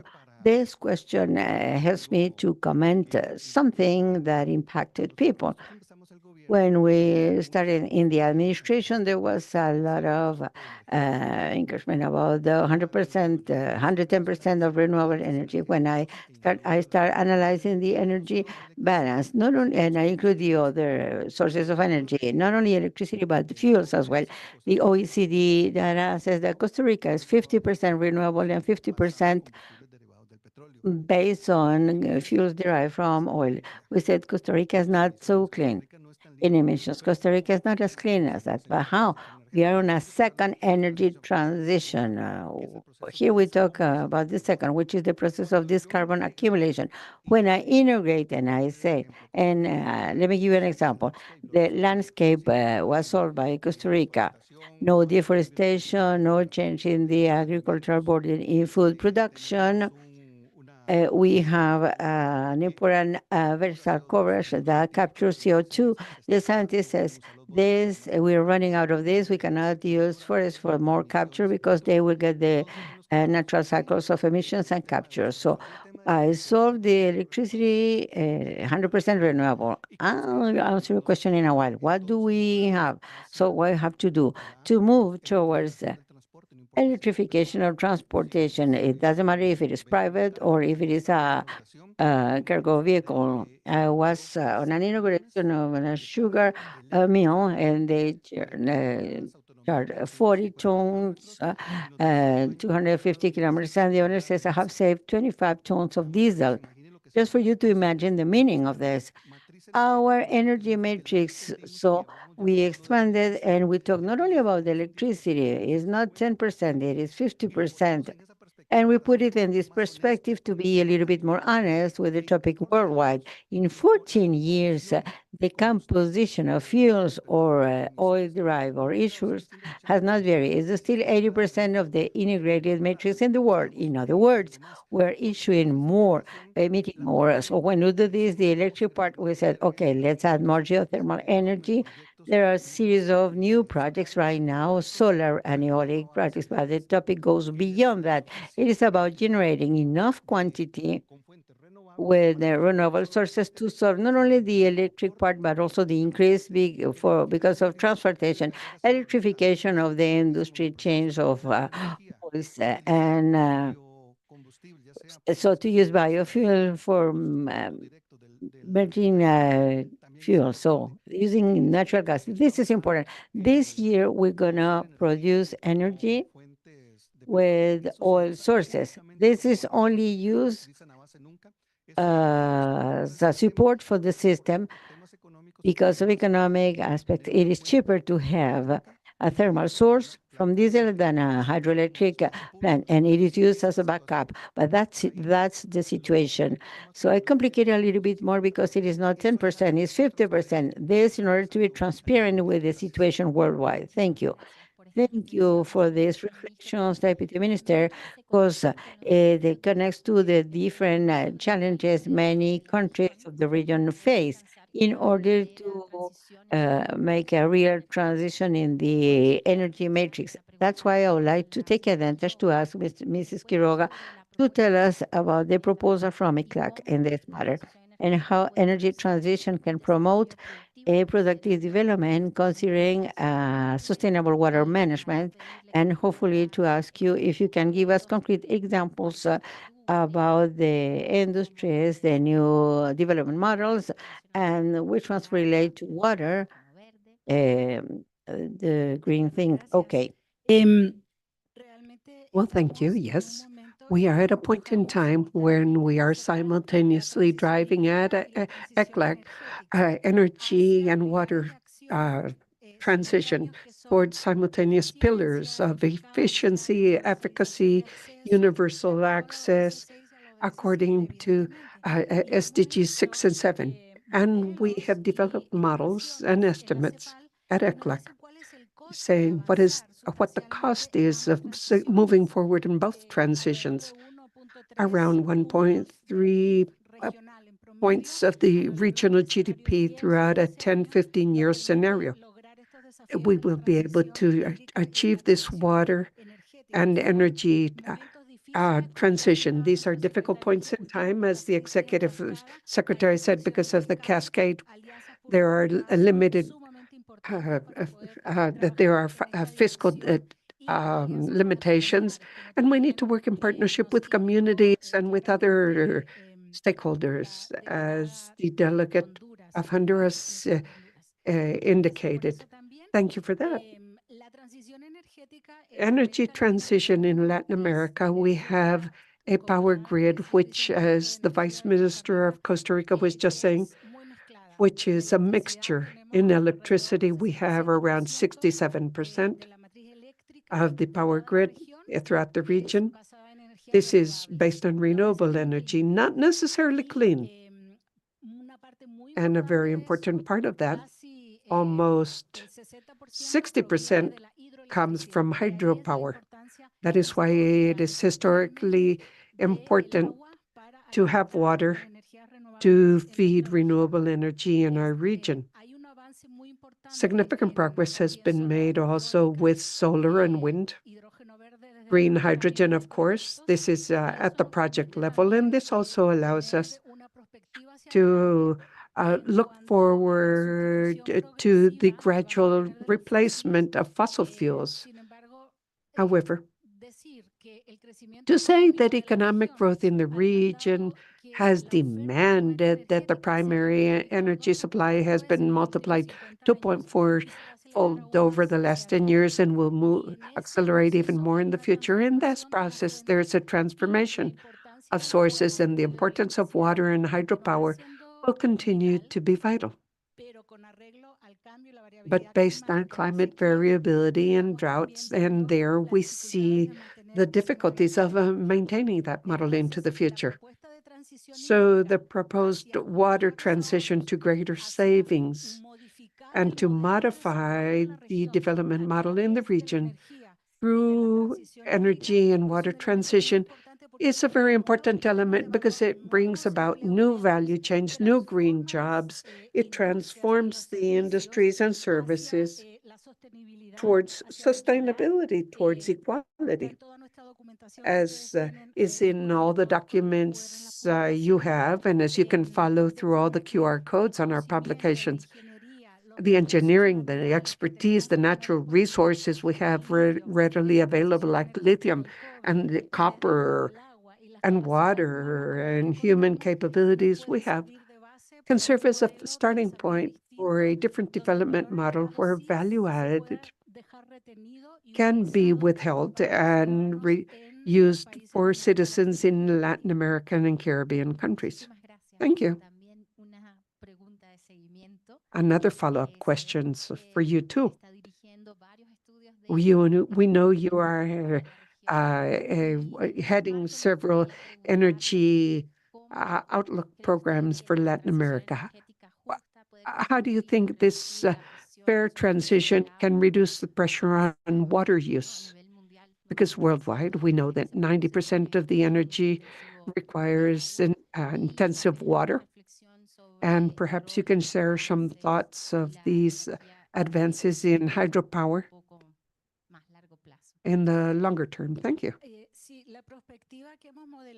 Okay, basically, our outlook is about to be published this year.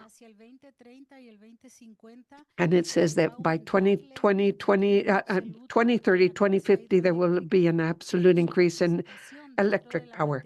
But its participation in the power grid itself will be less. Basically, right now, it is at about half of the electric power supply. And by 2050, we expect that it may reduce to about 33, about 1/3.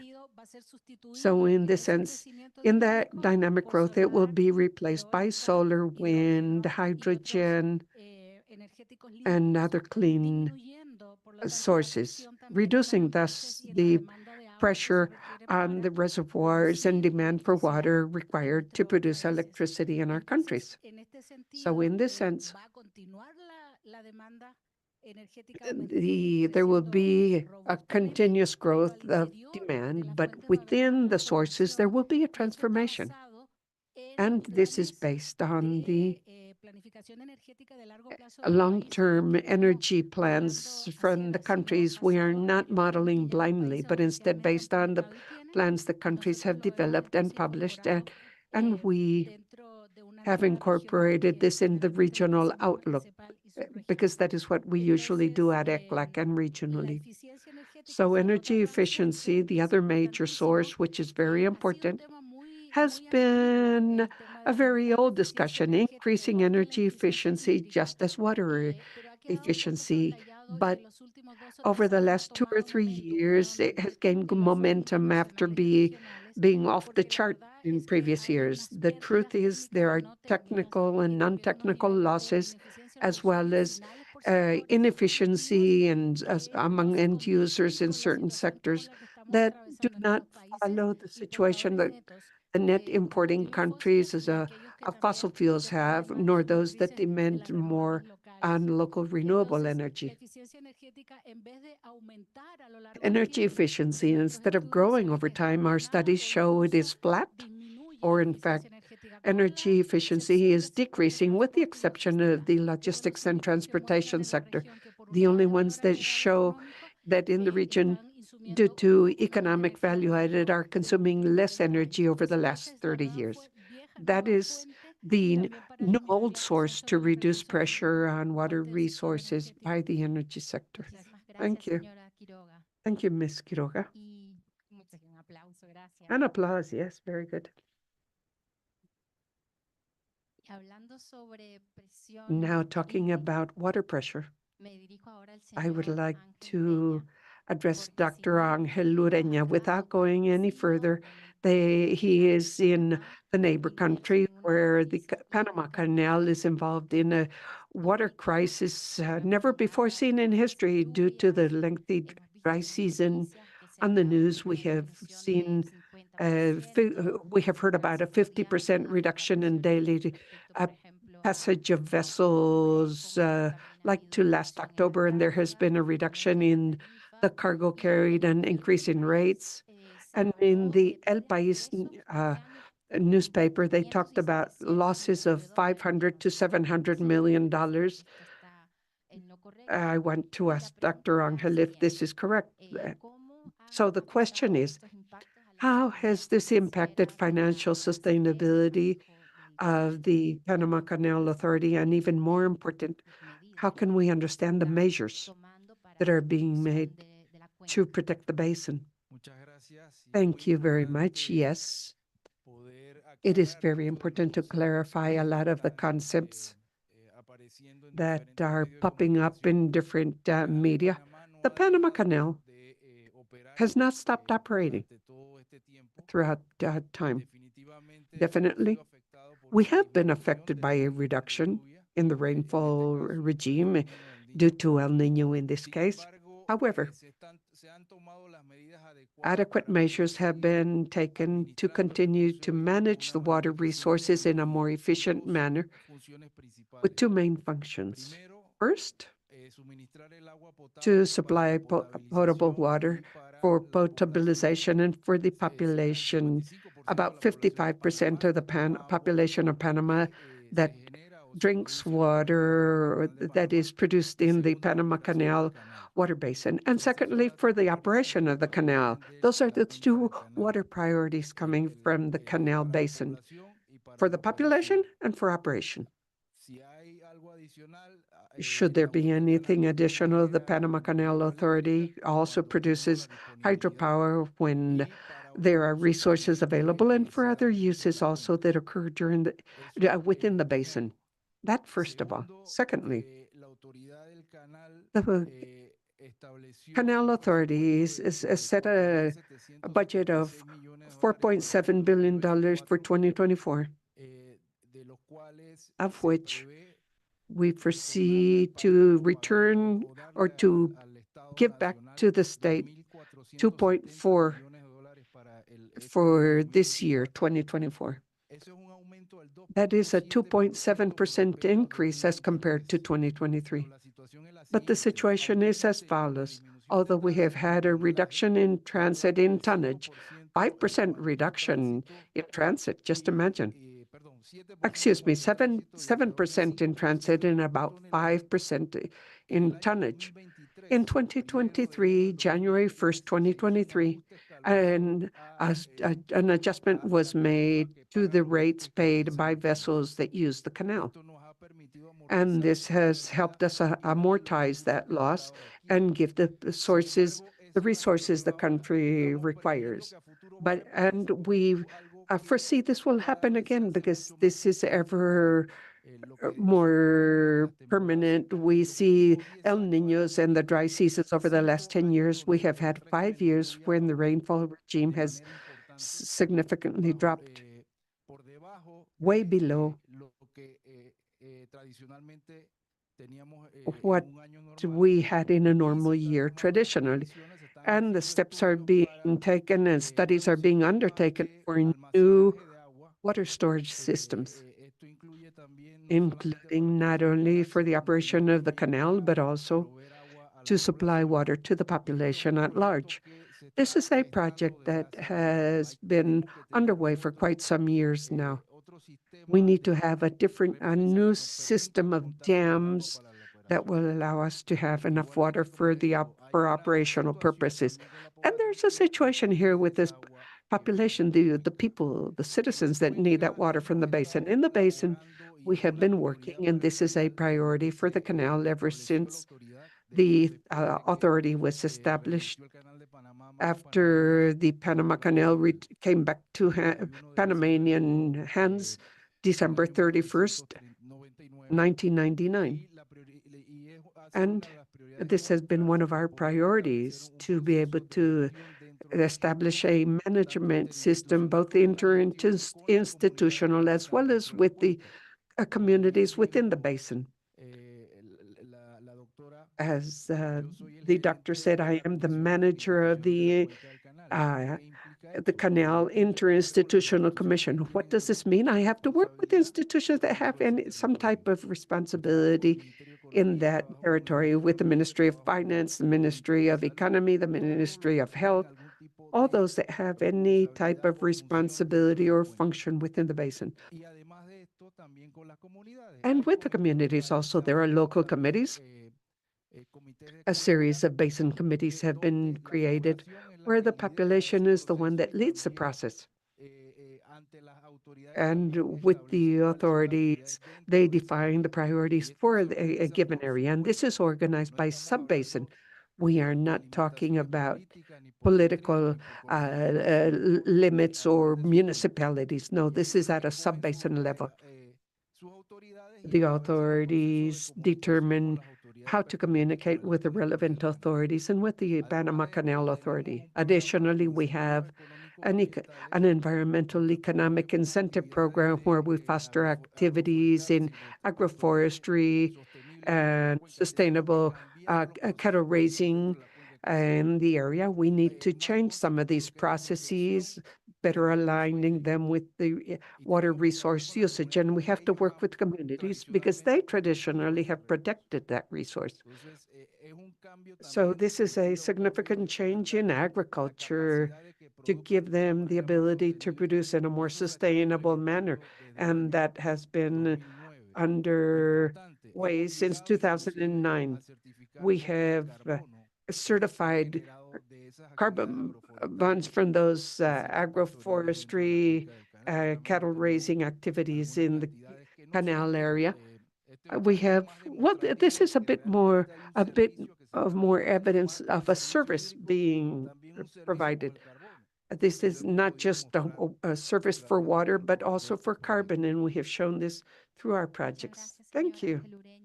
Thank you, Mr. Ureña. Now, the next question arises, since you have been talking about this more open collaboration and knowing that what happens in the Panama Canal affects many of us, or all of us in the region, because of the amount of international trade that goes through the canal. Has the authorities sought collaboration with the private sector? And what experiences have you had in that sense? Well, this year was the perfect storm. We saw the situation in the Suez with the climate change also, as well as in the Panama Canal. We have a global situation that is affecting the logistics system. And we hope that this is finally solved very soon. But going back to this question, at the Panama Canal, we cannot determine processes that include private enterprise within the operation itself. And that is part of the political constitution of our country. Exclusively, the Panama Canal is the only one responsible for that waterway. So we cannot enter into those processes. And the other thing I would like to say is that this year, perhaps about a month ago, the first the environmental sustainability officer of the Panama Canal was appointed under the sub-administration which aside from being sub administrator is now also responsible for sustainability officer and decarbonization. And this means a series of initiatives and investments that will take place precisely to continue fostering sustainable development in the water basin, but also all the processes that lead to decarbonization of the Panama Canal operations. This is a new technology, and this opens a gap in an activity which is very important, as is logistics, as is shipping. There is no technology yet that is 100% zero emissions, but what we currently have is, well, we are seeing how we can bring this into the operation. We are purchasing hybrid different tugboats. We are changing our ground vehicles for electric vehicles, and we are considering electricity with zero emissions, perhaps solar or other types of energy. And there's another situation which also corresponds to our customers. The industry is going towards alternative fuels. Alternative fuels that are currently under study are green hydrogen, ammonia, and methanol. They will need water, a lot of energy, and that definitely will have to be seen through the companies that are specialized in that area and that can provide that service, and that could use areas near the canal, but we're not talking about operation, but instead a different value added to the route. Thank you, Mr. Ureña, for sharing with us the measures you are taking at ACP in this context that we know has also affected shipping, for example, in Paraná and the Amazon, and by a reduction of trade in these areas, there's an increase in the food prices. So with this, I ask for an applause for Mr. Ureña before we move on.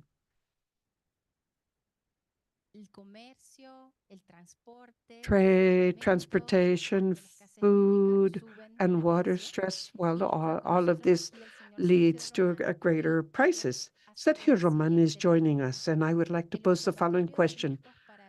The observatory in Spain mentioned the deterioration of water supply as one of the most significant risks for companies in this year, 2024, especially affecting farmers and producers. So we would like to ask, how are you addressing this serious issue of limited water resource availability, and how are you working on water recovery or anything else that you would like to share for the Latin American and Caribbean region? Well, thank you very much, first of all. ECLAC and ICA for having invited the Ministry of Agriculture, Fisheries and Food of Spain to these regional water dialogues to share our experience, which, as we have said, we have been working on. Allow me to put the context of Spain first, the situation, so that you can see the importance of irrigation and how we best utilize each drop of water. Spain has about 50 million hectares geographically, about 10 times the size of Costa Rica. 16 million approximately are arable. And of those, 3.8 million are under irrigation. We are number one in surface in the European Union as to irrigation is concerned. And that surface has to be fed with water. And in parallel, there are 48 million inhabitants that when they want to open the faucet 365 days a year, 24 hours a day, they want water to come out of the tap. So, and this year we're talking about 366 days. So just imagine the importance for us, what you were just mentioning, that availability of water resources. Yes, the geographic situation of Spain, well, despite having certain climate variability, agricultural production occurs in areas where rainfall does not even reach 200, 400 millimeters per year. So throughout history, The Ministry of Agriculture I represent has undertaken a series of projects related to the improvement and optimization of those resources.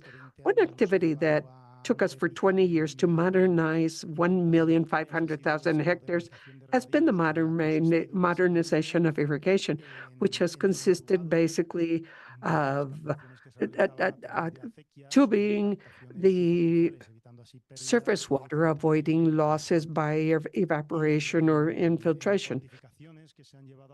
And in quantifications made between 2009 and 2018, over those 10 years, we have proven that there was a 2.6% reduction in water consumption, but there was an increase in 11.6% in the irrigation's surface. So just with that measure, there was an improvement and the possibility to have more surface with the irrigation. In parallel, well, the irrigation systems, 55% of those 3.8 million hectares I mentioned are under localized irrigation, positioning us as number one in the world in drip irrigation. So we are in a situation in which, as I was saying, due to our geographic position and resulting from climate change, extreme droughts are ever more frequent. In Spain, they used to occur every so often, several years. Now we have it every year and sometimes twice a year. So we are in the situation that Mr. Otero mentioned this morning, where we have to produce more and better in a sustainable manner, so that the investments in the portfolio with European funds as well as internal funds work by my ministry in Spain have a cross-cutting component that seeks, otherwise we cannot fund those actions. We must work on water and energy efficiency. We know we will not have any more water than we have because precipitation will not increase it. So what we must do is preserve or improve the use of our resources or look for new sources. That is why all projects that will be funded now, we can group them in three major typologies, one of which is infrastructure, construction, water reservoirs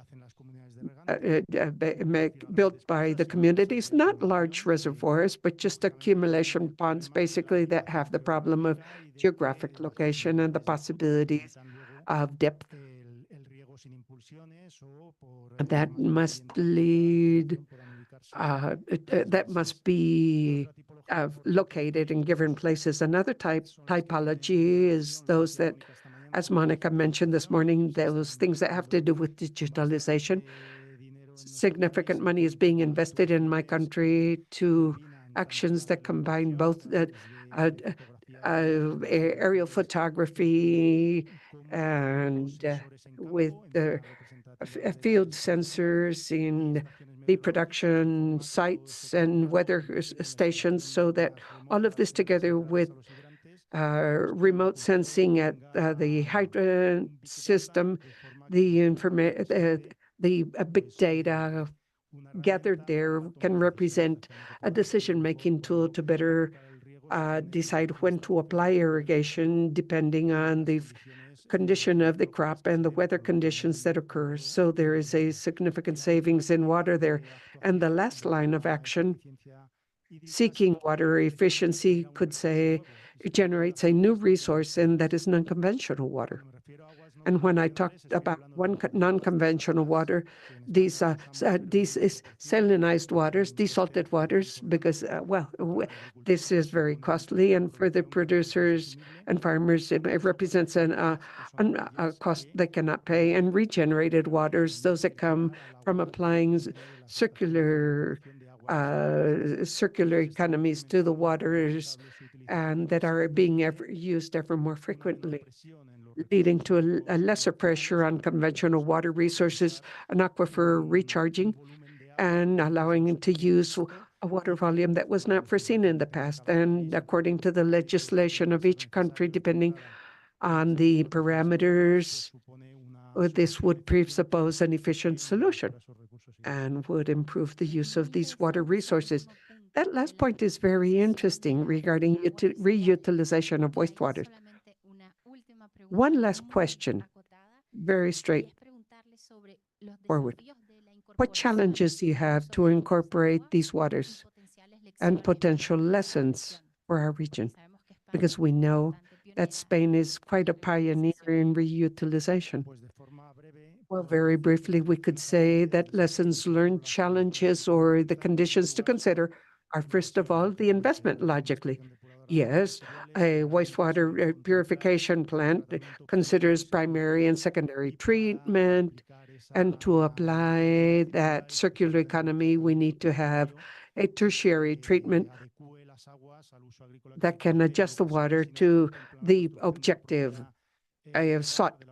Basically, we, aside from building the station, a future project would need to include the community also. On the other hand, we have seasonality, although this is a new form of water flow.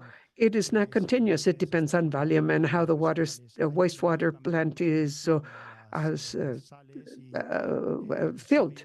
We have to think of the salt and the sodium contained in those waters, although the parameters are very well outlined. And on the other hand, we have the nitrogen content. We must clearly understand what crops this would be applied to. Those are some of the things to consider in order for the implementation to be successful. Thank you, Mr. De Roman. An applause for you. Thank you. Certainly, the investment in the sector is something essential that appears this morning. Now, I would like to give the floor to our next panelist, Mrs. Argolo. Considering the context from Brazil that has experienced a significant expansion in establishing partnerships, public-private partnerships in the sanitation sector, we would like to ask you about best practices that could be extracted from this experience for the benefit of other countries in the region that are currently trying to attract private investment in order to improve and optimize their water and service. Thank you. Good afternoon. It is a pleasure, a great pleasure to participate in this panel. And I would like to thank the invitation of ECLAC and also to the government of Costa Rica and IECA for the hospitality. To answer the question, I would like to show some data from the Brazilian scenario. First, in Brazil, most of that is related to the service related to the population, the poorest population. These families do not have access to services most of the time, and there are also regional differences in the coverage of the services.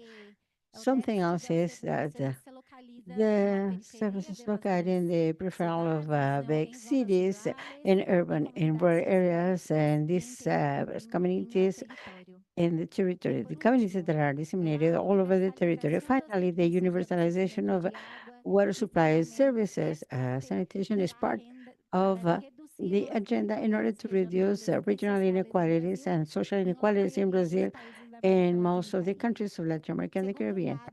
And information of the participation of the private sector in sanitation. The number of contracts with the private sector in Brazil increased from 103 in 2013 to 178 in 2023. 850 municipalities served. This total, out of this total, 78% of this is done through full concessions.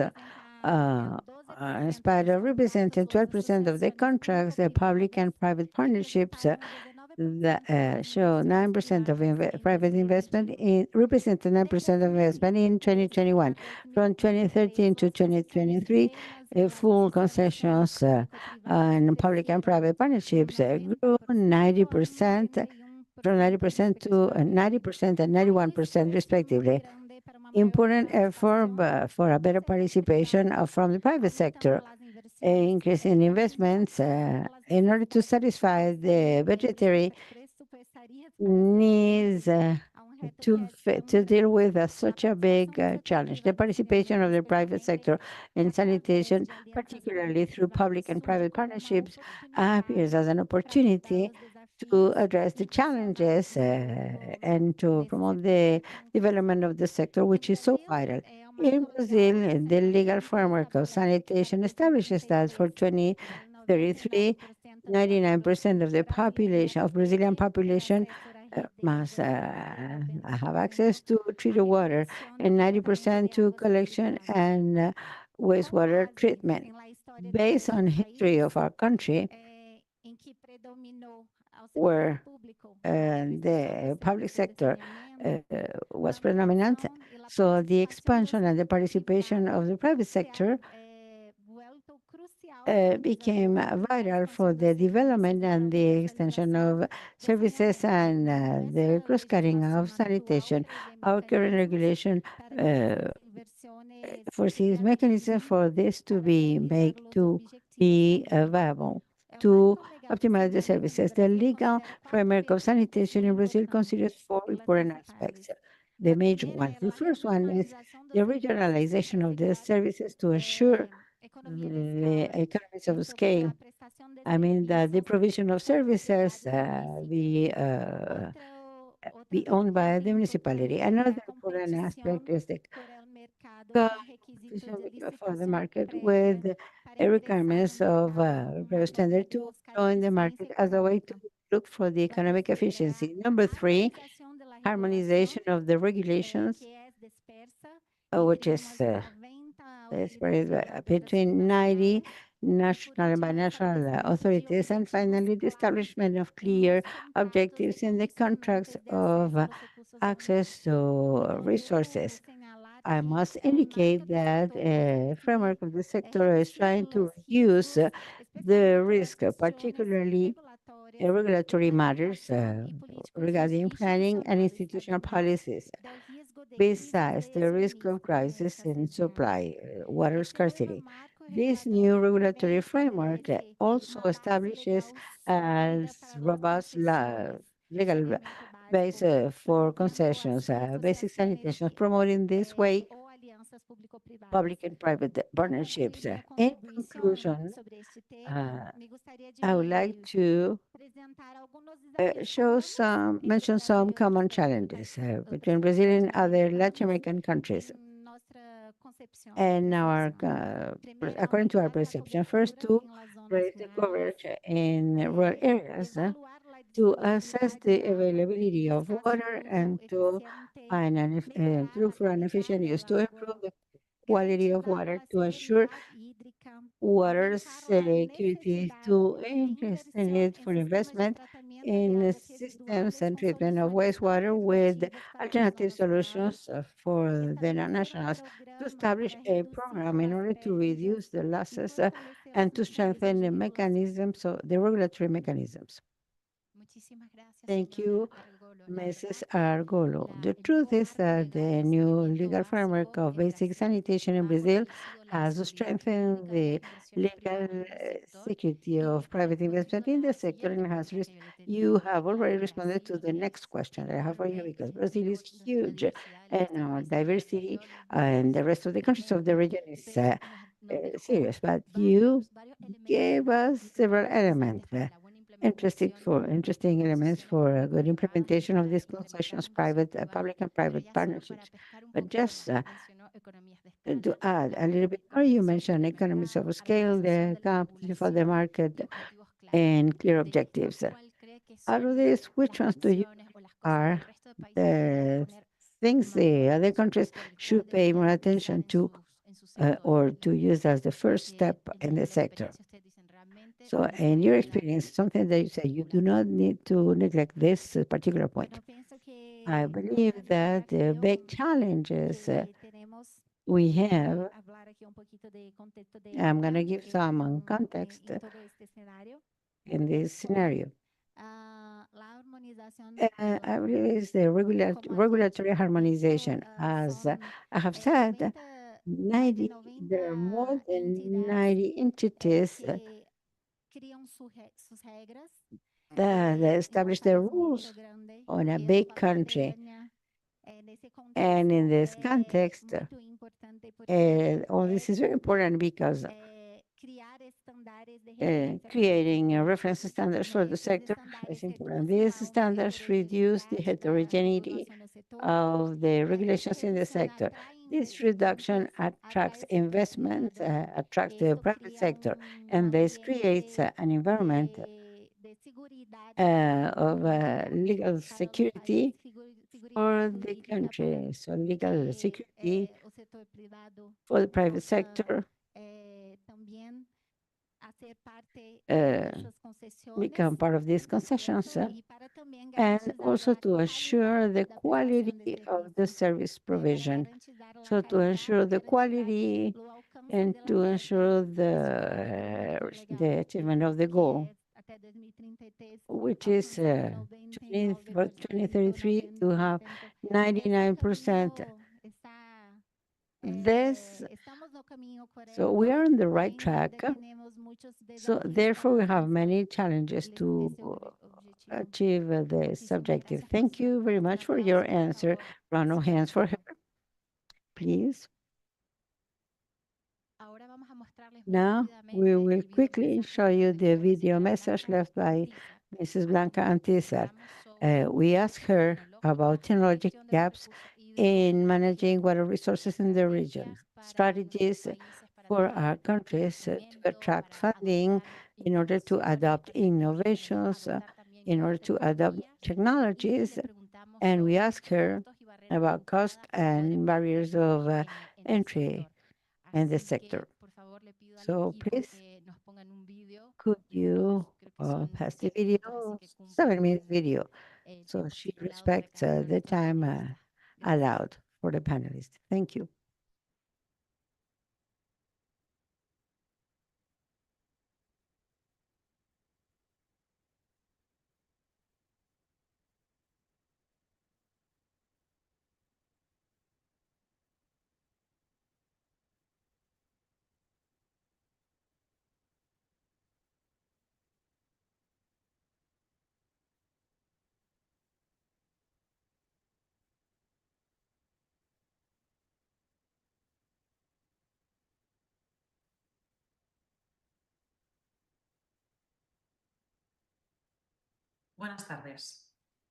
Good afternoon. Today, we are here to talk about the water resources management in Latin America and the Caribbean. I would like to start by saying that when we talk about water security, we talk about little water, too much water, or contaminated water. In relation to little water, the technological gaps are related to the reduction of water. So we need to turn the reduction of losses into reality. This not only preserves water, but it also recovers income for future investments.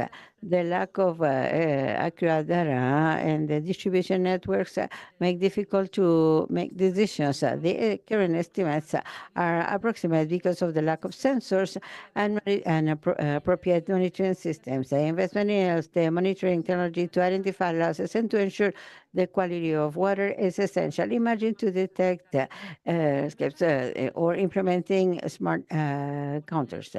Future opportunities to consider include the expansion of water networks and the rehabilitation of pipelines and the installation in the water networks. External funding will be vital for these projects. Digitalization is also essential for efficient water management. We need to consider that the data centers that have the models of AI that are vital for the implementation of digitalization need an important amount of water for operation and cooling. Therefore, technological expansion, there's no question that this will increase the water demand. If there is a lot of water, the main technological gaps are related to the management of excess of water in cities, which is more and more challenging. 90% of the population in the region living in urban areas and a strong growth, a demographic growth. The traditional response has been to build drainage channels more bigger to evacuate the water of the city during the tropical storm. This is an expensive temporary solution, but it can also affect the natural environment and quality of water. The Chinese architect Mr. Yu proposes in 2003 sponges to deal with phenomena such as flooding. In the region, we see in Chile and Mexico ongoing solutions that are pro the concept of sponge city structure, green and blue, and solutions, nature-based solutions may provide a sustainable solution with the creation of the green spaces. The objective is to retain water locally in cities. Imagine the creation of artificial urban wetlands that filter and retain water and also treat them to eliminate possible contaminants such as hydrocarbons or heavy metals before releasing it, or the use of porous pavement that let water to filter in the soil instead of accumulating in the surface that could be used as technologies and in situ. The creation of green roofs, thanks to the installation of this for runoff, or the design of rain gardens that collect and store locally rainwater. Therefore, let's think in combining conventional solutions when appropriate with more natural and sustainable approaches. With regard to water too much contaminated, the main technological gaps are related to the quality of water and the treatment of wastewater, and those are crucial challenges that occur in informal communities. We need more affordable solutions, decentralized and low cost. Informal communities face high cost to build normal sewers. The lack of economies of scale because of the dissemination of houses complicates the situation. Sanitation in situ, for example, biodigesters tanks may be an appropriate solution to in this kind of context. Other solutions are the condominium sewerage that may reduce the time of construction and cost of investment between 30 and 60%. There are successful examples in this region, such as the case of Celeste in Brazil. Besides the domestic use, the agricultural sector represents 5 and 18% of the GDP in 20 countries of the region require large amounts of water. The recurrent droughts worsen because of climate change affect the availability of water. Technology can help to predict and mitigate the impact of these events using, for example, precision irrigation or the use of innovative technologies that combine data collected from meteorologic sensors, plants, and soil to understand and identify the main parameters that affect the ideal performance of plants. The reuse of water may perform an important role in this scenario. If we see Europe, the agricultural sector represents some 50% of the total consumption of water. Last June, a specific regulation on reuse of water was implemented. This regulation establishes minimum standards to assure the water quality of this water recovery and the use in agricultural uses. But in Europe, this is still low. Although more than 40,000 cubic meters of wastewater are annually treated, only 2.4% are additionally treated for reuse in agriculture. Therefore, there is still a long way to go in Europe and as well as in this region. If we think on the industry sector, the mining industry in Latin America and the Caribbean is on a strategic position to adopt innovative projects of desalting. For example, Chile and Argentina have a significant mining industry, and they are surrounded by the ocean. The desalination offers a viable solution to provide water to mining operations in arid regions. In Chile, for example, Dexter has been involved in constructing 3 of the biggest desalinator plants that represent an important percentage of the capacity of desalination of the country, but this requires investment. In this regard, the funding of water and sanitation projects is still a big challenge in the region. There are different strategies to consider.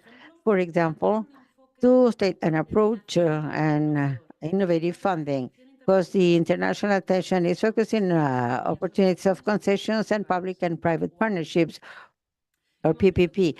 We have seen that the regulatory project of sanitation in Brazil has generated interest in concession projects. Another alternative may be the diversification of sources, and the international support in loans is still vital. We see that IDB, CAF, and the World Bank are the financial institutions of development that are more active in terms of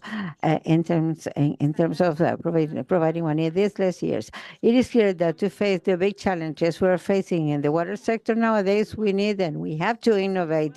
We need to innovate right from the beginning, considering inclusion aspect as well as innovation aspects in technologies and use, education at all levels, application of innovative business models that take into account a circular economy and that led us to adopt solutions, digital solutions as well. The application of institutional models aim to facilitate the economic attention and investments and the efficiency in operations for the startups to be integrated in an appropriate manner. With regard to benefits, to adopt innovative solutions like digitalization could help us to reduce the losses of water, to optimize operational costs, and to improve the operational efficiency. Green solutions based on nature can help us not only to decarbonize the sector, but also to manage on a more sustainable manner water security. With regard to costs and challenges, investments are needed for startups. We need to incentivize the creation of more startups in the region with the capacity to develop systems, appropriate systems, low cost and decentralized to provide for the provision of water and sanitation, but also to sustain the industrial processes, including agriculture and production of food, biodiversity, and our well-being. We need innovation ecosystems appropriate and adapted to each region to design and execute projects that could be funded, new financial instruments in the market to provide public and private funding. Digitalization will play an important role, and to do so, we need viable data updated and available for the regulators and the different stakeholders. We need more training, more investment in the right training of our labor that help us to accelerate the adoption of innovation. We also need a better governance and accountability as entry barriers for entrepreneurs. For sure, the main barrier for innovation are the regulations and the public conservation, because the rules of recruitment in the public sector normally do not consider innovation. This may affect the arrival of entrepreneurs. We need more cooperation with any stakeholder to overcome cultural barriers between sectors and administrative ones. They are vital. And finally, it is vital to educate society in relation to the benefits to include innovative strategies. Public acceptance and confidence in new practices are key for a quick adoption and implementation, successful implementation. Therefore, innovation requires legislative changes, more flexible systems aim to adapt the changing needs and to make good use of new technologies. In conclusion, the collaboration between public and private sector, along with the adoption of innovative solutions, can let us to close these gaps and to ensure a sustainable water future for everybody. Although this is just a part of the solution to the problems that are so complex, problems we are dealing with. Thanks for your attention.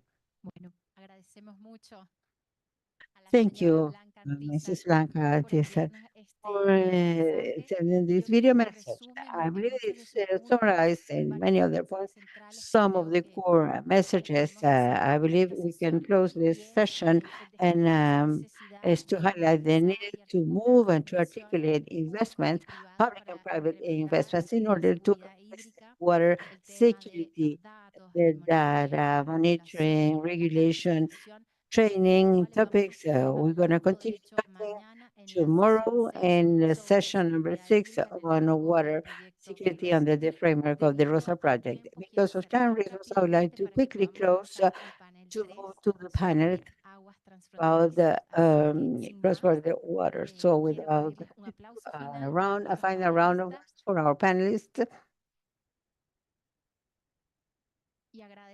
I want to thank you for your attention. Let's continue.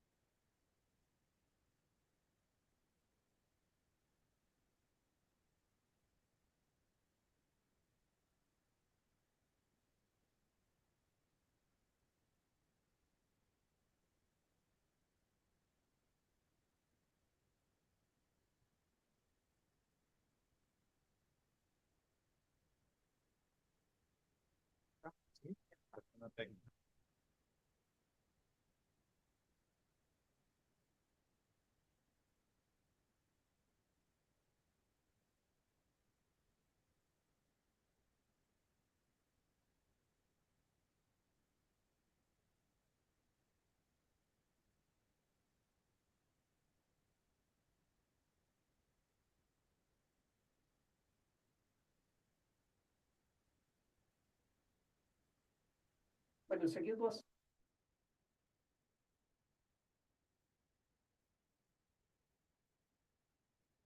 Ok, vale.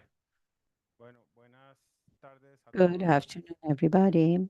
Sé que estamos un poco I know we're a little bit late because Bueno, we yo les pido que had hagamos lunch already, but favor. please make an effort. Tenemos dos sesiones que We están have two sessions to go. This is one me han dejado half en la hour, tarea de and I had the trabajar task con to work las with excelentísimas the personalidades que tenemos acá. excellent personalities we have here and online Tratar de hacer de esta sesión to una sesión try lo to más make this a participatory y session as possible. participativa posible y que ustedes puedan And también you hacer can sesiones de preguntas have como two sessions of questions, one in the high political level and the other one in the high level and technical level, technical level.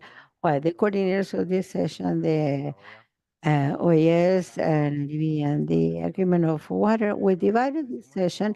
In Colombia, we said that this is a break, but a break with purpose.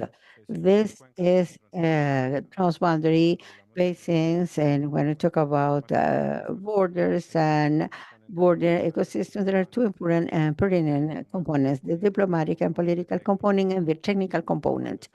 When we talk about transboundary basins, there's no decision country without the technical endorsement. So in this session, there's going to be a lot of panelists, but the idea is to replicate or to show you what could be a panel, a diplomatic panel, and then one with technical sessions. I'm going to moderate the diplomatic session with people over here, and people from the Inter-American panel will lead the technical session with experts the same category that our diplomats. And then we're going to have a closing session of the argument of water on the framework of the experience they have. Without further ado, I'm going to give the floor to our two main speakers that we're going to have from the diplomatic panel. The first one is the excellent appointed president from Honduras, Doris Gutierrez. You hear her already. I give her the floor for her to tell us how Trifinio is an example of a unique example of cooperation, unique in the world, unique for Central America, and a good experience for Latin America, and to encourage us to cooperation in gendered aspects. So you have the floor.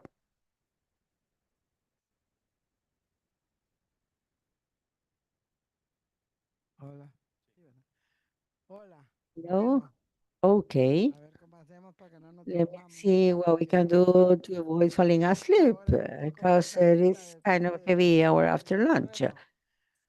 Bueno, eso de Well, exponente diplomático a como que no me diplomatic gusta mucho, speaker ¿verdad? does not concern me a lot, because A veces la diplomacia through pasa the porque así como diplomacy del cielo, ¿verdad? happens as in heaven. It's difficult to ground it. Primero, First, decirles let que me tell you that el plan trifinio the es Trifinio un Plan plan is a que plan. proviene de un It comes tratado from an internacional. international treaty. Entonces, So, un tratado an internacional, por lo international menos en mi treaty, país, at least in tiene my igual country, o has mayor valor que la equal misma value or better Constitución value than república. the Constitution of the Entonces, Republic. quiere decir So it means que that venga un gobierno o venga otro, no matter the el administration procedimiento in the del power, plan trifinio the se Trifinio Plan mantiene. remains, Porque because para que desaparezca, for the Trifinio Plan to tendría disappear, que denunciarse el the tratado treaty needed to be denounced and cerrarlo o to be cancelarlo. closed or canceled. Entonces,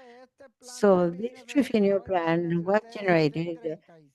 37 years ago. Imagine Como that, producto de as los a acuerdos result de of the Esquipulas II, de la Esquipulas guerrilla y todo agreements eso que and the sufrió guerrilla muchos and all the nuestros situation that países affected our countries a de lot, América, de countries in Centroamérica. Central America. Ahora entonces aquí hablamos Now, de here we talked transfronterizos. about ¿Qué that quiere decir? transboundary. What Transfronterizo. does Que hay this mean? varias That there are fronteras several que borders participan en el participating in the proceso. process.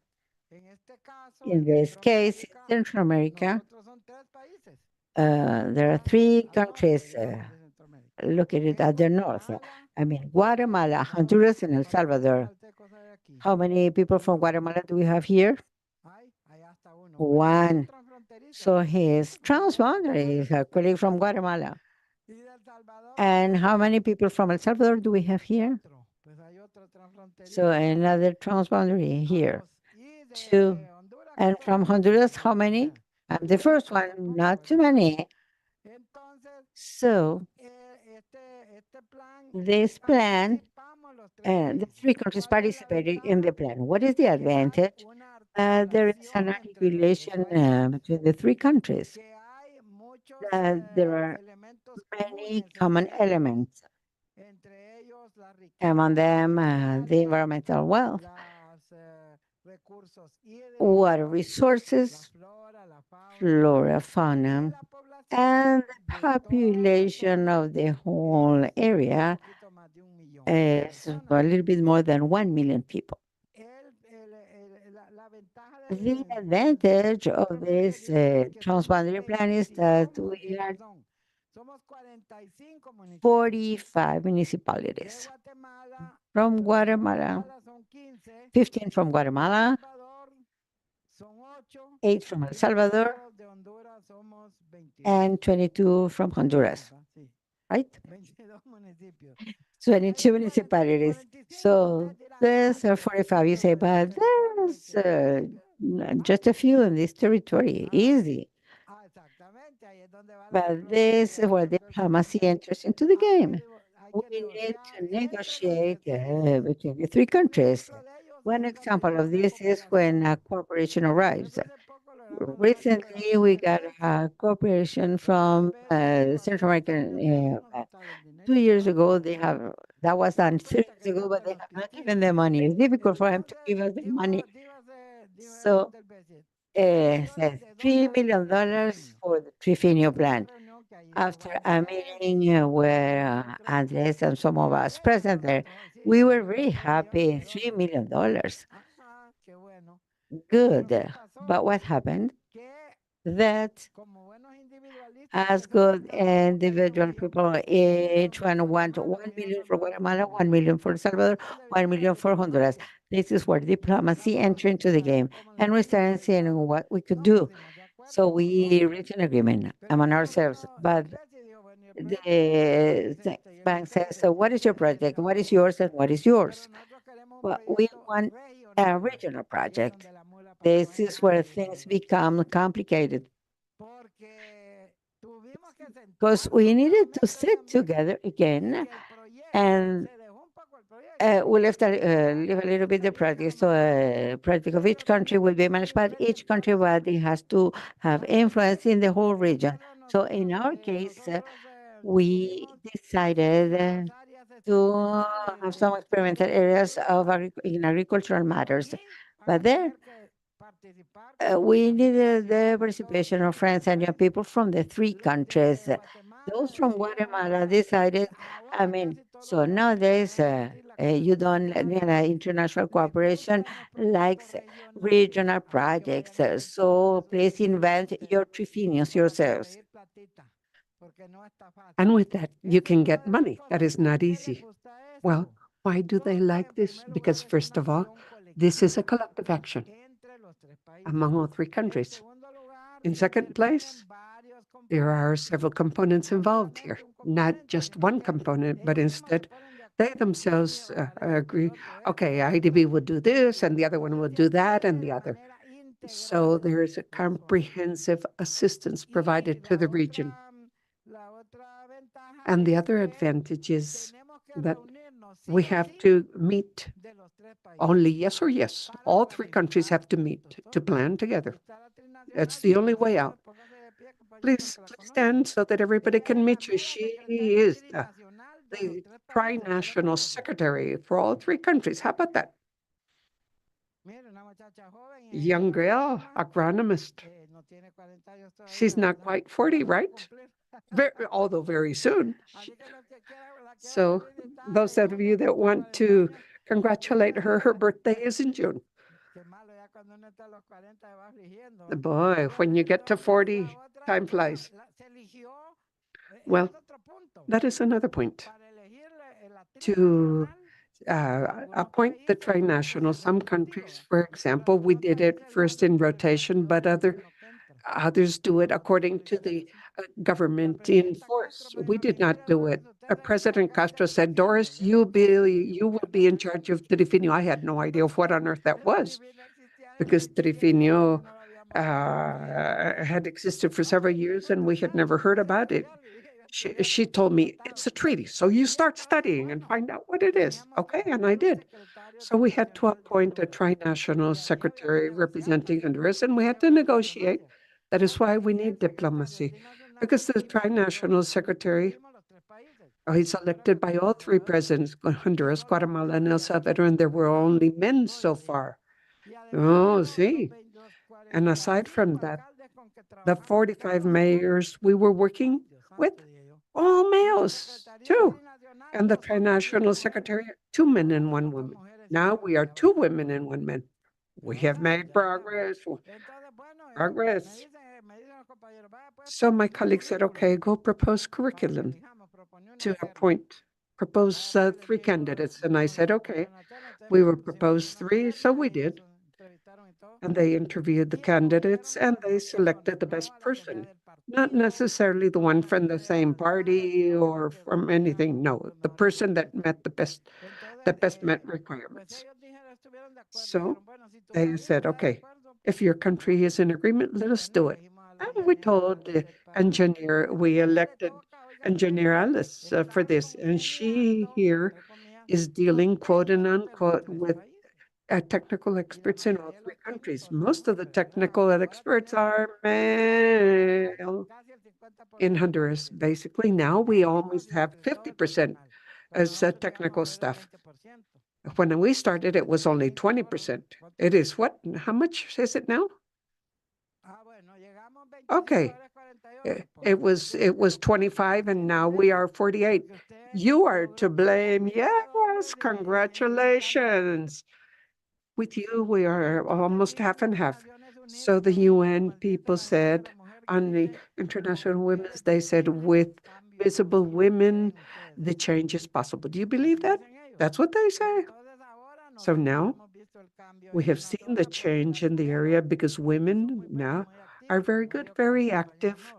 I'm not saying that the men are not, but anyway, I'm not saying they are. No, there are too many technical experts here. But anyway, those are things actual things that we find, we come across in treaties or agreements. There's another Trifinio area down south Uruguay, and I don't know, Brazil and someone else. Yes, I would imagine they also have a similar situation as us. And lastly, allow me to say that when we came, just since with all the mayors as men, we said we have to train women even though they are not women mayors. So we worked with mayors from all parties, and we'd never asked them what party they were from.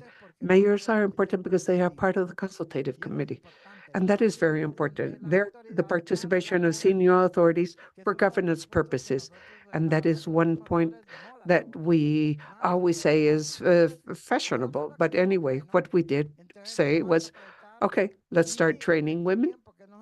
And over this time, we have trained more than 900 women in all municipalities, all of them.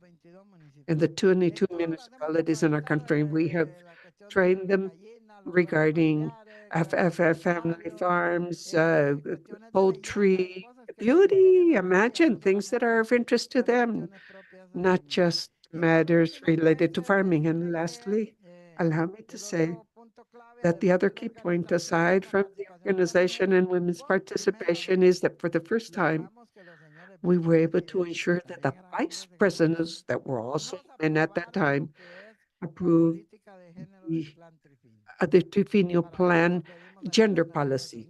And we got help from the UN and a series of other institutions. And I believe we did it. We did. I believe we did a good job. Quite a big meeting in Copan with the vice presidents present. So we found this very important because with the gender policy, we have received much more cooperation, right? Why? Because they have liked the way we work. This is not sectarial, it is not political, not partisan, and this is a way, an equitable way of working.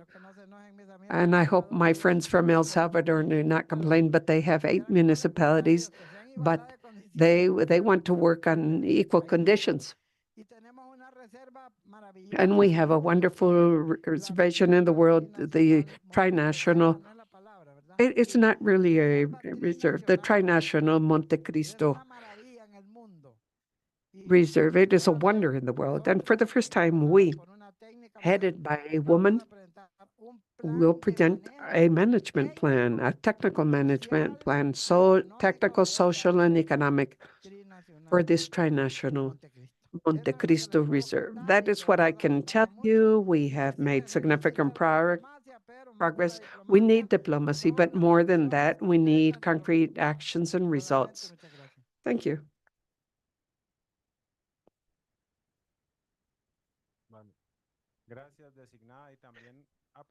Thank you, appointee. I would also like to thank you on behalf of all the organizers, because basically the appointee saw me wearing a suit and did not recognize me. We only come across her out in the field, and for her to leave the field is very difficult, and we have to give her an applause wearing a dress and come. This is the first time you travel, Madam Appointee, and on diplomacy, yes. We at OAS try to work on behavior exercises, behavioral economics, and in diplomacy, we have come across many lines of the campaign between mother and son for him to eat more vegetables, and that is a very diplomatic way to do it. Numbers do not lie. Basically, numbers have shown that women play a very important role in diplomacy, and water diplomacy in particular. That is why the number of women heading international committees and negotiation groups are always greater. So thank you, Madam Appointee. Excuse me, let me turn my microphone on. I forgot to mention that I have my cheat sheet, but the motto is water for everyone. That is our motto. So in this sense, what that is the direction we are taking, and that is why here, because we are interested in this matter, and this is what Trifinio is all about, water for everyone, and particularly women that are the ones that manage water at home. Thank you. Thank you, Madam. Continuing with our agenda, we have another woman also from the region. She has worked a lot in water resources. She is Her Excellency, the Minister of Foreign Affairs of Panama, Janaina Tewane, who will speak via Zoom. I would like to ask the a team to please connect her. Yes, I can hear you. Can you hear me? Yes, ma'am. Yes, we can, Madam Minister. Well, thank you. Warm greetings. Congratulations to all those that have organized this event. And greetings to the Ms. Doris Gutierrez, Special Presidential Appointee from Honduras. It is a pleasure to be here representing Panama.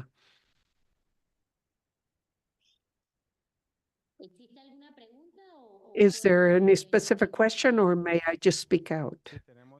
Yes, we do have a few basic questions. Perhaps you could tell us, Madam Ambassador, Madam Minister, regarding cooperation in Panama regarding water resources and how you have gone about accessing the water agreement. Well, water is alpha and omega in our country. Panama is the only country in the world with a canal that is a shipping point, but that depends on fresh water for its operation. Panama Canal at this time does not depend on cross-boundary waters to operate in Panama. In fact, Panama has been very careful in this sense. Almost 30% of our fresh water is shared water, as opposed to countries of the Trifinio, where basically 80% of the water that they depend on, if I am not mistaken, I believe is only from one country, from depending on water that originates in one country and ends in another, and that leads to the need for collaboration in water diplomacy. Despite this, as I commented, we have part of a very interesting cross-boundary water agreement with our sister country, Costa Rica, and this has been fundamental to have that cooperation mechanism always founded on a legal instrument. Allow me perhaps to highlight that perhaps not as strongly as the Trifinio, but this is a legal instrument that is based on binational agreements between Costa Rica and Panama that mention water as an element of collaboration, and that the mechanisms were later developed that ended up with the creation of a binational commission dealing particularly with the Sixaola River. We share 4 rivers with Costa Rica, but Sixaola is the most important of them all for our water diplomacy, because there are 2 major elements here that you have mentioned, which are the political diplomatic level and the technical level. Under that concept, we have common projects, we have common infrastructure, basically the bridge over the Sixaola River. That is very interesting because when the countries start to invest together in infrastructure, that has to do with the real development of water and the development of the communities that house this river. But the element I like to mention is the element of inclusion, not necessarily women, no. I mean local communities that are the ones that truly share this love for water that crosses through their territory. Oftentimes what happens is that cross-boundary cooperation in water matters are handled by a government, the minister, the president, without necessarily considering the communities, which is also a characteristic that we see in the Trifinio with the local authorities. But aside from giving space to the local authorities, we also give a lot of importance to the Afro-descendants and the indigenous communities that are involved in protecting the water, the quality of the water of Sixaola River. Very recently, the cooperation has grown so much that we have started a dialogue among different civil protection organizations because we understand that a flood that could be predicted on the Costa Rican side can certainly help evacuate people in Panama because the river originates in Costa Rica. So I would like to highlight there's a very interesting shortfall in this mechanism. Although there is constant dialogue and senior level authority and meetings, and there's a very good relationship among the countries, it is missing a fundamental basic element regarding water management, and that is data, technical data exchange regarding the quantity and quality of that water. There is an important participation, as was mentioned, of the international community, growing interest of the international community regarding this mechanism of cooperation between our two countries. The Organization of American States, the European Union, a union basically has been providing funds for community development, but to protect the ecosystem also. So in this sense, I believe that our inspiration has been the very good relationship we have had with Costa Rica. And that same very good relationship has been the driver of this cooperation mechanism. And this is my personal view. Basically, the best it has is the inclusion and the management of the river at the local level that tends to be the driver of the effective water management, not just at the senior level. Yes, there is a very good political will between our two countries and our ministries of foreign affairs and our constituents to continue with the developing the common infrastructure, but the local community is the one that is empowered regarding the protection of water. So I would like to highlight Panama's participation as the first country that is part of the UN Convention that takes care or protects its cross-boundary waters.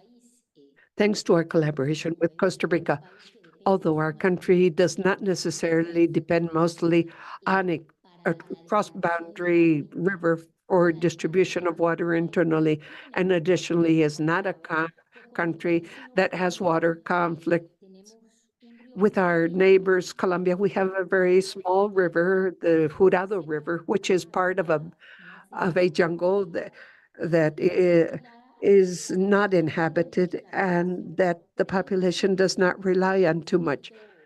So we do not have a conflict there, and we have good water management there because the river does not impact the population much.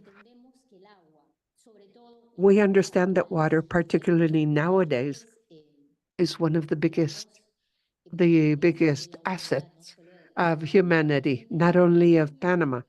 And we also understand that the exemplary cooperation we have had with Costa Rica that goes beyond the convention itself is a very good example for other countries of the region, our neighbors, so that they can be part thereof.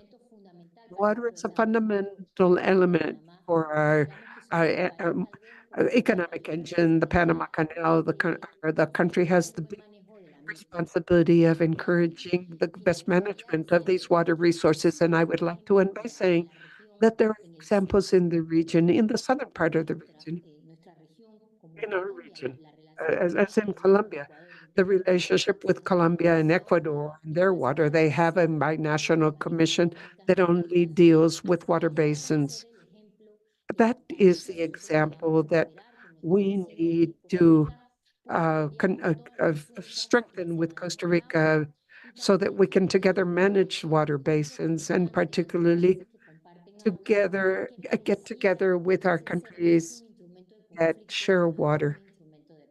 And we can turn this water into an element of peace. That is our experience with water management in general.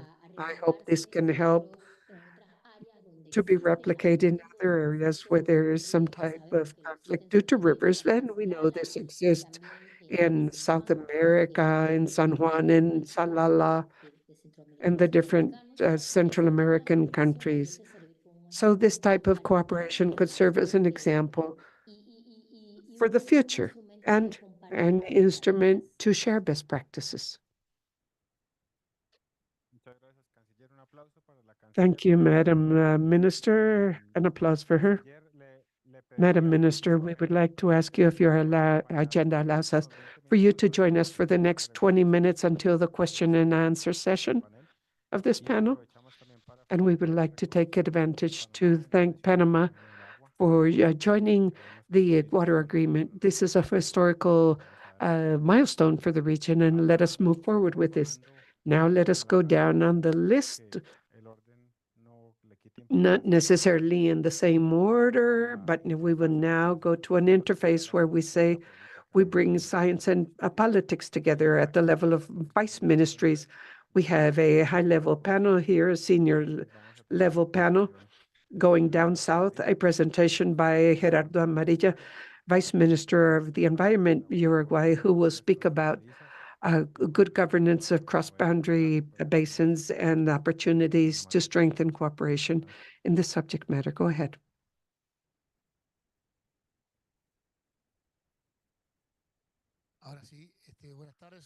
Good afternoon. It is a pleasure to be here with you.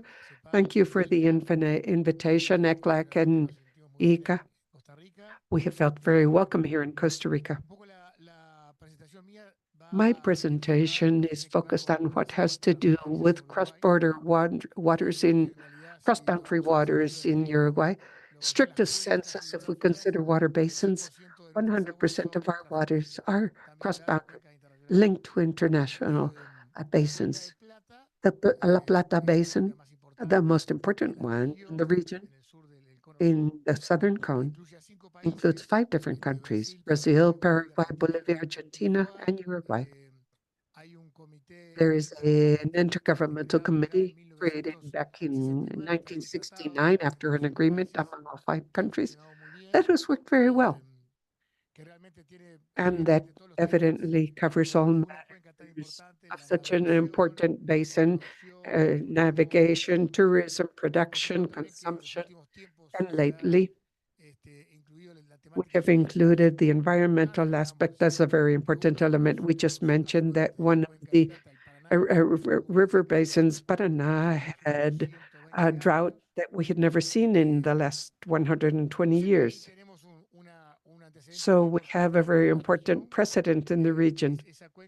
That basin has led to a lot of work and cooperation among all 5 countries.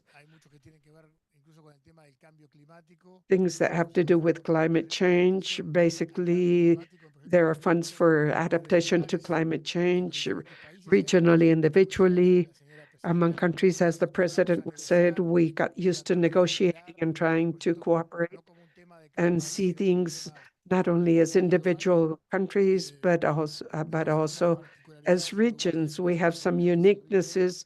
There's the Rio Negro in our country that crosses the country. We can see this here. The Rio Negro crosses the entire country from east to west. And although it looks like it is within Uruguay, it really arises in Brazil and contributes to the Rio, to the different areas, and flows into Argentina, the La Plata River. We have many activities over there, but it's not just the sovereignty of a country, but we have shared areas with both neighbors. For the governance of cross-boundary waters, we need to have basic principles that are very important in mind.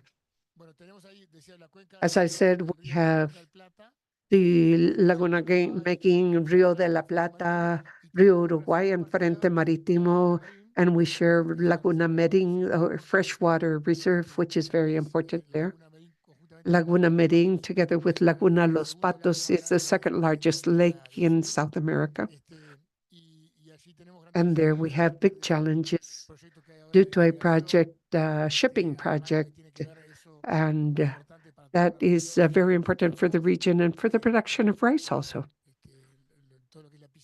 And fish harvesting, tourism, and a series of other activities in the area. To analyze cross-boundary waters, there are some principles that are very important to consider, and these have to do the necessary responsibility in what resource management, a shared resource management, and the necessary participation, not only of governments, but also of civil society, of producers, of users of the river or of the basin, and the necessary transparency in information, which is so important. I have been involved in water for and environmental aspects for many years. All the conflicts related to the environment basically arise from the lack of transparency and information, and the lack of information. So rigid positions arise, mistrust arises, and conflicts arise that end up in huge storms. And then clear legal rules. For good governance, it is important to have clear legal rules that are so important to prevent conflicts and to solve them when they do arise. In Uruguay, we have those surface basins that I was mentioning, but what is most important has to do with a basin that we cannot see, but that is perhaps the most important, at least in Latin America, and that is the Guarani Aquifer. This is an underwater resource, underground resource, and let us see it over here. The Guarani Aquifer covers 4 countries.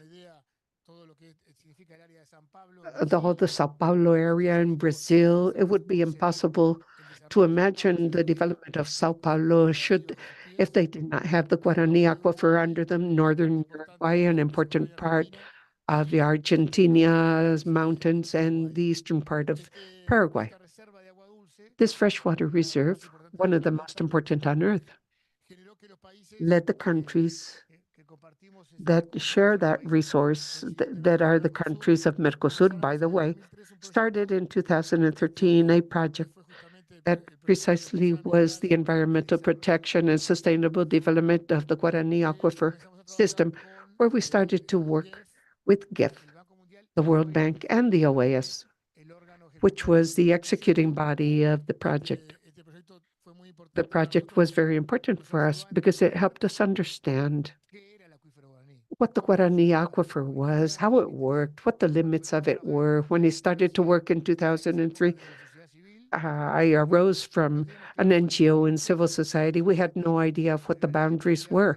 In Argentina, I had no idea of where it started, where it ended. We did not know how much each country was using, and we had no idea of the water volume in that huge sponge, if we can call it that way, that was under the soil of all 4 countries. Well, we started to learn about that based on this project that lasted, as it said here, from 2003 to 2009. The project, well, meant understanding that this is a very important system that brought life and production to millions of people in its basin, that it also has an interaction. I am an attorney, but I have a strong relationship with surface waters. There's a very important link between the Guarani Aquifer and the La Plata Basin, which is on the surface. And of course, it has to do with food production. As we have been discussing today, we see the importance this has not only for our continent, but for the entire world. We are the food reserve for a good part of the planet. But there are also industrial activities, recreational activities, transportation, and the consumption and survival of millions of people. So here, we developed this document and this study, which is very important. It is someplace on the internet. And among all 4 countries, we defined a strategic plan of action for all 4 countries to work on the Guarani aquifer with implementation measures. And a first project that had to do with the analysis of a cross-boundary, basically examination between Concordia, Salto, Itaipu, Rivera, Mirameto, 2 neighbors here. So we developed this pilot plan to work and do research in all 4 countries. So technical from the 4 countries in elementary schools and high schools to understand how the aquifers was in the 4 countries. We work in education workshops now, in social and environmental education, along with the 4 countries. And the result was the main one, which is very important, the first treaty, the first international treaty of 4 countries on an underground water reserve. It's not the river, it's the river that joins us or that separates us. It's an international treaty on water that cannot be seen. So we affect one side of the border, we may be affecting the phreatic layer of the other side, or that we are on one side of the limit and we could affect the waters on the other side. I'm going to go quickly. The result of this project was the treaty, and we are also concluding the second project that is related to the implementation of the recommendations of the first project. We will initiate the third project this year to work on governance, on the development of the 4 countries in relation to integrated management of water resources that are shared. And I believe that this has been a long process, slow process, but we have gone through a good shape, a good rhythm. And it is an example that we can work on international cooperation of integrated management of water resources. Underground in this case, the technical cooperation leaves an important wealth for the work of the countries in the academia and civil society, and also those who have political responsibilities, and the cooperation regarding transboundary waters.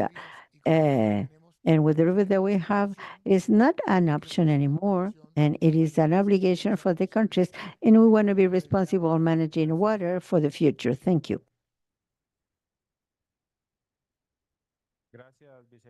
Thank you, Vice Minister Amarilla. And I would like to highlight the Guarani model and probably the maturity condition of the Plata Basin and transboundary basins, where the countries work for the countries, by the countries and for the region.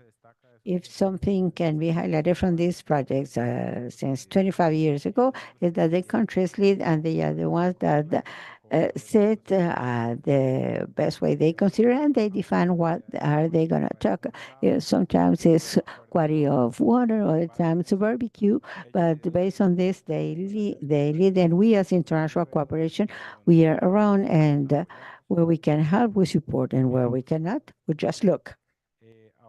Now, let's go to an island, a shared island, and the Caribbean, Dominican Republic, and we're going to listen the words of the Deputy Minister of Soils and Water, Ministry of the Environment, Mr. René Mateo. He will talk about the Española Island and the experience of the Dominican Republic. Go ahead, floor is yours. Good afternoon. I am here in this scenario to bring a message the Minister of Natural Resources from the Dominican Republic gave me, as well as the Ministry of the Economy and the Environment and Development of the Dominican Republic. I asked the organizers to let me include a presentation. I returned to beat actors from Mexico in relation to the speed, but the message was clear from the Dominican government to deliver this message without any distortion. The best way is by writing it. Okay, first thing is the vision that we have as a country. This is a current topic, quite delicate between the two countries. As Dominican Republic, we are aware about the need to ensure the availability of water and its sustainable management through the implementation of integrated management of water resources at all levels through transboundary cooperation between the two countries. We are convinced of the triple dimension of water as human right and natural resource, and particularly as an economic resource generating wealth. We are aware about the importance of the transboundary rivers. Unlike Uruguay, we have 97 basins, water basins in the country, and we only share with the Haiti Republic 4 of them. And in developing this presentation, I'm going to try to answer the question sent for the forum. The transboundary aquifers of the Dominican Republic, we share a border of 390 kilometers along the island with 4 major basins. One is in controversy nowadays, which is the Masacre aquifers and basin that we Dominican call Tajabon, and Masacre the other in the other country. But we're talking about the same basin, the Altibonito aquifers and basins. Interest of the organization of this event, the lake zone. One is Enriquillo Lake, and the other one in Dominican Republic, and Sumatra Lake in Haiti, and the Pedernales aquifers and basin in the southern part of the island.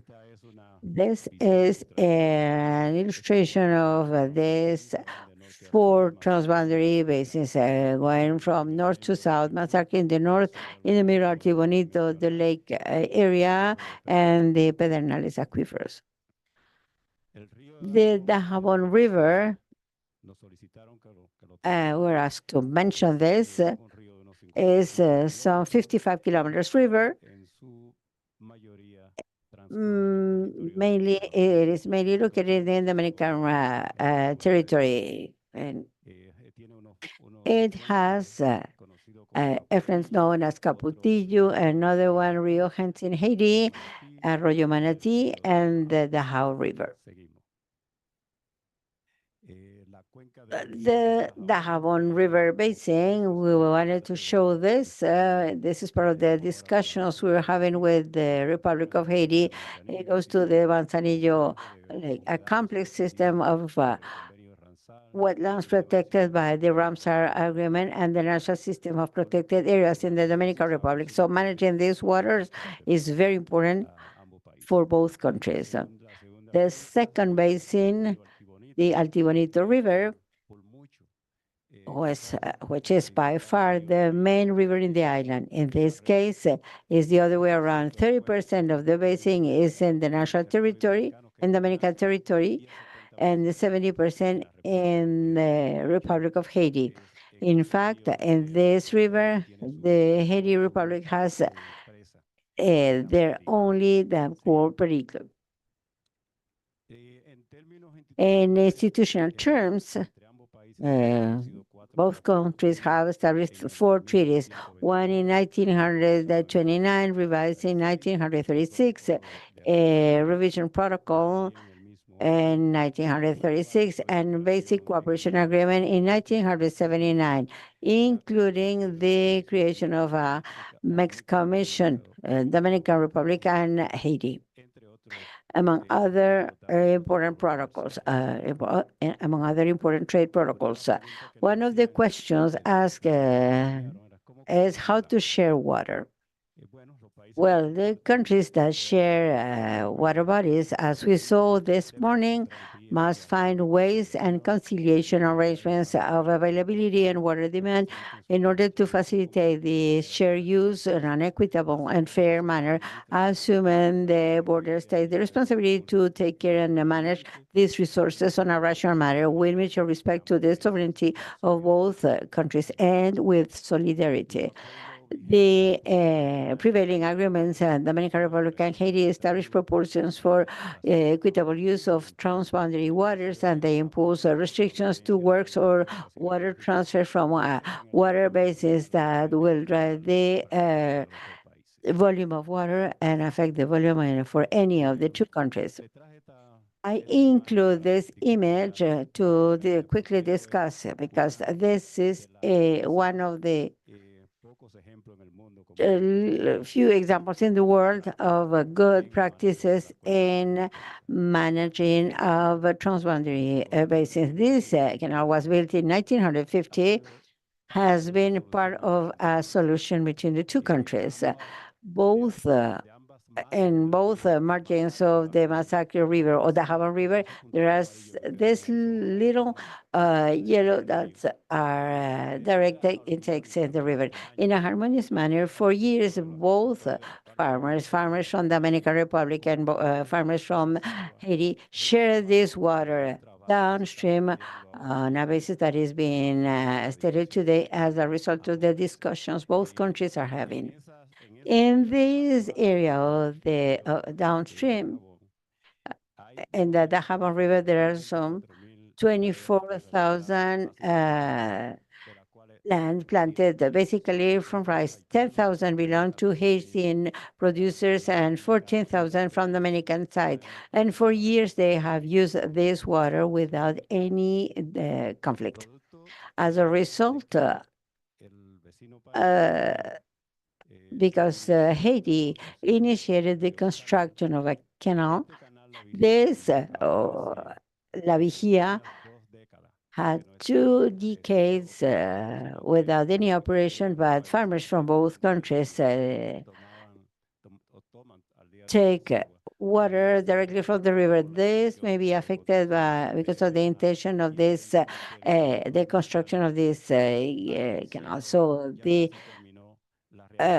we have almost concluded the rehabilitation of this canal that have not been working for 2 decades as a way for us on the Dominican side to ensure that the farmers are just mentioned, if this work will dry the bed of the river, somehow the Dominican part will still receive water. I'm referring to the 14,000 tasks I just mentioned.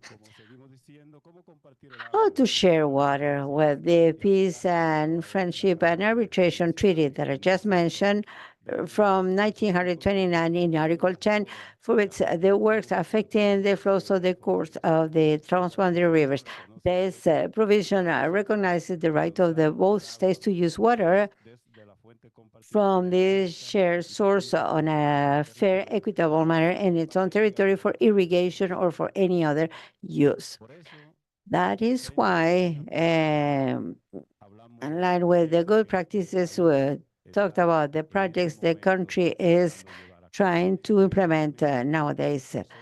We, as a country, we are willing, when the situation of the neighbor country, Haiti, led us to do, we are willing to discuss with them these projects. Very quickly, the Artibonito hydroelectric project is a project where the main river of the island, the idea is to generate energy, so water comes back to the river.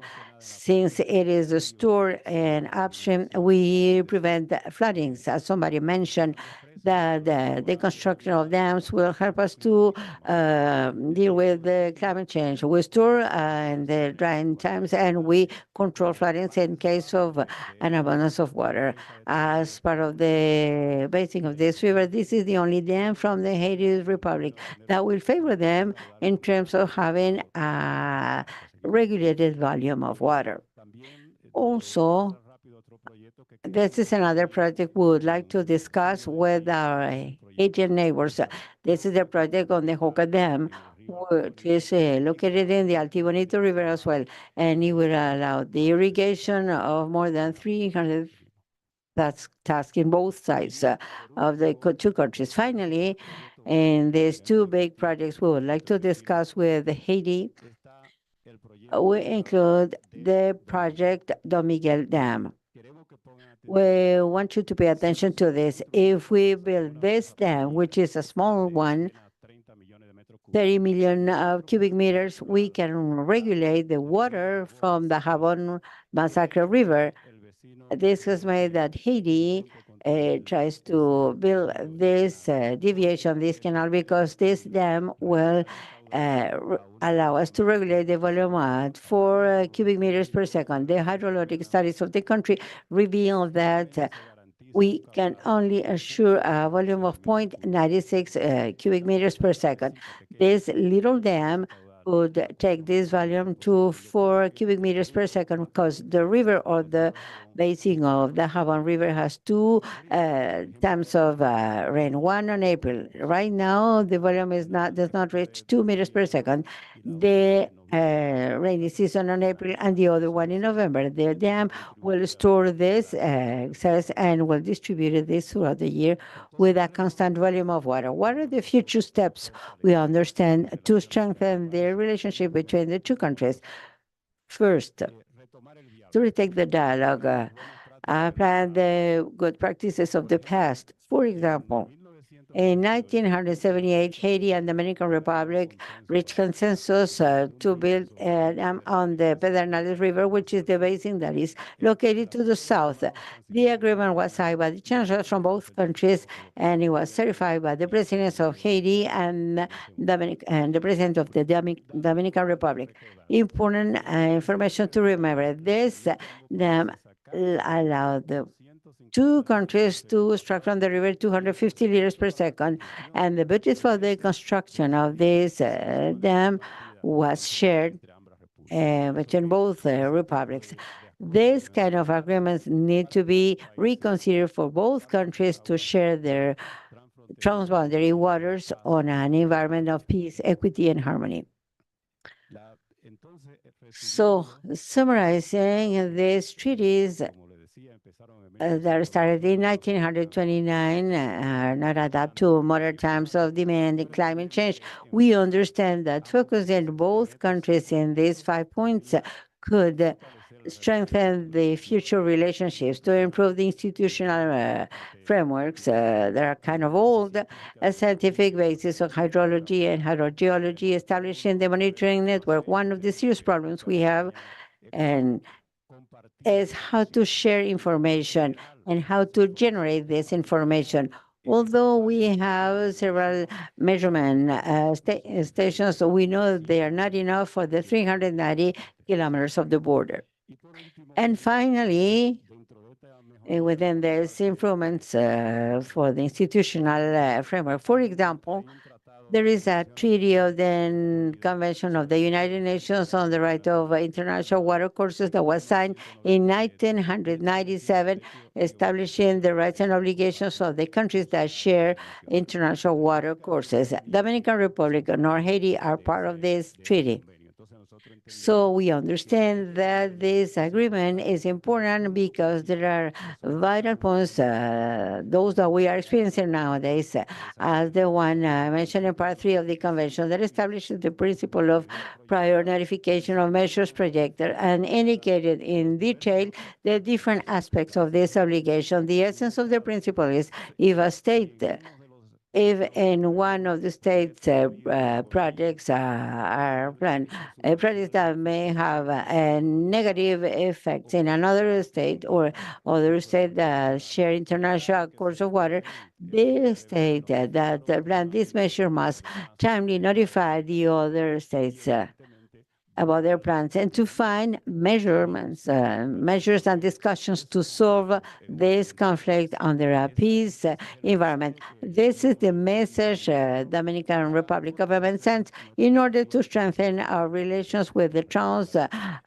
boundary rivers in the Republic of Haiti, with the Republic of Haiti. Thank you very much. Thanks, Vice Minister, for intervention. To close the panel, we're going to have a segment of questions, two questions for the diplomatic panel. Important to highlight that, and you will see this in the technical panel. At the end of the day, for us, the main structure of the Americas is regional security, food security. When Gerardo said that we are the farm of the world, it is important, but not only because of the production, it is also about ensuring the navigation. When there was this route in the Paraná River, the boats didn't leave, so no work for those who plant, no income, no GDP. Without this, no investment in education, innovation, technology. If cooperation does not give the specific counts because they have a punctual characteristics which are studies, and we cannot do drilling because the soil of the Guarani aquifer has some specifications. So we really lose facilitating the information diplomatic needs for agreements. This is an important topic, a pertinent topic. And for sure, we thank you for your words. Now we're going to move to a segment of questions, 2, 3 questions at most for this panel. And we have the chancellor from Panama, if we can have her on the screen for her to receive the questions. Any question? Raising your hands, please.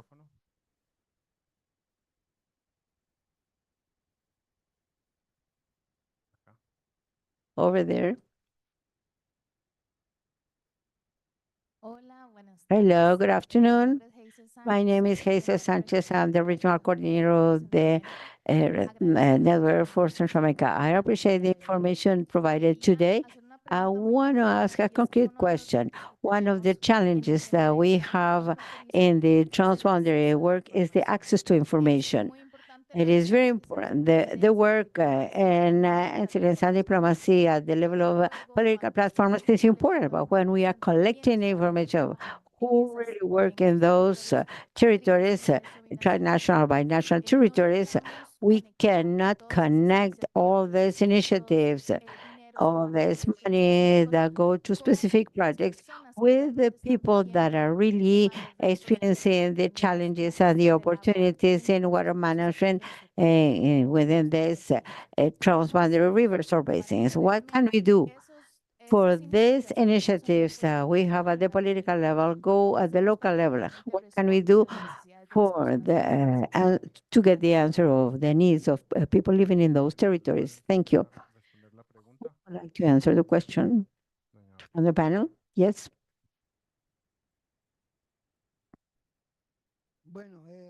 Well, very quickly. A key point in this project is community participation. Without community participation, this remains at the summit level, technical or political level.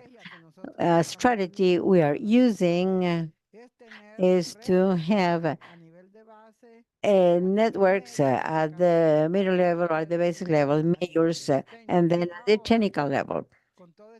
With all this thing of technology, it is easy to develop technical sessions, information sessions, but I do believe that there is a challenge, as you mentioned, and this is transparency. Normally, communities do not fully know the budget for how much the project for this project is, how is this used.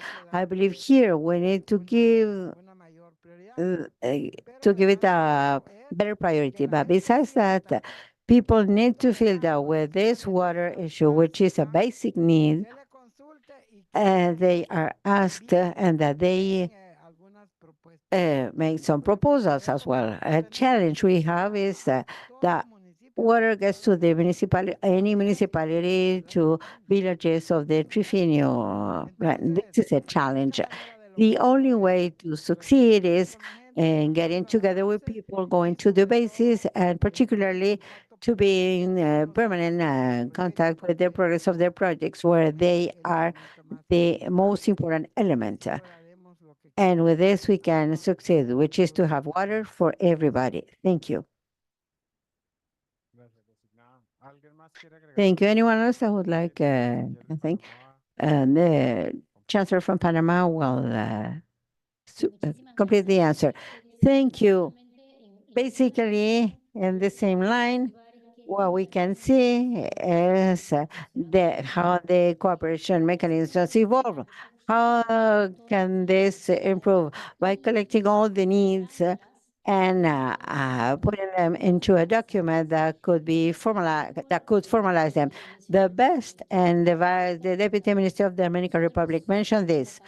We as countries, and this is the suggestion I'll give to our cooperation system with Costa Rica, is to identify a unique document that institutionalize these needs as well as particularities of each region. Locally, I want to add one point. Very often we talk about water administration, water management to protect the environment, to take care of quality, to take care of water. But in Europe, there are mechanisms. I'm not sure if they exist in Latin America, where water is used as the economic development element of the communities, where the countries share and institutionalize budgets allocated, identified for the tourism development in the river. A tourist, in our case, Costa Rica, Panama, tourists that move from one side to the other, and they can use the river for tourism development. And this exists also in the Ring River and in other rivers in Europe, but also as an element of cultural development that directly contributes or helps communities. With this, the interest and the involvement of local communities in protecting the river is much more institutionalized. That may be one idea that we should develop over time, and that may be considered when transferring this support, this cooperation for the local benefit. Thank you. Thank you, Mr. Chancellor. Next question, Marisa Castro. Thank you. Good afternoon, Marisa Castro from Bolivia's Chancellor's Office. I would like to ask the Panama's Chancellors, what were those elements that you considered in your country to consolidate your adherence to the water agreement? And also, if you can share with us if you have had any obstacles that you need to overcome in this way, just to know about your experience. Thank you. Thank you. I believe that next panel, there's going to be a technical segment where we're going to talk much more about the challenges. I can talk about the political part. Maybe the need was not understood. So first, we had to adhere, but ratified by the national legislation. It is important that this goes through a National Assembly. Probably the time there was no reluctancy, but the lack of knowledge about the need, particularly because of the effect that our country is not intrinsically linked, has linked the water security with the transboundary rivers. However, the good example we have had, and we continue have with Costa Rica, we continue having with Costa Rica, was our inspiration to move forward. The technical part, I feel that the support we have had has been essential with the system of the United Nations and many of the multilateral organizations that support in training and this raising awareness, because the local participation is vital for this convention that starts the highest and the signature can be effectively translated into the local implementation. And there we have had several workshops.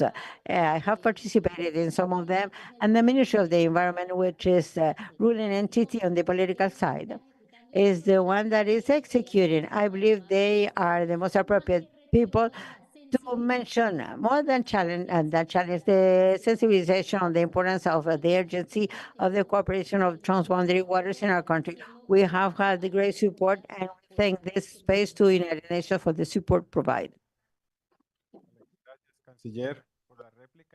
Thank you, Madam, for your response. And with this, we end this segment of the presentation. I will offer the floor to Sergio Campos. An applause, please, for our panelists and for the Minister of Foreign Affairs. And we would like to invite the panelists of the next segment to come forward.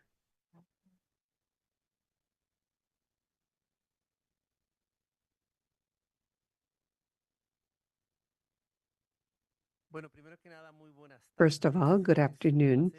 It is a pleasure to be here in this fourth session of Water Dialogues.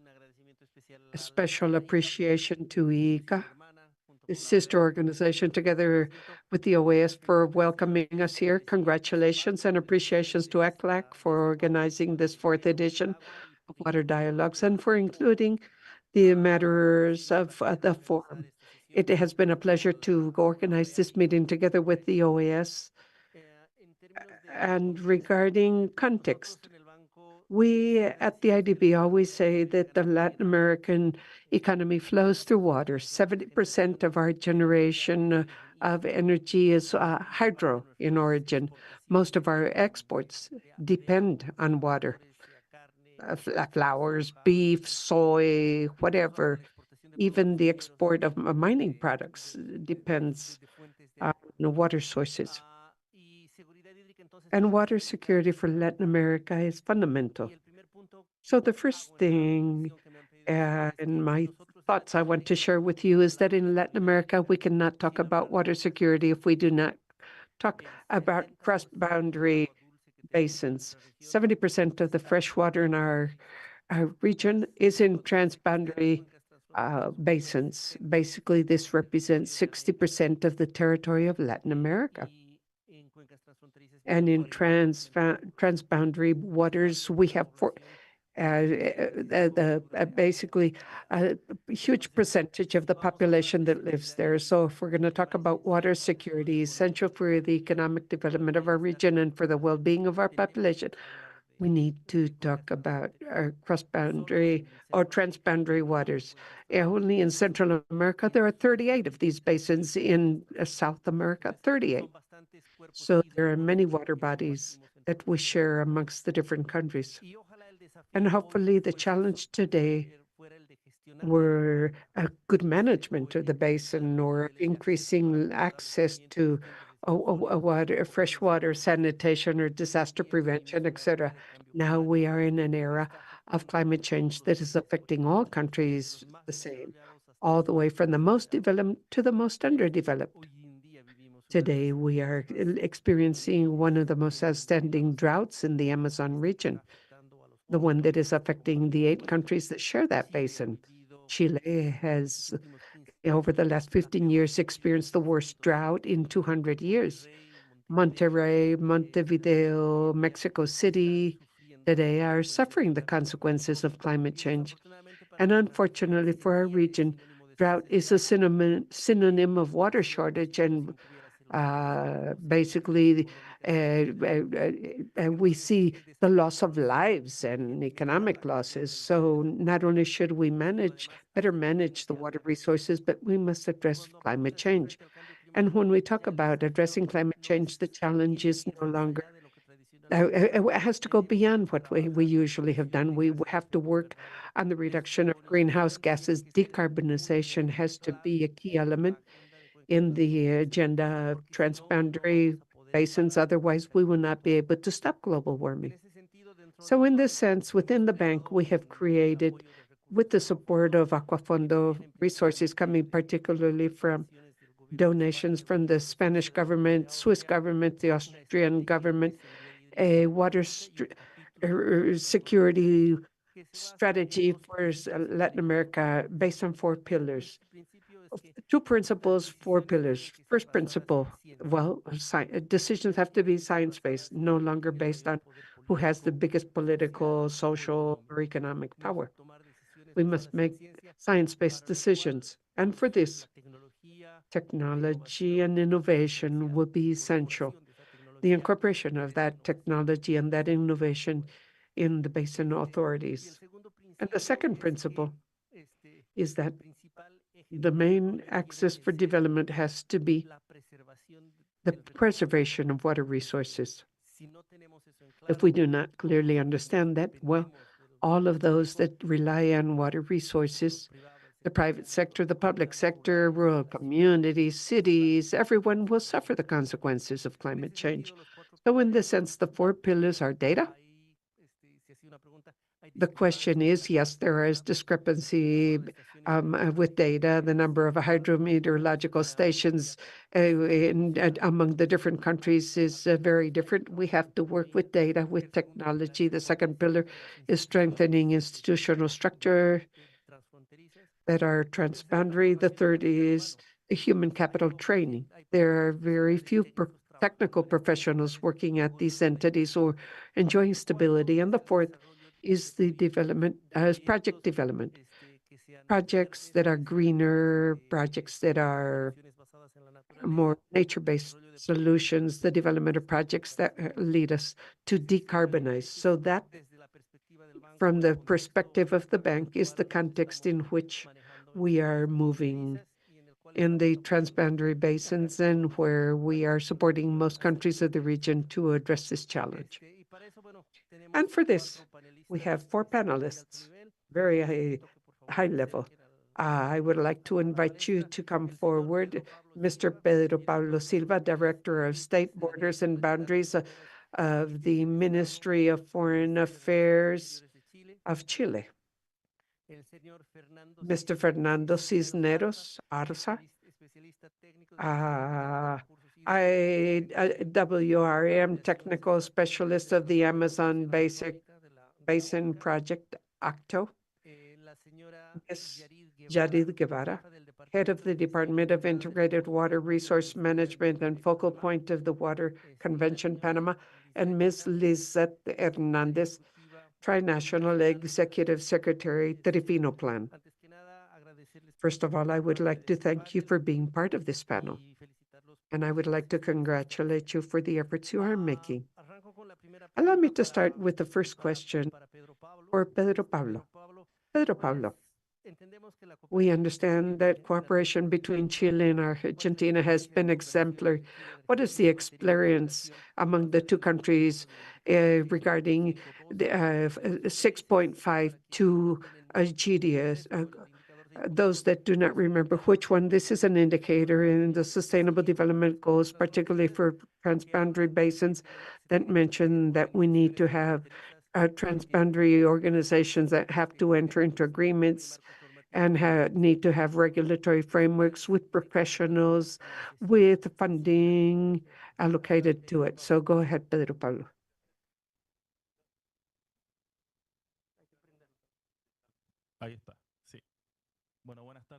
Well, good afternoon, everyone. Thank you for the invitation. Now I see why the previous speakers have been speaking so quickly. I can see the time there, the clock here.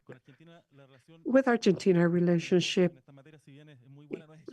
has been very exemplary, although there is work to be done, as well as with other neighboring states. Allow me to say that Chile has a very long border, more than 100 basins, and among these, I believe more than half are transboundary. And this means several challenges, both political as well as legal, with our neighbors, with which we will share these resources forever. Some of the experience we could share. Allow me to say that Chile has a cooperative agreement according to indicator 6.5.2 of the Sustainable Development Goals in Argentina, and we can advance moderately in managing our shared water resources. It would be better for both states to continue moving forward on this, and I am sure we will do so. SDGs, basically number 6, has been very important.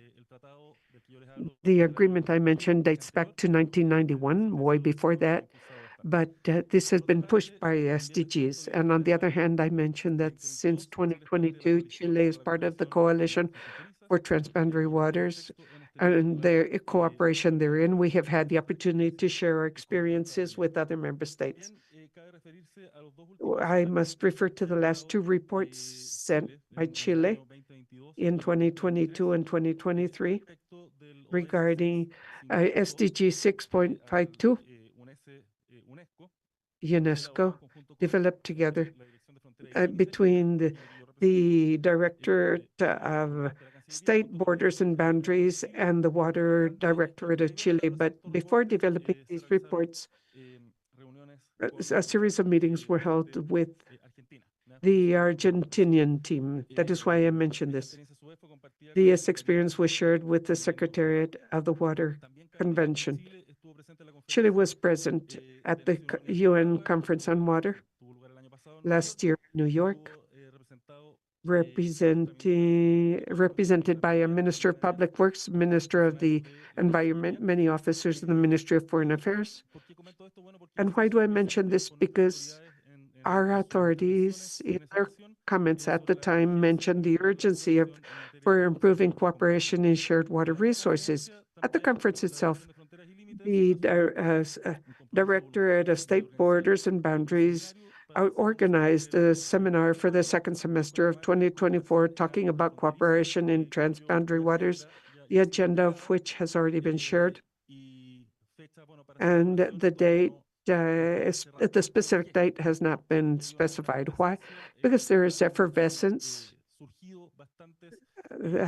Many activities have come to fill in the agenda this year, so we have to find a date that will be reported in due time so that it does not overlap with other activities, because the objective is to take advantage of activities like this as much as possible. And in ending, allow me to inform that both the Director of States of Borders and Boundaries and the Ministry of Foreign Affairs developed a chapter on hydrodiplomacy that will be presented to the World Forum to be held, as you know well, next May. And that has already been presented by the Directorate of Waters of Chile in a workshop on the regional project of the Americas last February in Buenos Aires. I still have time, so I will go to the second question. No. We are a bit limited time-wise. The second question will be for all of you at the end. Okay, fine. So the question to start thinking about it is, how can we strengthen cooperation into the future? Okay. And before I offer the floor to Fernando, I would like to invite you to Francesca Bernardini, who has some closing remarks for the panel. I would like her to come forward. She has coordinated this work. She is chief of the Transboundary Cooperation section of the Economic Commission for Europe. Francesca, welcome. And I offer the floor to Fernando now. Fernando, what is the role of the Amazon Basin Project to better work with transboundary water management, the Amazon region? Thank you, Sergio. Pleasure to see you. Thank you for the invitation, ECLAC, as well as the government of Costa Rica for welcoming us. The Amazon Basin Project was signed by 8 countries in 1978: Bolivia, Brazil, Colombia, Ecuador, Guyana, Suriname, Peru, Venezuela. The organization is really an international organization with a sound institutional foundation, as well as a vision and a mission and a strategic program that all countries from the Amazon region have agreed to. Based on that, we work on South-South cooperation, and that is the role of this organization. As experience within the organization, South-South cooperation has allowed to reduce asymmetries that exist among countries in all thematic areas covered by the organization, including water resources, which has gained in great strength over the last 5 years. As a milestone in the organization, we see the transboundary analysis and diagnostic, which was approved in 2018 2018, where the 8 countries identified the main problems, the critical problems within the basin that were common. Basically water contamination, and then other matters related to water security. As the effects due to climate change, weak integrated water resource management efforts, and to address those matters or those cross-boundary issues, the countries decided to develop a programmatic approach through the strategic plan PI, as we call it, through different partnerships. We have been working with the Brazilian Water Cooperation Entity. They have IDB, CAP partners, UNESCO, and with the WMO, and based on the needs and demands of the different countries. Allow me to focus on one strategic line, which is governance. Governance is crucial, and this was mentioned also by previous speakers, and this is crucial for water resource management, multi-tiered or multi-level management. On August 6th last year, the countries of the Amazon region and both, particularly the water directors and authorities, decided to establish a network, the Amazon Network of Water Authorities. That was prior to the meeting of the presidents. Their recommendations were given to the presidents, and the presidents of the Amazon region formed that network. Ever since then, and until the meeting of ministers of Foreign Affairs, they confirmed the creation of this network, and the directors started to create their internal regulations. This is important to highlight because this is an institutionalized mechanism for permanent cooperation to exchange experiences and collaborate. That is the principle that basically guides the water regulators. Another important element is that by creating this mechanism of governance for the entire basin, this is the catalyst to implement other actions, as could be that they defined it. They define the monitoring. We are implementing the development of protocols, common protocols, to establish standards for monitoring focused on the basin as a whole. Another important matter I would like to share with you is that of multi-level governance. Over the last 6 months, the Amazon countries have started national workshops where they have invited all sectors involved in management or that participate in water resource management, and they invited the basin committees. A common denominator in all countries is that the strength included in Brazil, the density of stations, gauging stations, that is still not enough to truly understand the dynamics of the region. Just imagine the size of the Amazon region, and we see that common denominator there. So in this sense, one of the principles, and with this I go to the second point before I run out of time, is focused on institutional technical strengthening, and that we are implementing in PAIS is regional monitoring through concepts agreed. The National Water Council has helped us develop the concepts for the water network, and we are working on the program of sedimentation through a common agreement. And the monitoring, what does it want to respond to? What are the outcomes? It is not just monitoring for the sake of monitoring. We want to see what is happening in the basin, both in environmental health, in the vulnerability, the hydroclimate vulnerability, as Sergio mentioned, drought last year was devastating in all 8 countries and more. We're working on protocols. We have finished a draft protocol. Those protocols now will be driven by RADA, and we have training, particularly in the Amazon region, which is huge territory with such distant places where it is impossible to monitor through stations or basically rivers flow over and they wash away the gauging stations. We are working on better data collection in areas of greater conflict or problems with flooding. we have channeled through the Amazon project we have developed with the Brazilian Cooperation Agency. We have donated data collection platforms with remote information to, in real time, issue warnings in certain areas. And lastly, before I run out of time, we have driven a process to cross-cut the gender perspective in all projects that have to do with water resources. What is interesting at the national workshops is that when we would ask, everybody understood what gender perspective was all about, everybody raised their hand.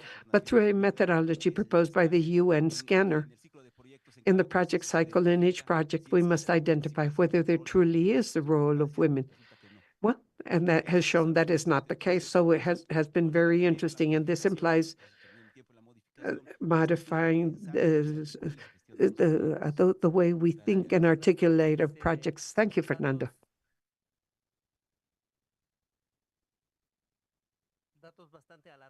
Alarming data. The Amazon region, 1/3 of the population in the area does not have direct water. 1/3 of the population does not have drinking water. 40% does not, only has latrines. Basically, only 30% have a shower at home. That is part of a reality that needs to be changed, and the transboundary basin management is very important here.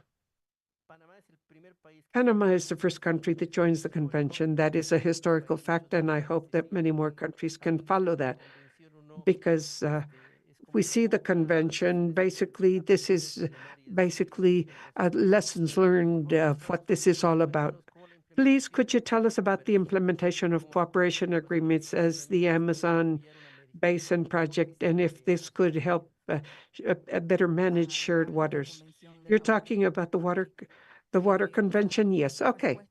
In response to the colleague that posed a question to our minister, Panama had the fortune not long ago of joining the water convention, which we expect to take advantage of as we see it today. The water convention will lead to of opportunities to share experiences that can be adapted or improved based on the needs of our region, and makes us a country that could qualify for these organizations that offer funding for projects that have to do with water resource management in transboundary waters. This is a platform where we can share our efforts in governance. In Panama, we have Law 44 for basin management, where we have basin committees, and these basin committees consist of civil society, local governments, the municipalities, that is, representatives of different towns and different institutions, and civil society with the users of water resources, and non-governmental organizations or grassroots organizations that have to do with the environment. At the Sixaola River, we have this basin committee, perhaps not as strong as the other committees, because Bocas del Toro and Darien are the two extremes, are somewhat distant after the pandemic, because we always say before and after the pandemic. Well, during the pandemic, we had to reduce our presence. But now, through our cooperation with the binational project we have with Costa Rica, we have been able to take advantage of these resources to strengthen the Basin Committee in Bocas del Toro. But in turn, we want to turn it into part of the project I will talk about later. The Water Convention makes us visible worldwide. It also makes us recipients of experiences, as I mentioned, and we hope it can strengthen the effort we have been carrying out hand in hand with our sister nation of Costa Rica, and we hope this is an example to follow, and the different basins that may need. So, as the minister said, we have a binational basin with Colombia, but this is not a very inhabited, and the coverage has not had a significant impact. But whenever necessary, with some of the other basins, we do share with Costa Rica.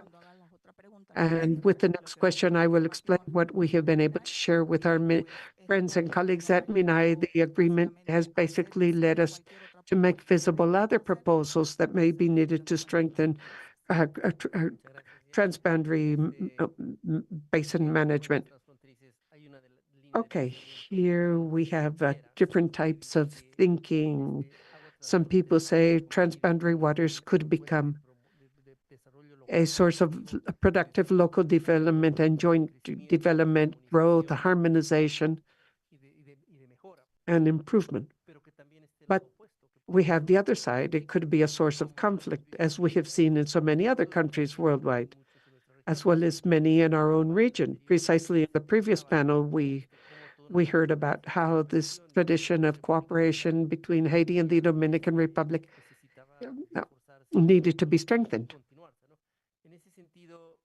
to continue. So, Lisette, could you tell us how this transboundary management can become a driver of development in every sense possible? Well, thank you.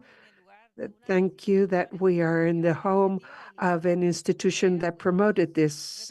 Rica and the OAS were the creators, basically, of the Trifinio. The ideal continues to be highly relevant. When the initiative was developed, the objective was to find which matters would respond to the biggest needs of this transboundary area. So we identified environmental protection, economic development, tourism, and particularly that human mobilization that led to the marketing of different products back then. And that continues to be a subject matter that we need to continue working on and promoting. Continuing with the discussion of the previous panel, this experience also allows to put on the table an institutional and political framework at a very high level. But this also requires high quality technical work to develop instruments so that we can work in collaboration and thus implement the most pressing needs of transboundary efforts for solidarity and consensus among our nations. That is why this initiative has talked about agricultural development, tourism, SME or micro SME work based on water resource management and beyond that. It also implies involving us in the most pressing human development needs. We have 57% of the population of Trifinio is in Guatemala, 13% is in Salvador, and the rest in the other country. The levels of poverty are very different. The levels of insecurity, food insecurity, are very different. And of course, the characteristics of productive soils are also demand different types of institutional and political agenda to face these challenges. So this institutional model has that figure, that operational figure, and a structure related to the ministries of the three countries. It receives funding and has the ability to operate locally and to link it to the national policies of all three countries. That experience can certainly help us join efforts with private enterprise, with civil society organizations, and with the communities that are involved in managing these resources. Thank you very much. With this, we could move to the second question. In line with what has been commented, how can we strengthen cooperation in the future to generate greater resilience and to strengthen institutional management and be one step ahead of possible problems and focus more on compliance with the SDG that we have been talking about?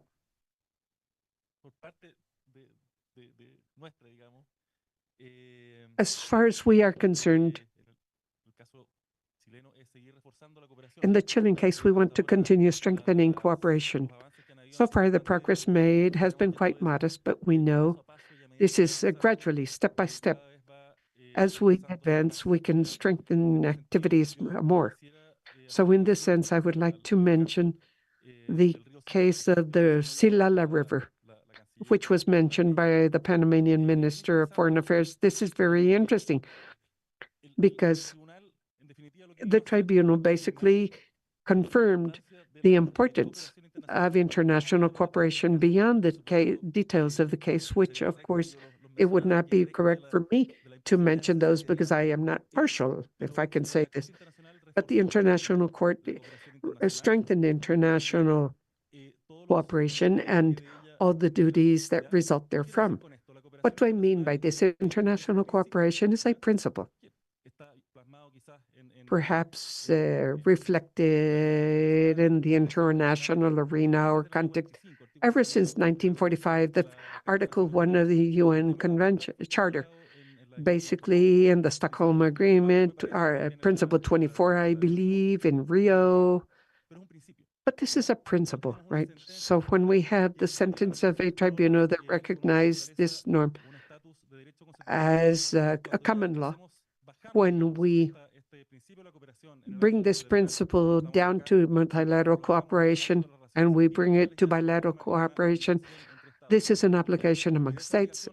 And with this, we generate sub-obligations that contain many of those we have heard mentioned by the different speakers, the obligation to consult, to notify in good faith, to carry out a transboundary environmental impact assessment. I would like to mention one good practice I did not mention before, and that has to do with all of this transboundary and environmental impact assessment.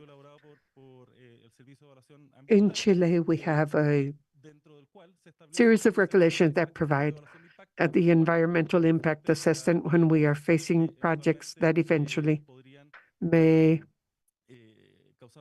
cause significant damage regarding shared water resources or any environmental aspect. The border directorate that I represent participates. And why do I want to mention this? Amanda Kamala I mentioned before. I hope I am not being too technical. We have the obligation of the states to carry out these environmental impact assessments. And the contents of that assessment is not an obligation. And that is the interesting thing that Chile is trying to do, trying to adjust its transboundary environmental impact assessment to the SPOC Convention 1997, I believe, that does provide for a standard that has been recognized by the international community as reasonable. This is good practice because why? Because it is putting Chile, and we hope our neighbors also do the same, it is putting them up to that standard, which is reasonable, minimally reasonable. So in that context, Chile has participated in SPOC meetings as observer, etc. Thank you. Just adding, I believe that, yes, we need to update this environmental impact assessment. And also, we need to strengthen the monitoring of the availability of resources in order to anticipate to the different problems. There is technology that led us to do this. This update, this systematic update will be really important. So in order to react appropriately on a context of climate change, very important. I made the reflection here because I mentioned the principle that becomes an obligation. But the truth is that the spirit of the principle or obligation is the same. The obligation is to prevent the significant transboundary environmental damage. The prevention is talking about risk management. So we're talking about integrated management. So the situation is the same. That's why I wanted to mention this case. Go ahead, Fernando. Thank you, Sergio. Good question. I forgot to mention this. So we're working in updating our program of strategic actions. The workshops the countries promoted at the national level have identified the gaps, the current gap that exists nowadays, among them to modernize our systems and to use technology that is the leading edge. For example, the last SWAT satellite that was launched that provides satellite information would ultimately, practically with a good resolution that allows some hydrometric assessments. There are other aspects such as capacity building. Not all the countries have the same capacities. A challenge, an important challenge within the organizations to reduce these asymmetries and through South-South cooperation. Well, we continue working in deepening the South-South cooperation at all levels, technical level, institutional, and technological levels as well. Yeri? Yes, I want to answer the question of our colleague from the young people on water. I must mention that the binational project being implemented in Panama and Costa Rica has carried out that transboundary analysis. Cooperation is what we always look for. So we cannot the sovereignty of each country and the regulations of each country. So here we have this basin committees, and they have their own way to manage this. This transboundary analysis is sort of the balance for both countries to work, because it is an analysis of the transboundary basin, not only part Panama, part Costa Rica. As a result of this analysis, we are developing the strategic action plan. The development is at the technical level now to raise it to the high level. In the countries, we are progressing a lot. We are proud of the work. This adherence to the convention and this platform makes us a little bit visible to the cooperation that we have had for years. How the SDG 6 strengthened this cooperation. This year, for the first time, Panama and Costa Rica was sat together on a table funded by the project mentioned, and we were able to revise the report, the preparation of the report of SDG 6.5.2. Each country delivered it, but we check the common data. In this meeting, with the participation of the secretaries of the transboundary agreement from Panama and Costa Rica, Midiplan and MEF, which is the agreement for we can have this cooperation, we were able to identify that Costa Rica has an excellent satellite system with aquifers already registered in Panama. Does not have it yet. So in this need to unify some data, we were able to identify that Panama needs to update or using this type of data. This year, a project related to underground water will start, and we're going to generate official data. We have the global databases facilitated by the United Nations, where we can identify aquifers that are shared with Costa Rica, and then the validation at the field level, while this project in Panama of underground waters, because this report of SDG 6.5.6 helps us a lot in developing the management of waters in both countries. Thank you. It is important to compare and to learn from the actions undertaken by others. Thank you. In that regard, I want to share with you that we have progressed for the past 2.5 years in positioning our main allies, the 3 member states. This is an important task to highlight, because the treaty led us to make an articulation with the private sector and the cooperation. We're living the strength that we have in any ministry and the instances of each government, with the programs and the ruling entities to promote policies at the national and regional levels. One example is the commitment assumed by the International Commission, being nominated the Biosphere Reserve in UNESCO, and last September we submitted the report of management for the past 10 years.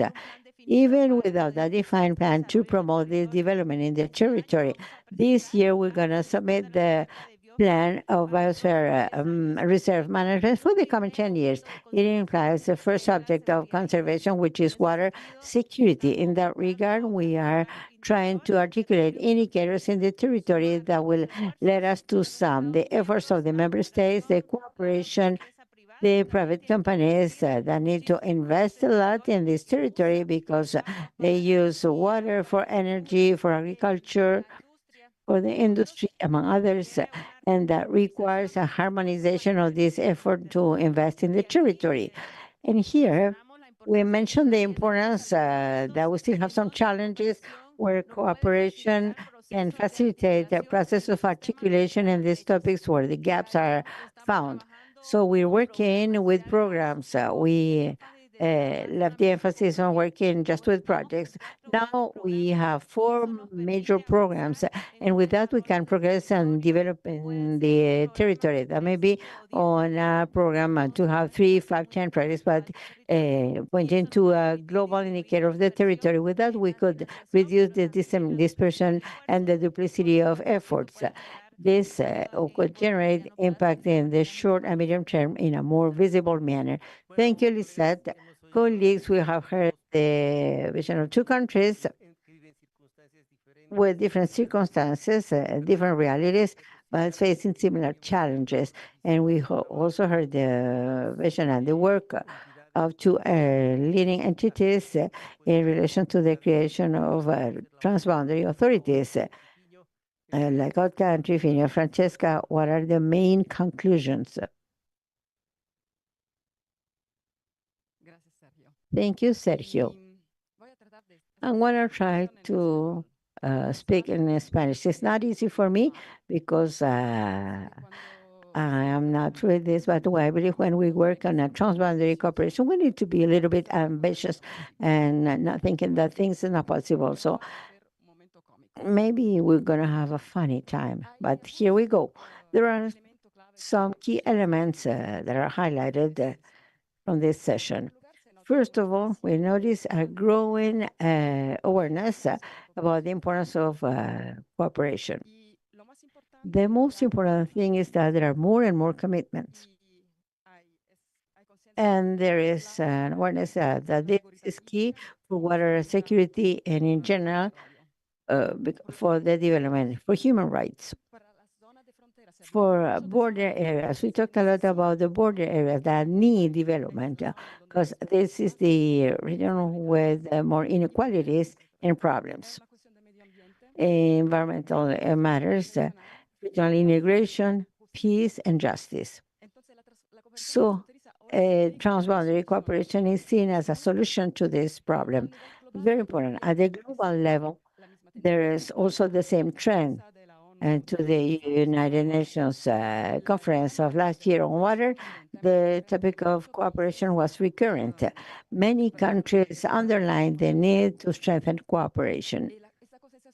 The sensitization of the importance of cooperation is very important because, as we have heard, transboundary waters have been a reason of tensions among countries in the region. It is then important to make this change of paradigm. It is very important because, Sergio, you described this pretty well. Challenges are increasing. So we don't have time to lose. It is clear that we need to reinforce transboundary cooperation now.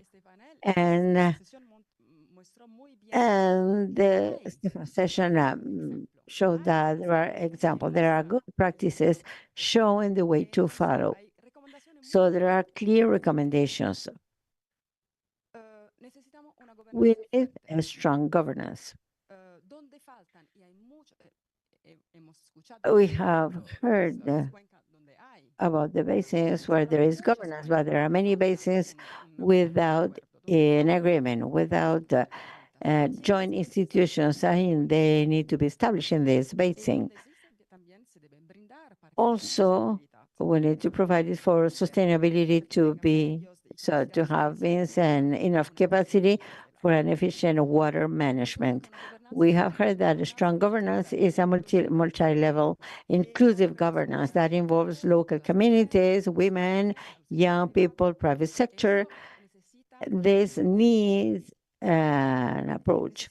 We need, in second place, we need to strengthen capacities with monitoring information, technology, tools to support the decision-making purposes, and also the human capacities even for dispute settlement. This is something important. It is always something that is linked to the sovereignty and interest. So we need all the tools for that. We need to develop adaptation strategies to climate change. The countries of the region, the countries and the world need to cooperate to develop these strategies. And the strategy is not enough to move from planning to action. So resources need to be moved through economic instruments, public and private cooperation, and to move, as Sergio said, resources for regional programs with benefits for the population is a challenge. And it is also an opportunity. It is important that the countries and the financial people pay more attention to it. And this is not easy, so it is important that the tools available are used. And there were many references of the international law, because we're here for this. We need to realize that these conventions have been negotiated to help countries, and the Water Convention is a vital tool to face these challenges. It offers an efficient framework to strengthen governance and cooperation, to reinforce capacities. We have heard about it, to sustain in the long run, because this is important. So the perspective of long term, the cooperation efforts, it is also important, as it was underlined, that when committing to the legal framework of the convention and to apply it, risks are reduced for investment. There is a lot of predictability, and donors are encouraged. Bilateral and multilateral donors are encouraged to support the effort. It's also important to highlight that the convention in relation to legal instrument does not intend to substitute the existing agreements. I mean, the cooperation framework between Costa Rica, Panama, three-finial plan. On the opposite, on the contrary, the objective of the convention is to support application and ongoing development by offering a space of dialogue at the global level of experience sharing and capacity building. We have also heard how Panama is proud of being the first country in the region that shows the way to another country. And I hope others will use the framework of the convention and that they follow this example. The secretaries of the convention and the partners are available to help with your effort. Interesting things from today's session is that the commitment to promote transboundary cooperation with the support of many stakeholders. This is important, even at the funding level. So I want to conclude thanking the organizers who made this session possible, OAS, IDB, and the speakers that have shared their appreciations, and the brothers and sisters from ICLAC that give protagonism to this topic. Thank you very much. Thank you, Francesca. Round of hands for the panel as well. And with this, we conclude this session. Thank you very much.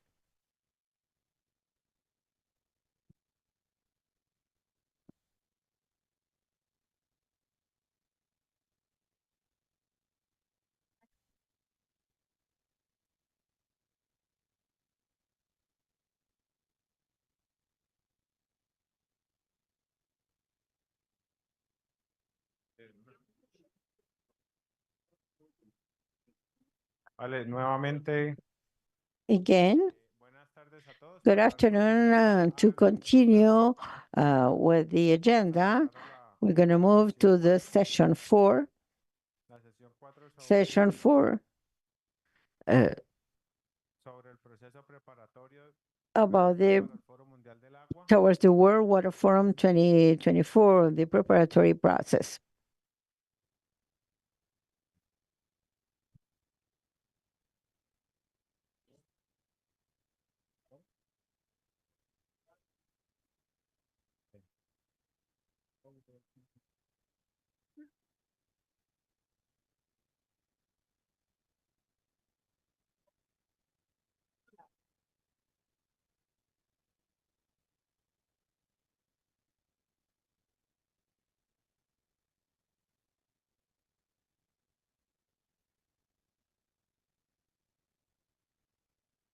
¿No estás cansado?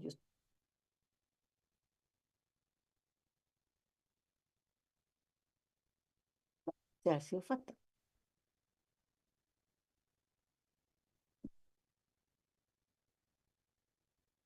Vale, un par de mensajes de la A couple of messages from the organization inmensas disculpas por el to apologize for the delay, but this is a good indication that the topics are interesting and good. I believe for organizers, it was important to take advantage of the and presence of the panelists we have here. So we're going to start with session 4, and please los panelistas ask the panelists and people to cooperate, en su espacio taking your seats inicio de la sesión. to begin this session.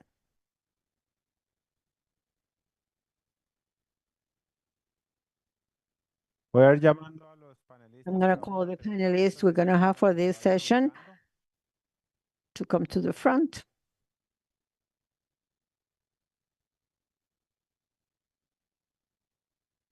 Bueno, invitamos a pasar a We invite Sergio Campos, jefe de la división de agua head of the Division of Water and Sanitation of the Inter-American Development Bank, a Silvia Chávez, gerente Sylvia de Chavez, Conagua Fabiola Manager, Fabiola Tabola, the Executive Secretary of Global Water Partnership, Juan Criado, Juan Criado, Christopher New. Christopher Neal. Vale, bueno, entonces vamos a empezar. Okay, let's begin. Les pido por favor su atención media horita. Place your attention for half an hour, and then the reception we can continue talking. Welcome to session number 4. The name of the session is Towards the World Water Forum 2024, the perspective of Latin America and the Caribbean. I help with moderation and we'll take you to this tour. The idea is to give you very quickly and in a concise manner the regional process of the Americas for the World Water Forum that is going to be held this year. This process has been led by IDB, and OAS is co-coordinating with the institutions that are here and many other institutions, and of course with the cooperation of all the member states. Briefly, what we're going to do is we're going to have opening words from Benedicto Raga, the honorary president of the World Water Council, and then a presentation to hear about the regional process and how this process was mature. And then we're gonna hear regional presentations of the coordinators that were responsible of the process and to set the sub-regional guidelines. And then we're going to move to a closure by ICLAC. They are in charge of the consolidation of the process. Here, I would like to highlight that it is important to the logos, the smaller the logos, the better, because it means that there are cooperation, all of us are aligned, and all of us are promoting the integrated management of water resources. Very important for you that you can have access to this information, because since water being so important does not have any convention or any globalized mechanism. That is why the importance of the previous panel. We do not have an official mechanism, or the sector and the multidimension of the sector in the countries can agree. So that's why the World Water Forum becomes relevant. That is why we need to use these forums in order to promote our vision. So we hope you can take advantage of this session, and after that you can discuss tomorrow or the day after tomorrow with the co-coordinators and with the bank and ICLAC in case of topics of interest you would like to supplement. Without further ado, ask production to show the video of Benedicto Bravo, and then Sergio will be ready for the presentation. Thank you.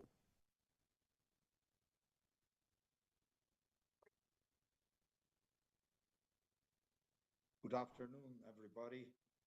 I would like, on behalf of the World Water Council, to thank ECLAC for the organization of this 4th regional dialogue on water in Latin America and the Caribbean, and also IICA for the supporting the organization of this dialogue in Costa Rica. I'm very happy to see that the regional process of the Americas is moving forward. And in this session today, certainly very interesting cases will be discussed and presented on the different countries of this continent.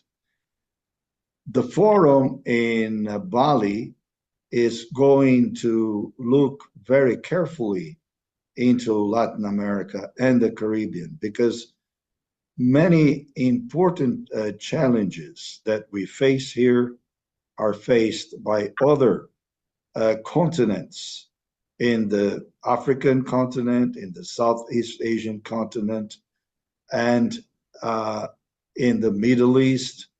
We have some important challenges and solutions that have been produced in our continent that can be shared and will be shared with others during the forum.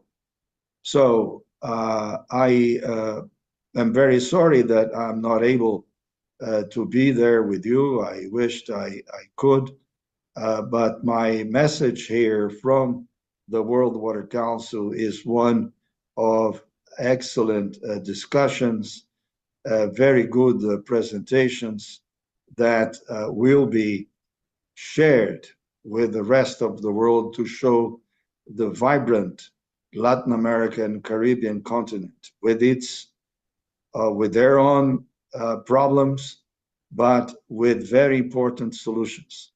I would also like to thank IDB and my colleague Sergio Campos, co-coordinators of this regional process of the Americas, for the support. Without it, we would not be able to have such a very important contribution of Latin America and the Caribbean.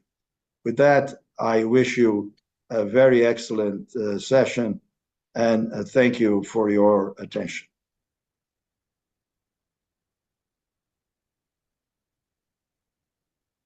Vale, bueno, gracias a Benedito por el mensaje y por el video y le damos la palabra a Sergio Campos que nos va a explicar el proceso regional. Bueno, muchas gracias. Muchas gracias. Tengo que bajar el micrófono. Muchas gracias, Andrés. Una vez más agradecer a CEPAL por incluir el proceso del foro como parte de este cuarto evento de diálogos de agua. Como Benedito decía, el mundo va a estar mirando a Latinoamérica. ¿Por qué? Porque Latinoamérica tiene 1/3 de los recursos de agua fresca del mundo. Y de la manera en la que nosotros hagamos frente a cambio climático, ese recurso hídrico lo vamos a poder aprovechar para hacer una región solidaria con el resto del planeta, especialmente con aquellas regiones que van a sufrir mucho estrés hídrico, que son de las más pobladas del mundo, ¿no? Entonces, el proceso del foro ha sido importante para poder internalizar qué cosas son relevantes y qué cosas no. Y más que el banco, agradecerle a todas las instituciones, Conagua, GWP, la Universidad de Nebraska, CEPAL, el Caribbean Development Bank, UNESCO, que se han puesto en el hombro el proceso de coordinar con los puntos focales, con las diferentes autoridades y demás.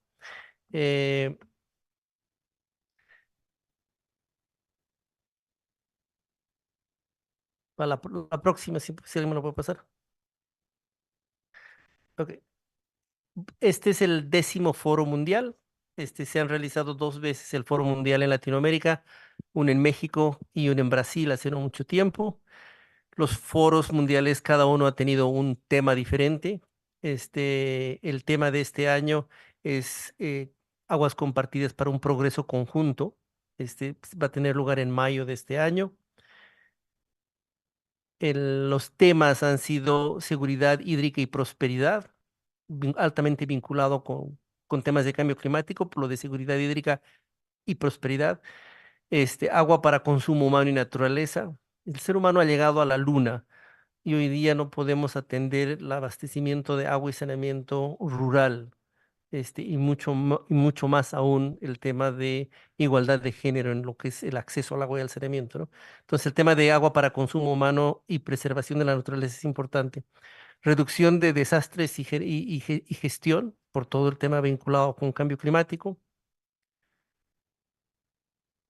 El siguiente es cooperación e hidrodiplomacia, que cada vez toma más relevancia en la agenda de nuestras regiones. El tema de financiación, porque como decía Mafalda, que es de nuestra región, el dinero no te da felicidad, pero te la financia. Y de innovación y conocimiento. Innovación, si nosotros tenemos esperanza de lograr las metas de desarrollo sostenible, es solo a través de innovación. Solo a través de innovación podemos hacer las cosas más rápido a menos costo. Y la innovación no solo tiene que ser tecnológica, sino social, ambiental, financiera y de gobernanza. Pues si no innovamos, vamos a seguir como antes. Y el desafío no es seguir como antes, ni siquiera ser más eficientes, sino construir de manera diferente.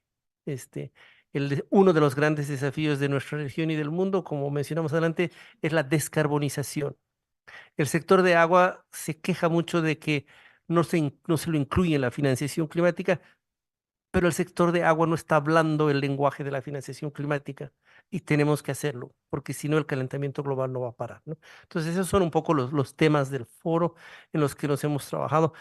También hemos hecho varios eventos, webinars, de cooperación entre países, juventud, género, financiación, fortalecimiento de capacidades, poblaciones migrantes, economía circular, y resiliencia en seguridad hídrica.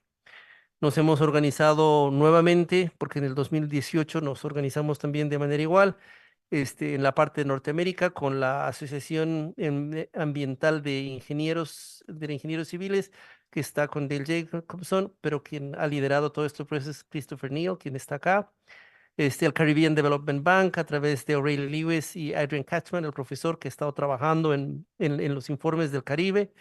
En la región de Centroamérica, GWP, que realizó un trabajo fantástico, y con agua en México, cuya labor ha sido ejemplar, Fabiola Tábora y Silvia Chávez, coordinando el informe regional, la UNAM, Fernando González Villarreal, y la región de Sudamérica con el apoyo de UNESCO, Miguel Doria a la cabeza, y con la Universidad del Pacífico, José Luis Bonifaz, haciendo un trabajo ejemplar, y como en el 2018 la UNESCO nos va a ayudar a consolidar todos los volúmenes de información que hemos generado, y poder destilar los principales mensajes que vamos a llevar a Bali.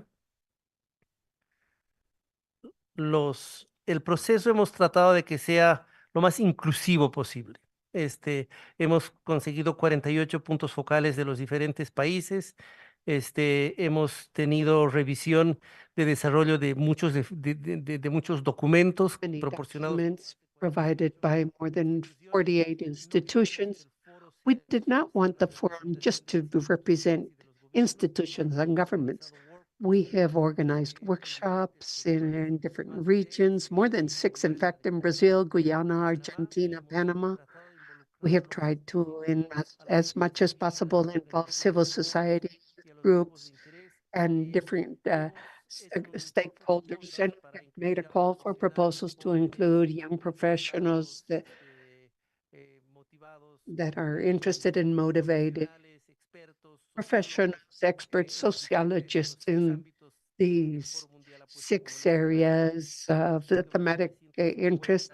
And we have received more than 350 proposals, of which we will select 3. And the award ceremony will be in Washington at the end of the process. Basically, this is what we have, the roadmap. So far, we began in July last year. We hope to end in May. The coordination of regional groups, sub-regional coordinating, the open call, the different regional workshops, sub-regional process reports, and finally, lastly, the final report that should be pretty soon.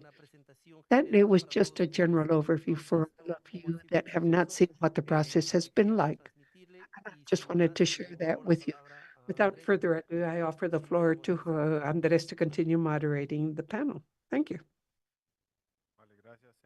Thank you, Sergio, for the presentation. We have about 20 minutes more because I have been told we have to end. So let us move directly into the, 25, okay. Directly into the regional panels. So I would like to offer the floor to Juan Criado, representing the UNESCO for Central America, Mexico, and Colombia. Thank you. Good afternoon. I am sorry that we have such little time anyway. I would like to thank you all very much for the possibility to present this. As Sergio has mentioned, in the case of the regional process of the Americas, particularly South America, the process is headed by my friend Miguel Doria, and I will present very quickly. The next, please. Next, please. Next, please. Let's go through this a bit faster. Well, you know that from UNESCO, on behalf of UN Water, develop a national water resource report. These are slides of things that we have been talking about at this session to highlight precisely the global demand for water that continues to grow and that forces us directly to advance in last year's matters that are partnerships and cooperation for water, which is much of what we have been discussing throughout the day. Next, please. There are 7 matters that have been shared with me that are the ones that are considered most important of those key challenges at a regional level. The first of which is to focus on the rural area, and that has been commented by Sergio. We must get that access to potable water, and for small rural nuclei that represents several challenges that show us this effort in a very special light. Next would be to close the water infrastructure gap that we have been discussing throughout this session today. And it was important to attract private capital to reduce that access and quality in water infrastructure. And that has several challenges we have to overcome to advance and ensure the gap is reduced. And one of the things that struck me most was that in the same report, we have been told, for example, that there are more people with telephones than with access to water. And that is a complex truth. We have an asset. This is a first need, but it is totally illogical, and it is crucial. Next. Precisely. Well, we skipped one, but it doesn't matter.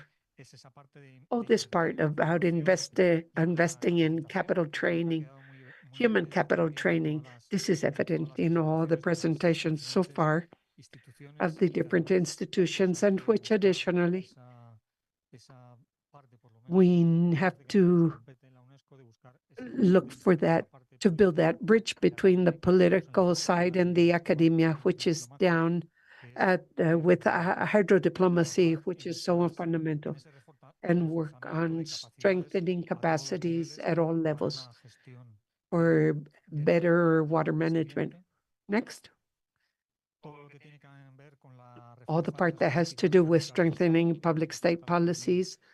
We have been seeing this in different presentations today to how to ensure we have a neutral entity and that can survive the different political changes in the different countries, because in the end, this is a very strong, important state policy in every country. And it is necessary to maintain these policies that have been achieved through consensus over time. Next.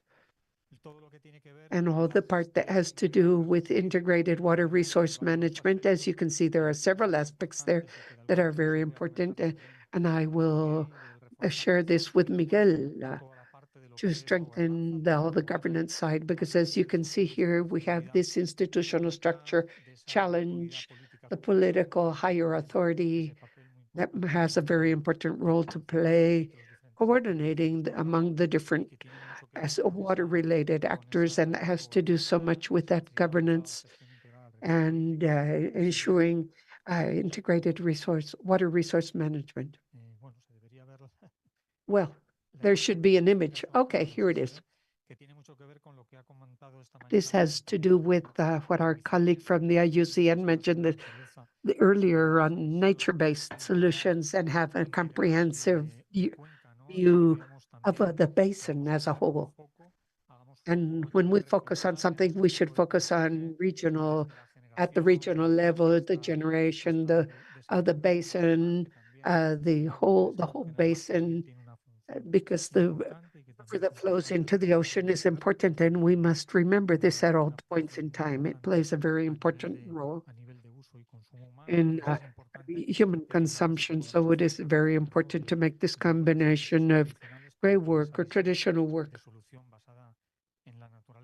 with a nature-based solution. And the last one, to not go beyond my time, the part that has to do with hydrodiplomacy and international cooperation for peace. There are 3 slides, but I will skip through these very quickly just to share a message which I believe is very important in the previous panel, and that this year I've seen very strong in the water resource area, and we are highlighting it here in this regional report. We talk about international cooperation for peace. I have seen this also in Costa Rica. Now we have all this matter of the statement with of peace with the oceans, and this has been driven in the Ocean Summit. That has to do with what is happening with freshwater in the territory, and we have COP16 in Colombia at the end of the year, basically, which refers to peace with nature. So I was struck. We can go through these quickly, but I very much liked the importance precisely of water. And this we have as a cross-cutting element, and this happens the same as with gender in UNESCO. This is all cross-cutting, and this is a connector of all sectors and all different programs at UNESCO. We see that this is a strong message of peace and of finding the way to manage water resources for people, but also for our dear planet. Now, this is fundamental. It is very important to reach this agreement. So that is what I wanted to share in this short time. Excuse me if I went beyond a minute or two, but I wanted to give time to the rest of my colleagues in the panel. Thank you very much. Round of applause for Juan for the South American report. Now we give the floor to our colleagues, Javier Tábora and Silvia, to give us the report from Central America and Mexico. Okay. I know we have a little time, but I don't want to miss the opportunity to thank ICLAC Invitations. Thank you very much for opening this space to talk about our regional process with the World Water Forum. Before moving to the challenges and key messages found in this process, I would like to take a couple of seconds to quickly talk about what we have been doing, what we did when we were invited to participate to the National Commission of Water in this process as focal point in Mexico. We saw this as a big opportunity to have a collective process of reflection, assessment, yes, but no assessment like the ones that are a lot in Mexico and in many other countries. There is an over-assessment. Everybody carries out assessments, meaning that we are not well, we are bad, but we need to take other good practices that made. We need to have this other information of the thing we really have done, and we trying to replicate these good practices in this idea to listen different voices. We held several events, several conversations. We heard the academia. We heard the academia in a meeting with them, precisely to communicate an assessment developed by the Autonomous University in Mexico, developed with the private sector in the capital city. We also had the opportunity to hear the voice of the operators in their annual meeting. And we also had a conversation about routes organized in conjunction with one of our international allies. So this is the meaning of this process. I mean, trying to include not only the voice of the government, but also the voice of any of the stakeholders as much as possible into our possibilities with the little time we had in the process. And well, the themes used were the same that we saw here, the six. So we tried to address the six of them in our reporting, our process. But in the case of Mexico, last one, the one of innovation, knowledge, we treated in a cross-cutting manner because it was kind of strategic for us in relation to the other thematic axis indicated. Well, this is in general lines the process in Mexico and derived from these workshops held at the sub-region level, where along with the GWP, there were some challenges and some key messages, issues from the sub-region, Mexico, Central America, that we share. And now I'll give the floor to Fabiola. Thank you, Silvia. Good afternoon, everybody. Thanks, DB, OAS, CLAC, for organizing this space. And thanks to you for being here after this long day. I would like to add to the process developed as Sergio described. Sergio described it pretty well at the beginning, but I also want to thank the focal points. They were a key part of the process, in this regional process, and they had the responsibility to develop the country documents that have been the basis to work on the sub-regional documents. Some of them are here. So we want to thank you again for all this effort. These national documents were developed from November to January. It was a record time to work on them, and that was the basis. So for us to work this original document from January to March, we submit a draft. The Central American document submitted was a draft. We submitted a draft in Panama last February, and the countries continue working on their country documents. They are organizing workshops at the national level to validate this information, along with other institutions that work on the topic. However, there are countries that have concluded the process already. For example, Panama, Nicaragua, El Salvador, they already have the final documents concluded. They have accepted the document, and we are waiting for the rest of the countries. The aim is to have documents that reflect the reality of the country, and that the institutions know that the data that exist and are available are reflected there. So this has enabled us to identify some challenges. As Silvia mentioned, we are a similar region. Some of them are going to be similar to those presented by one. But this is what this is about, to be able to identify common elements that can identify us as a region. So one of the challenges identified is that the sector level, the safe water and the water sector has a low priority in the government agendas, and this affects the budgetary assignments that exist for the sector.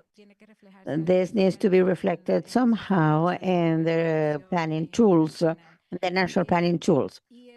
And this also says that the regulatory and planning documents have some gaps. Some countries do not have their legal frameworks or specific frameworks for water yet. And everything related to information, the need to the need of information is still an important gap to have accurate information for decision-making purposes about the offer and supply, water offer and supply. And this is associated to establishment of information systems for a timely decision-making purposes and the water infrastructure aspect that led us to manage all these extremes that we see. The rurality aspect is still an important gap, as Juan mentioned, in the case of South America. The water quality, there is a limited monitoring about the condition of water quality. However, the results of studies also show that the water quality is not good. It cannot use with a conventional treatment for the different uses. And this led us to the deficit regarding sanitation. So we need to strengthen these regulations regarding water. Now, as to funding, water funding, a good part of the regulatory frameworks that exist in the region have considered a series of financial instruments or mechanisms. This morning, for example, Costa Rica mentioned the utilization canal and experience a very good practice in the region, and that many countries can learn from this. However, these mechanisms that are considered in the legislation still need much more work before implementation. And we have talked about the difficulty, and Sergio mentioned this, the difficulty to have access to the climate funding windows, and how from the water sector, although this is a priority sector, oftentimes we do not use the right wording, and it is making it much more difficult to focus or to access funding. Another matter regarding where we have found several challenges is risk reduction, disaster risk reduction, and I believe you've already mentioned that here. The climate instruments prioritize the water sector. However, at the time of operating them or operating these two agendas simultaneously, there are difficulties in their coordination to implement joint actions. In general, in the region, there are still significant gaps as to the development of resilient infrastructure focused on adaptation based on ecosystems, compliance with the territorial planning, reduction of human settlements in areas of high risk, basically more sustainable use of other elements in different areas, reducing the damages from, or the damage from hydrometeorological situations. Basically, we continue to focus on the reactive side. So this leads to the need of working on early warning systems for flooding and drought at a national and local level. And here I would like to mention a good experience, a good practice at the National Water Commission. We are developing an early warnings stoplight in line with the National Weather Institute, and this early warning stoplight is a map, precisely like a semaphore or a stoplight of all the country, with through our historical statistical information we can take preventive measures, and this is at the local level within the whole country. So this is one of the things that is being done right, and that we should share. The other line of hydro diplomacy and cooperation, we have addressed this extensively here. We coincide with what everything that means regarding transboundary water management, and this makes it difficult to have regional frameworks and agendas for conservation purposes to develop joint management plans and to exchange information. On the other hand, the weakness in the implementation of regulatory frameworks, both institutional as well as financial at a national and subnational level for basin management, leads to the difficulty of managing a transboundary basin among several countries. And as to knowledge and innovation, which we thought was extremely important for all other lines in this report, we also see many challenges.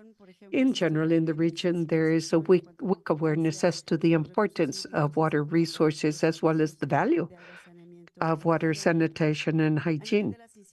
At the government institution level, there is no clear strategy established with the education system and the academic circle to strengthen capacity of water resources. At a regional level, there is limited specialized staff for water resources, basically hydrometeorology, hydrology, adaptation, mitigation to climate change, among others. And this goes hand in hand with the matter of funding, because there are so many resources out there internationally available for climate change funding, but access to this is very limited because we have to develop projects with a climate connection, and there is a lack of capacity among those that develop these projects to defend these cases. And if you allow me 2 more seconds, I would like to recognize a good practice in Mexico, which is that the Secretary of the Treasury has developed a tool, a public policy tool, a sustainable taxonomy, which is nothing else but having certain indicators to classify and identify and monitor those projects that are sustainable rationally and that can be funded with these resources precisely aimed at these projects. This is important to share. Overall, this region benefits from training programs for the technical staff in the sector. However, there is a significant staff turnover at all levels, preventing to the utilization of all this training and capacity generated, and this results in having to restart all these training processes continuously and leads to the loss of institutional memory. The lack of involvement of citizen knowledge in generating water information is also important. Citizen science, as it is called, for informed decision-making, that is another important challenge in the region. Excuse me? Your turn now? Okay. With the key messages? Yes, I would propose that we leave it at this. Okay. If you want to. Okay. Without having asked before, yes, we have been working together for quite some time, but it would be important to say that the country report we are in the process of drafting, we have socialized it in such a manner that several experts from each of these 3 lines have helped us with the development of this report. We want it to be a sub-regional report that, as Fabiola was saying, contains all the information coming from the actors in this administration and in benefit and the challenges of water resource management. Thank you, Silvia and Fabiola. We will wait for your report, and applause for them, please. Now we have the sub-regional report. Okay, we have the sub-regional report from the Caribbean, a video. Please play the video. Thank you.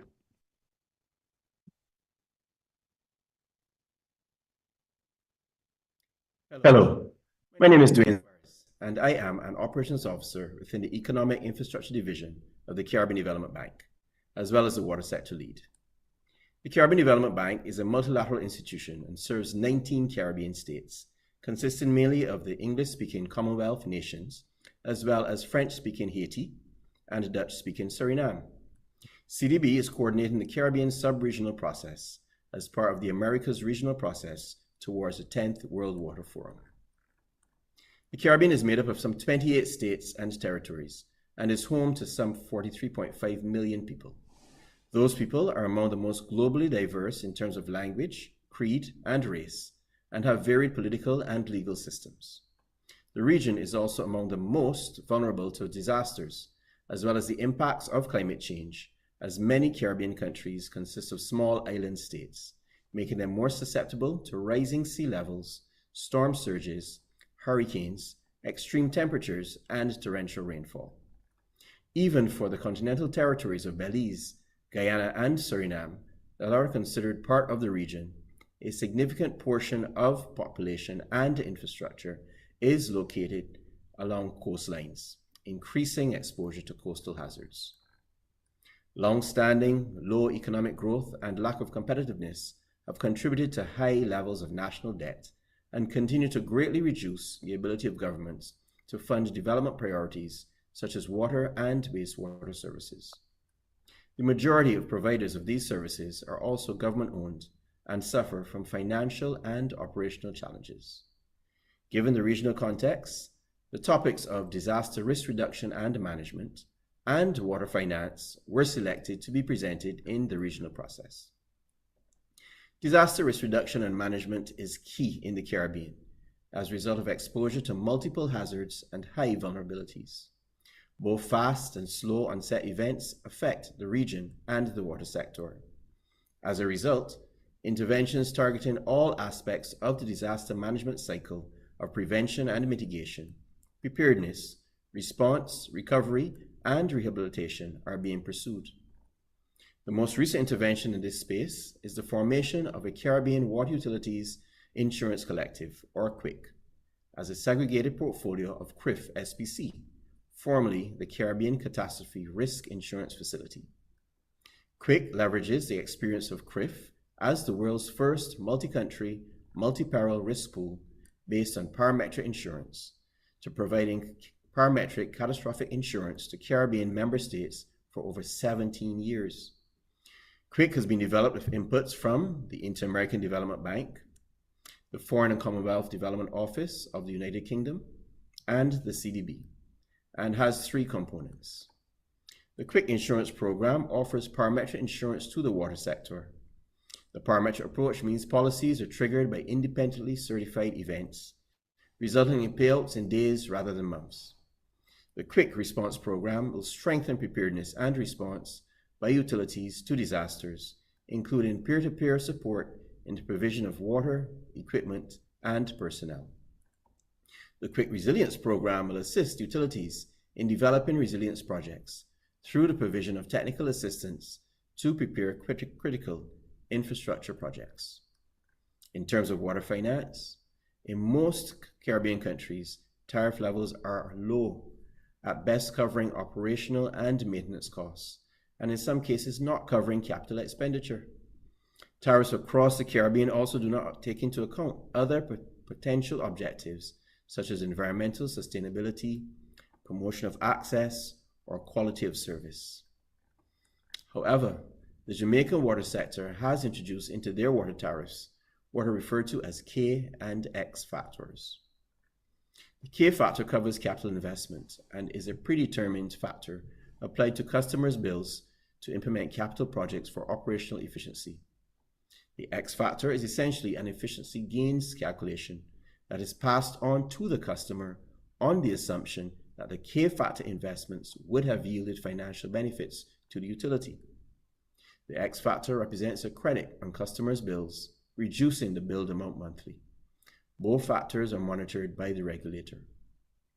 Now, procurement obviously impacts finance, and the small sizes of Caribbean economies and utilities mean that individually they cannot benefit from economies of scale. Efforts are underway to test the feasibility of pooled procurement supported by a data sharing platform. The initiative has been well received by the participating utilities, and initial results are promising. So in closing, in small open economies such as those in the Caribbean, collaboration is key. Whether it is at the level of individual water operators, utilities, governments, or donors, the efficiencies to be gained are already evident. We encourage our colleagues in other regions to pursue the achievement of SDG 6 in that spirit of collaboration, which will ensure a win for all. Thank you. Gracias a Dwayne del Banco de Desarrollo del Caribe. Ahora seguimos. So now let's continue with the agenda, and we give the floor to Christopher Neal from the University of Nebraska. He will present the subregional report of North America.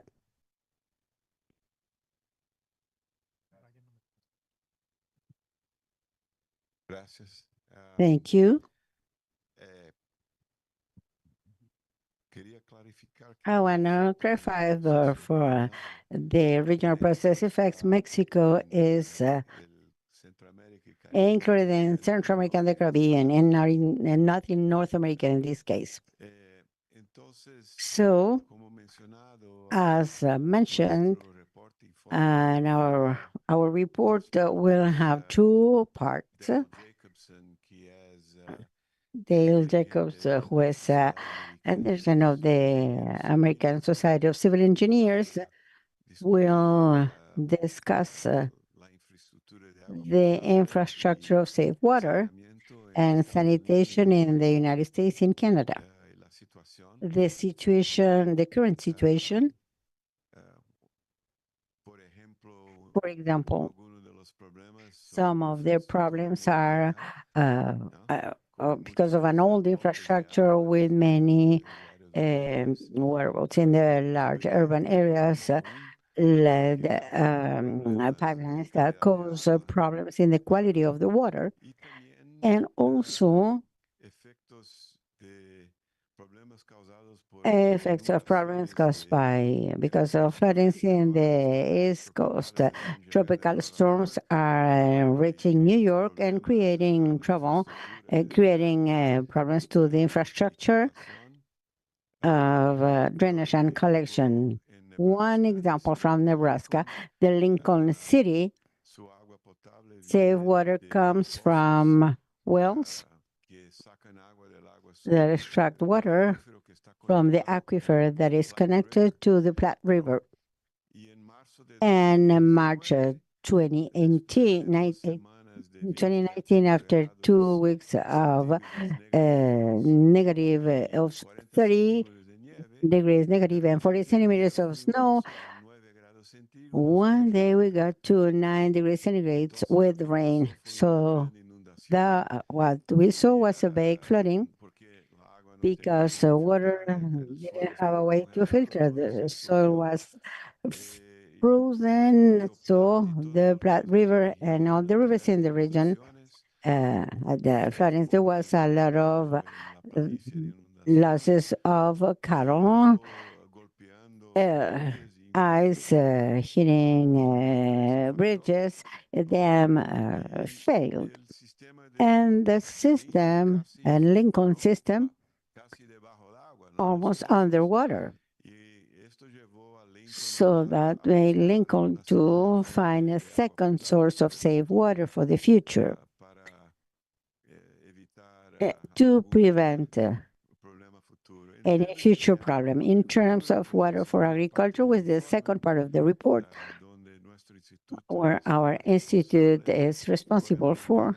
This morning, I'm explaining some of the problems of the Colorado River, the Colorado Basin, extended drought, and this causes problems with water for agriculture, because all these water rights are for agriculture, and there is this competition with urban areas. There was a similar phenomenon in California. After 20 years of drought, they have a big storm, floodings, big floodings last year. Another phenomenon in agriculture is the increase of irrigation in southeast of the United States. Irrigation for rice production as well as for other crops. Another phenomenon is the line of Missouri River between Nebraska and Iowa, the line where the irrigation ended, and agriculture of natural precipitation began. So what we are observing was irrigation going to east, because farmers are seeing irrigation as a way to assure to guarantee the production the drought times, or the problem that the beginning of rain is coming late. So this is a real phenomenon. And the problem going to be the loss of water use in the North American East. Jimenez knows about this. The laws in the East are different from the laws on the West. So with this increase of irrigation in the East side, there will be legal problems, water governance problems, and this needs to be analyzed. So the report will touch on all these matters. Thank you, Christopher. A round of hands for the panelists, and we want to thank them particularly because they are this protection wall of climate change. We only use 20 more minutes. Thank you for being here. So I give the floor to close the session and today's event. No speech, don't worry. We have prizes. The water transition, thanks to water transition and the universalization of coverage on community rural use is going to be as strong as the passion and reluctancy we have seen this first day. So we are good. We are okay. So it is late for many people. It's even later, more late because of the time zone. So we want to thank the panelists and you all for the resistance, for the enthusiasm, for the love in this conversation. So I want to thank the fourth regional processes in the preparation of the report of the Americas for the World Forum as described. At ICLAC, we have the big challenge and the honor to compile the report of the Americas. But to do so, we need you to send the input as soon as possible to progress in this matter. We also need to translate this into English, so we're not going to take it in Spanish or Portuguese. So as soon as possible, we really appreciate you send us at least progress or partial information to compile. So we thank the trust to IDB and to the forum in particular, because they have trust us. At the end of this first day, so we have a lot of energy. We miss water. We are dehydrated. We need to energize and to hydrate. So to do so, we invite you to share and show a little activity in the first floor. We thank our colleagues from AICA and ICLAC, and to the teams that I know who they are. I don't want to abuse of your endurance and time, but Fernando's team, Brian Miguel, the directors from ICLAC and AICA, the water team from ICLAC, they have worked hard to organize each panel. Sylvia and her team, thank you so much, and a round of hands for you all. And now, the promise to get air, to energize, and to hydrate. Wait for you on the first floor. See you tomorrow. Well,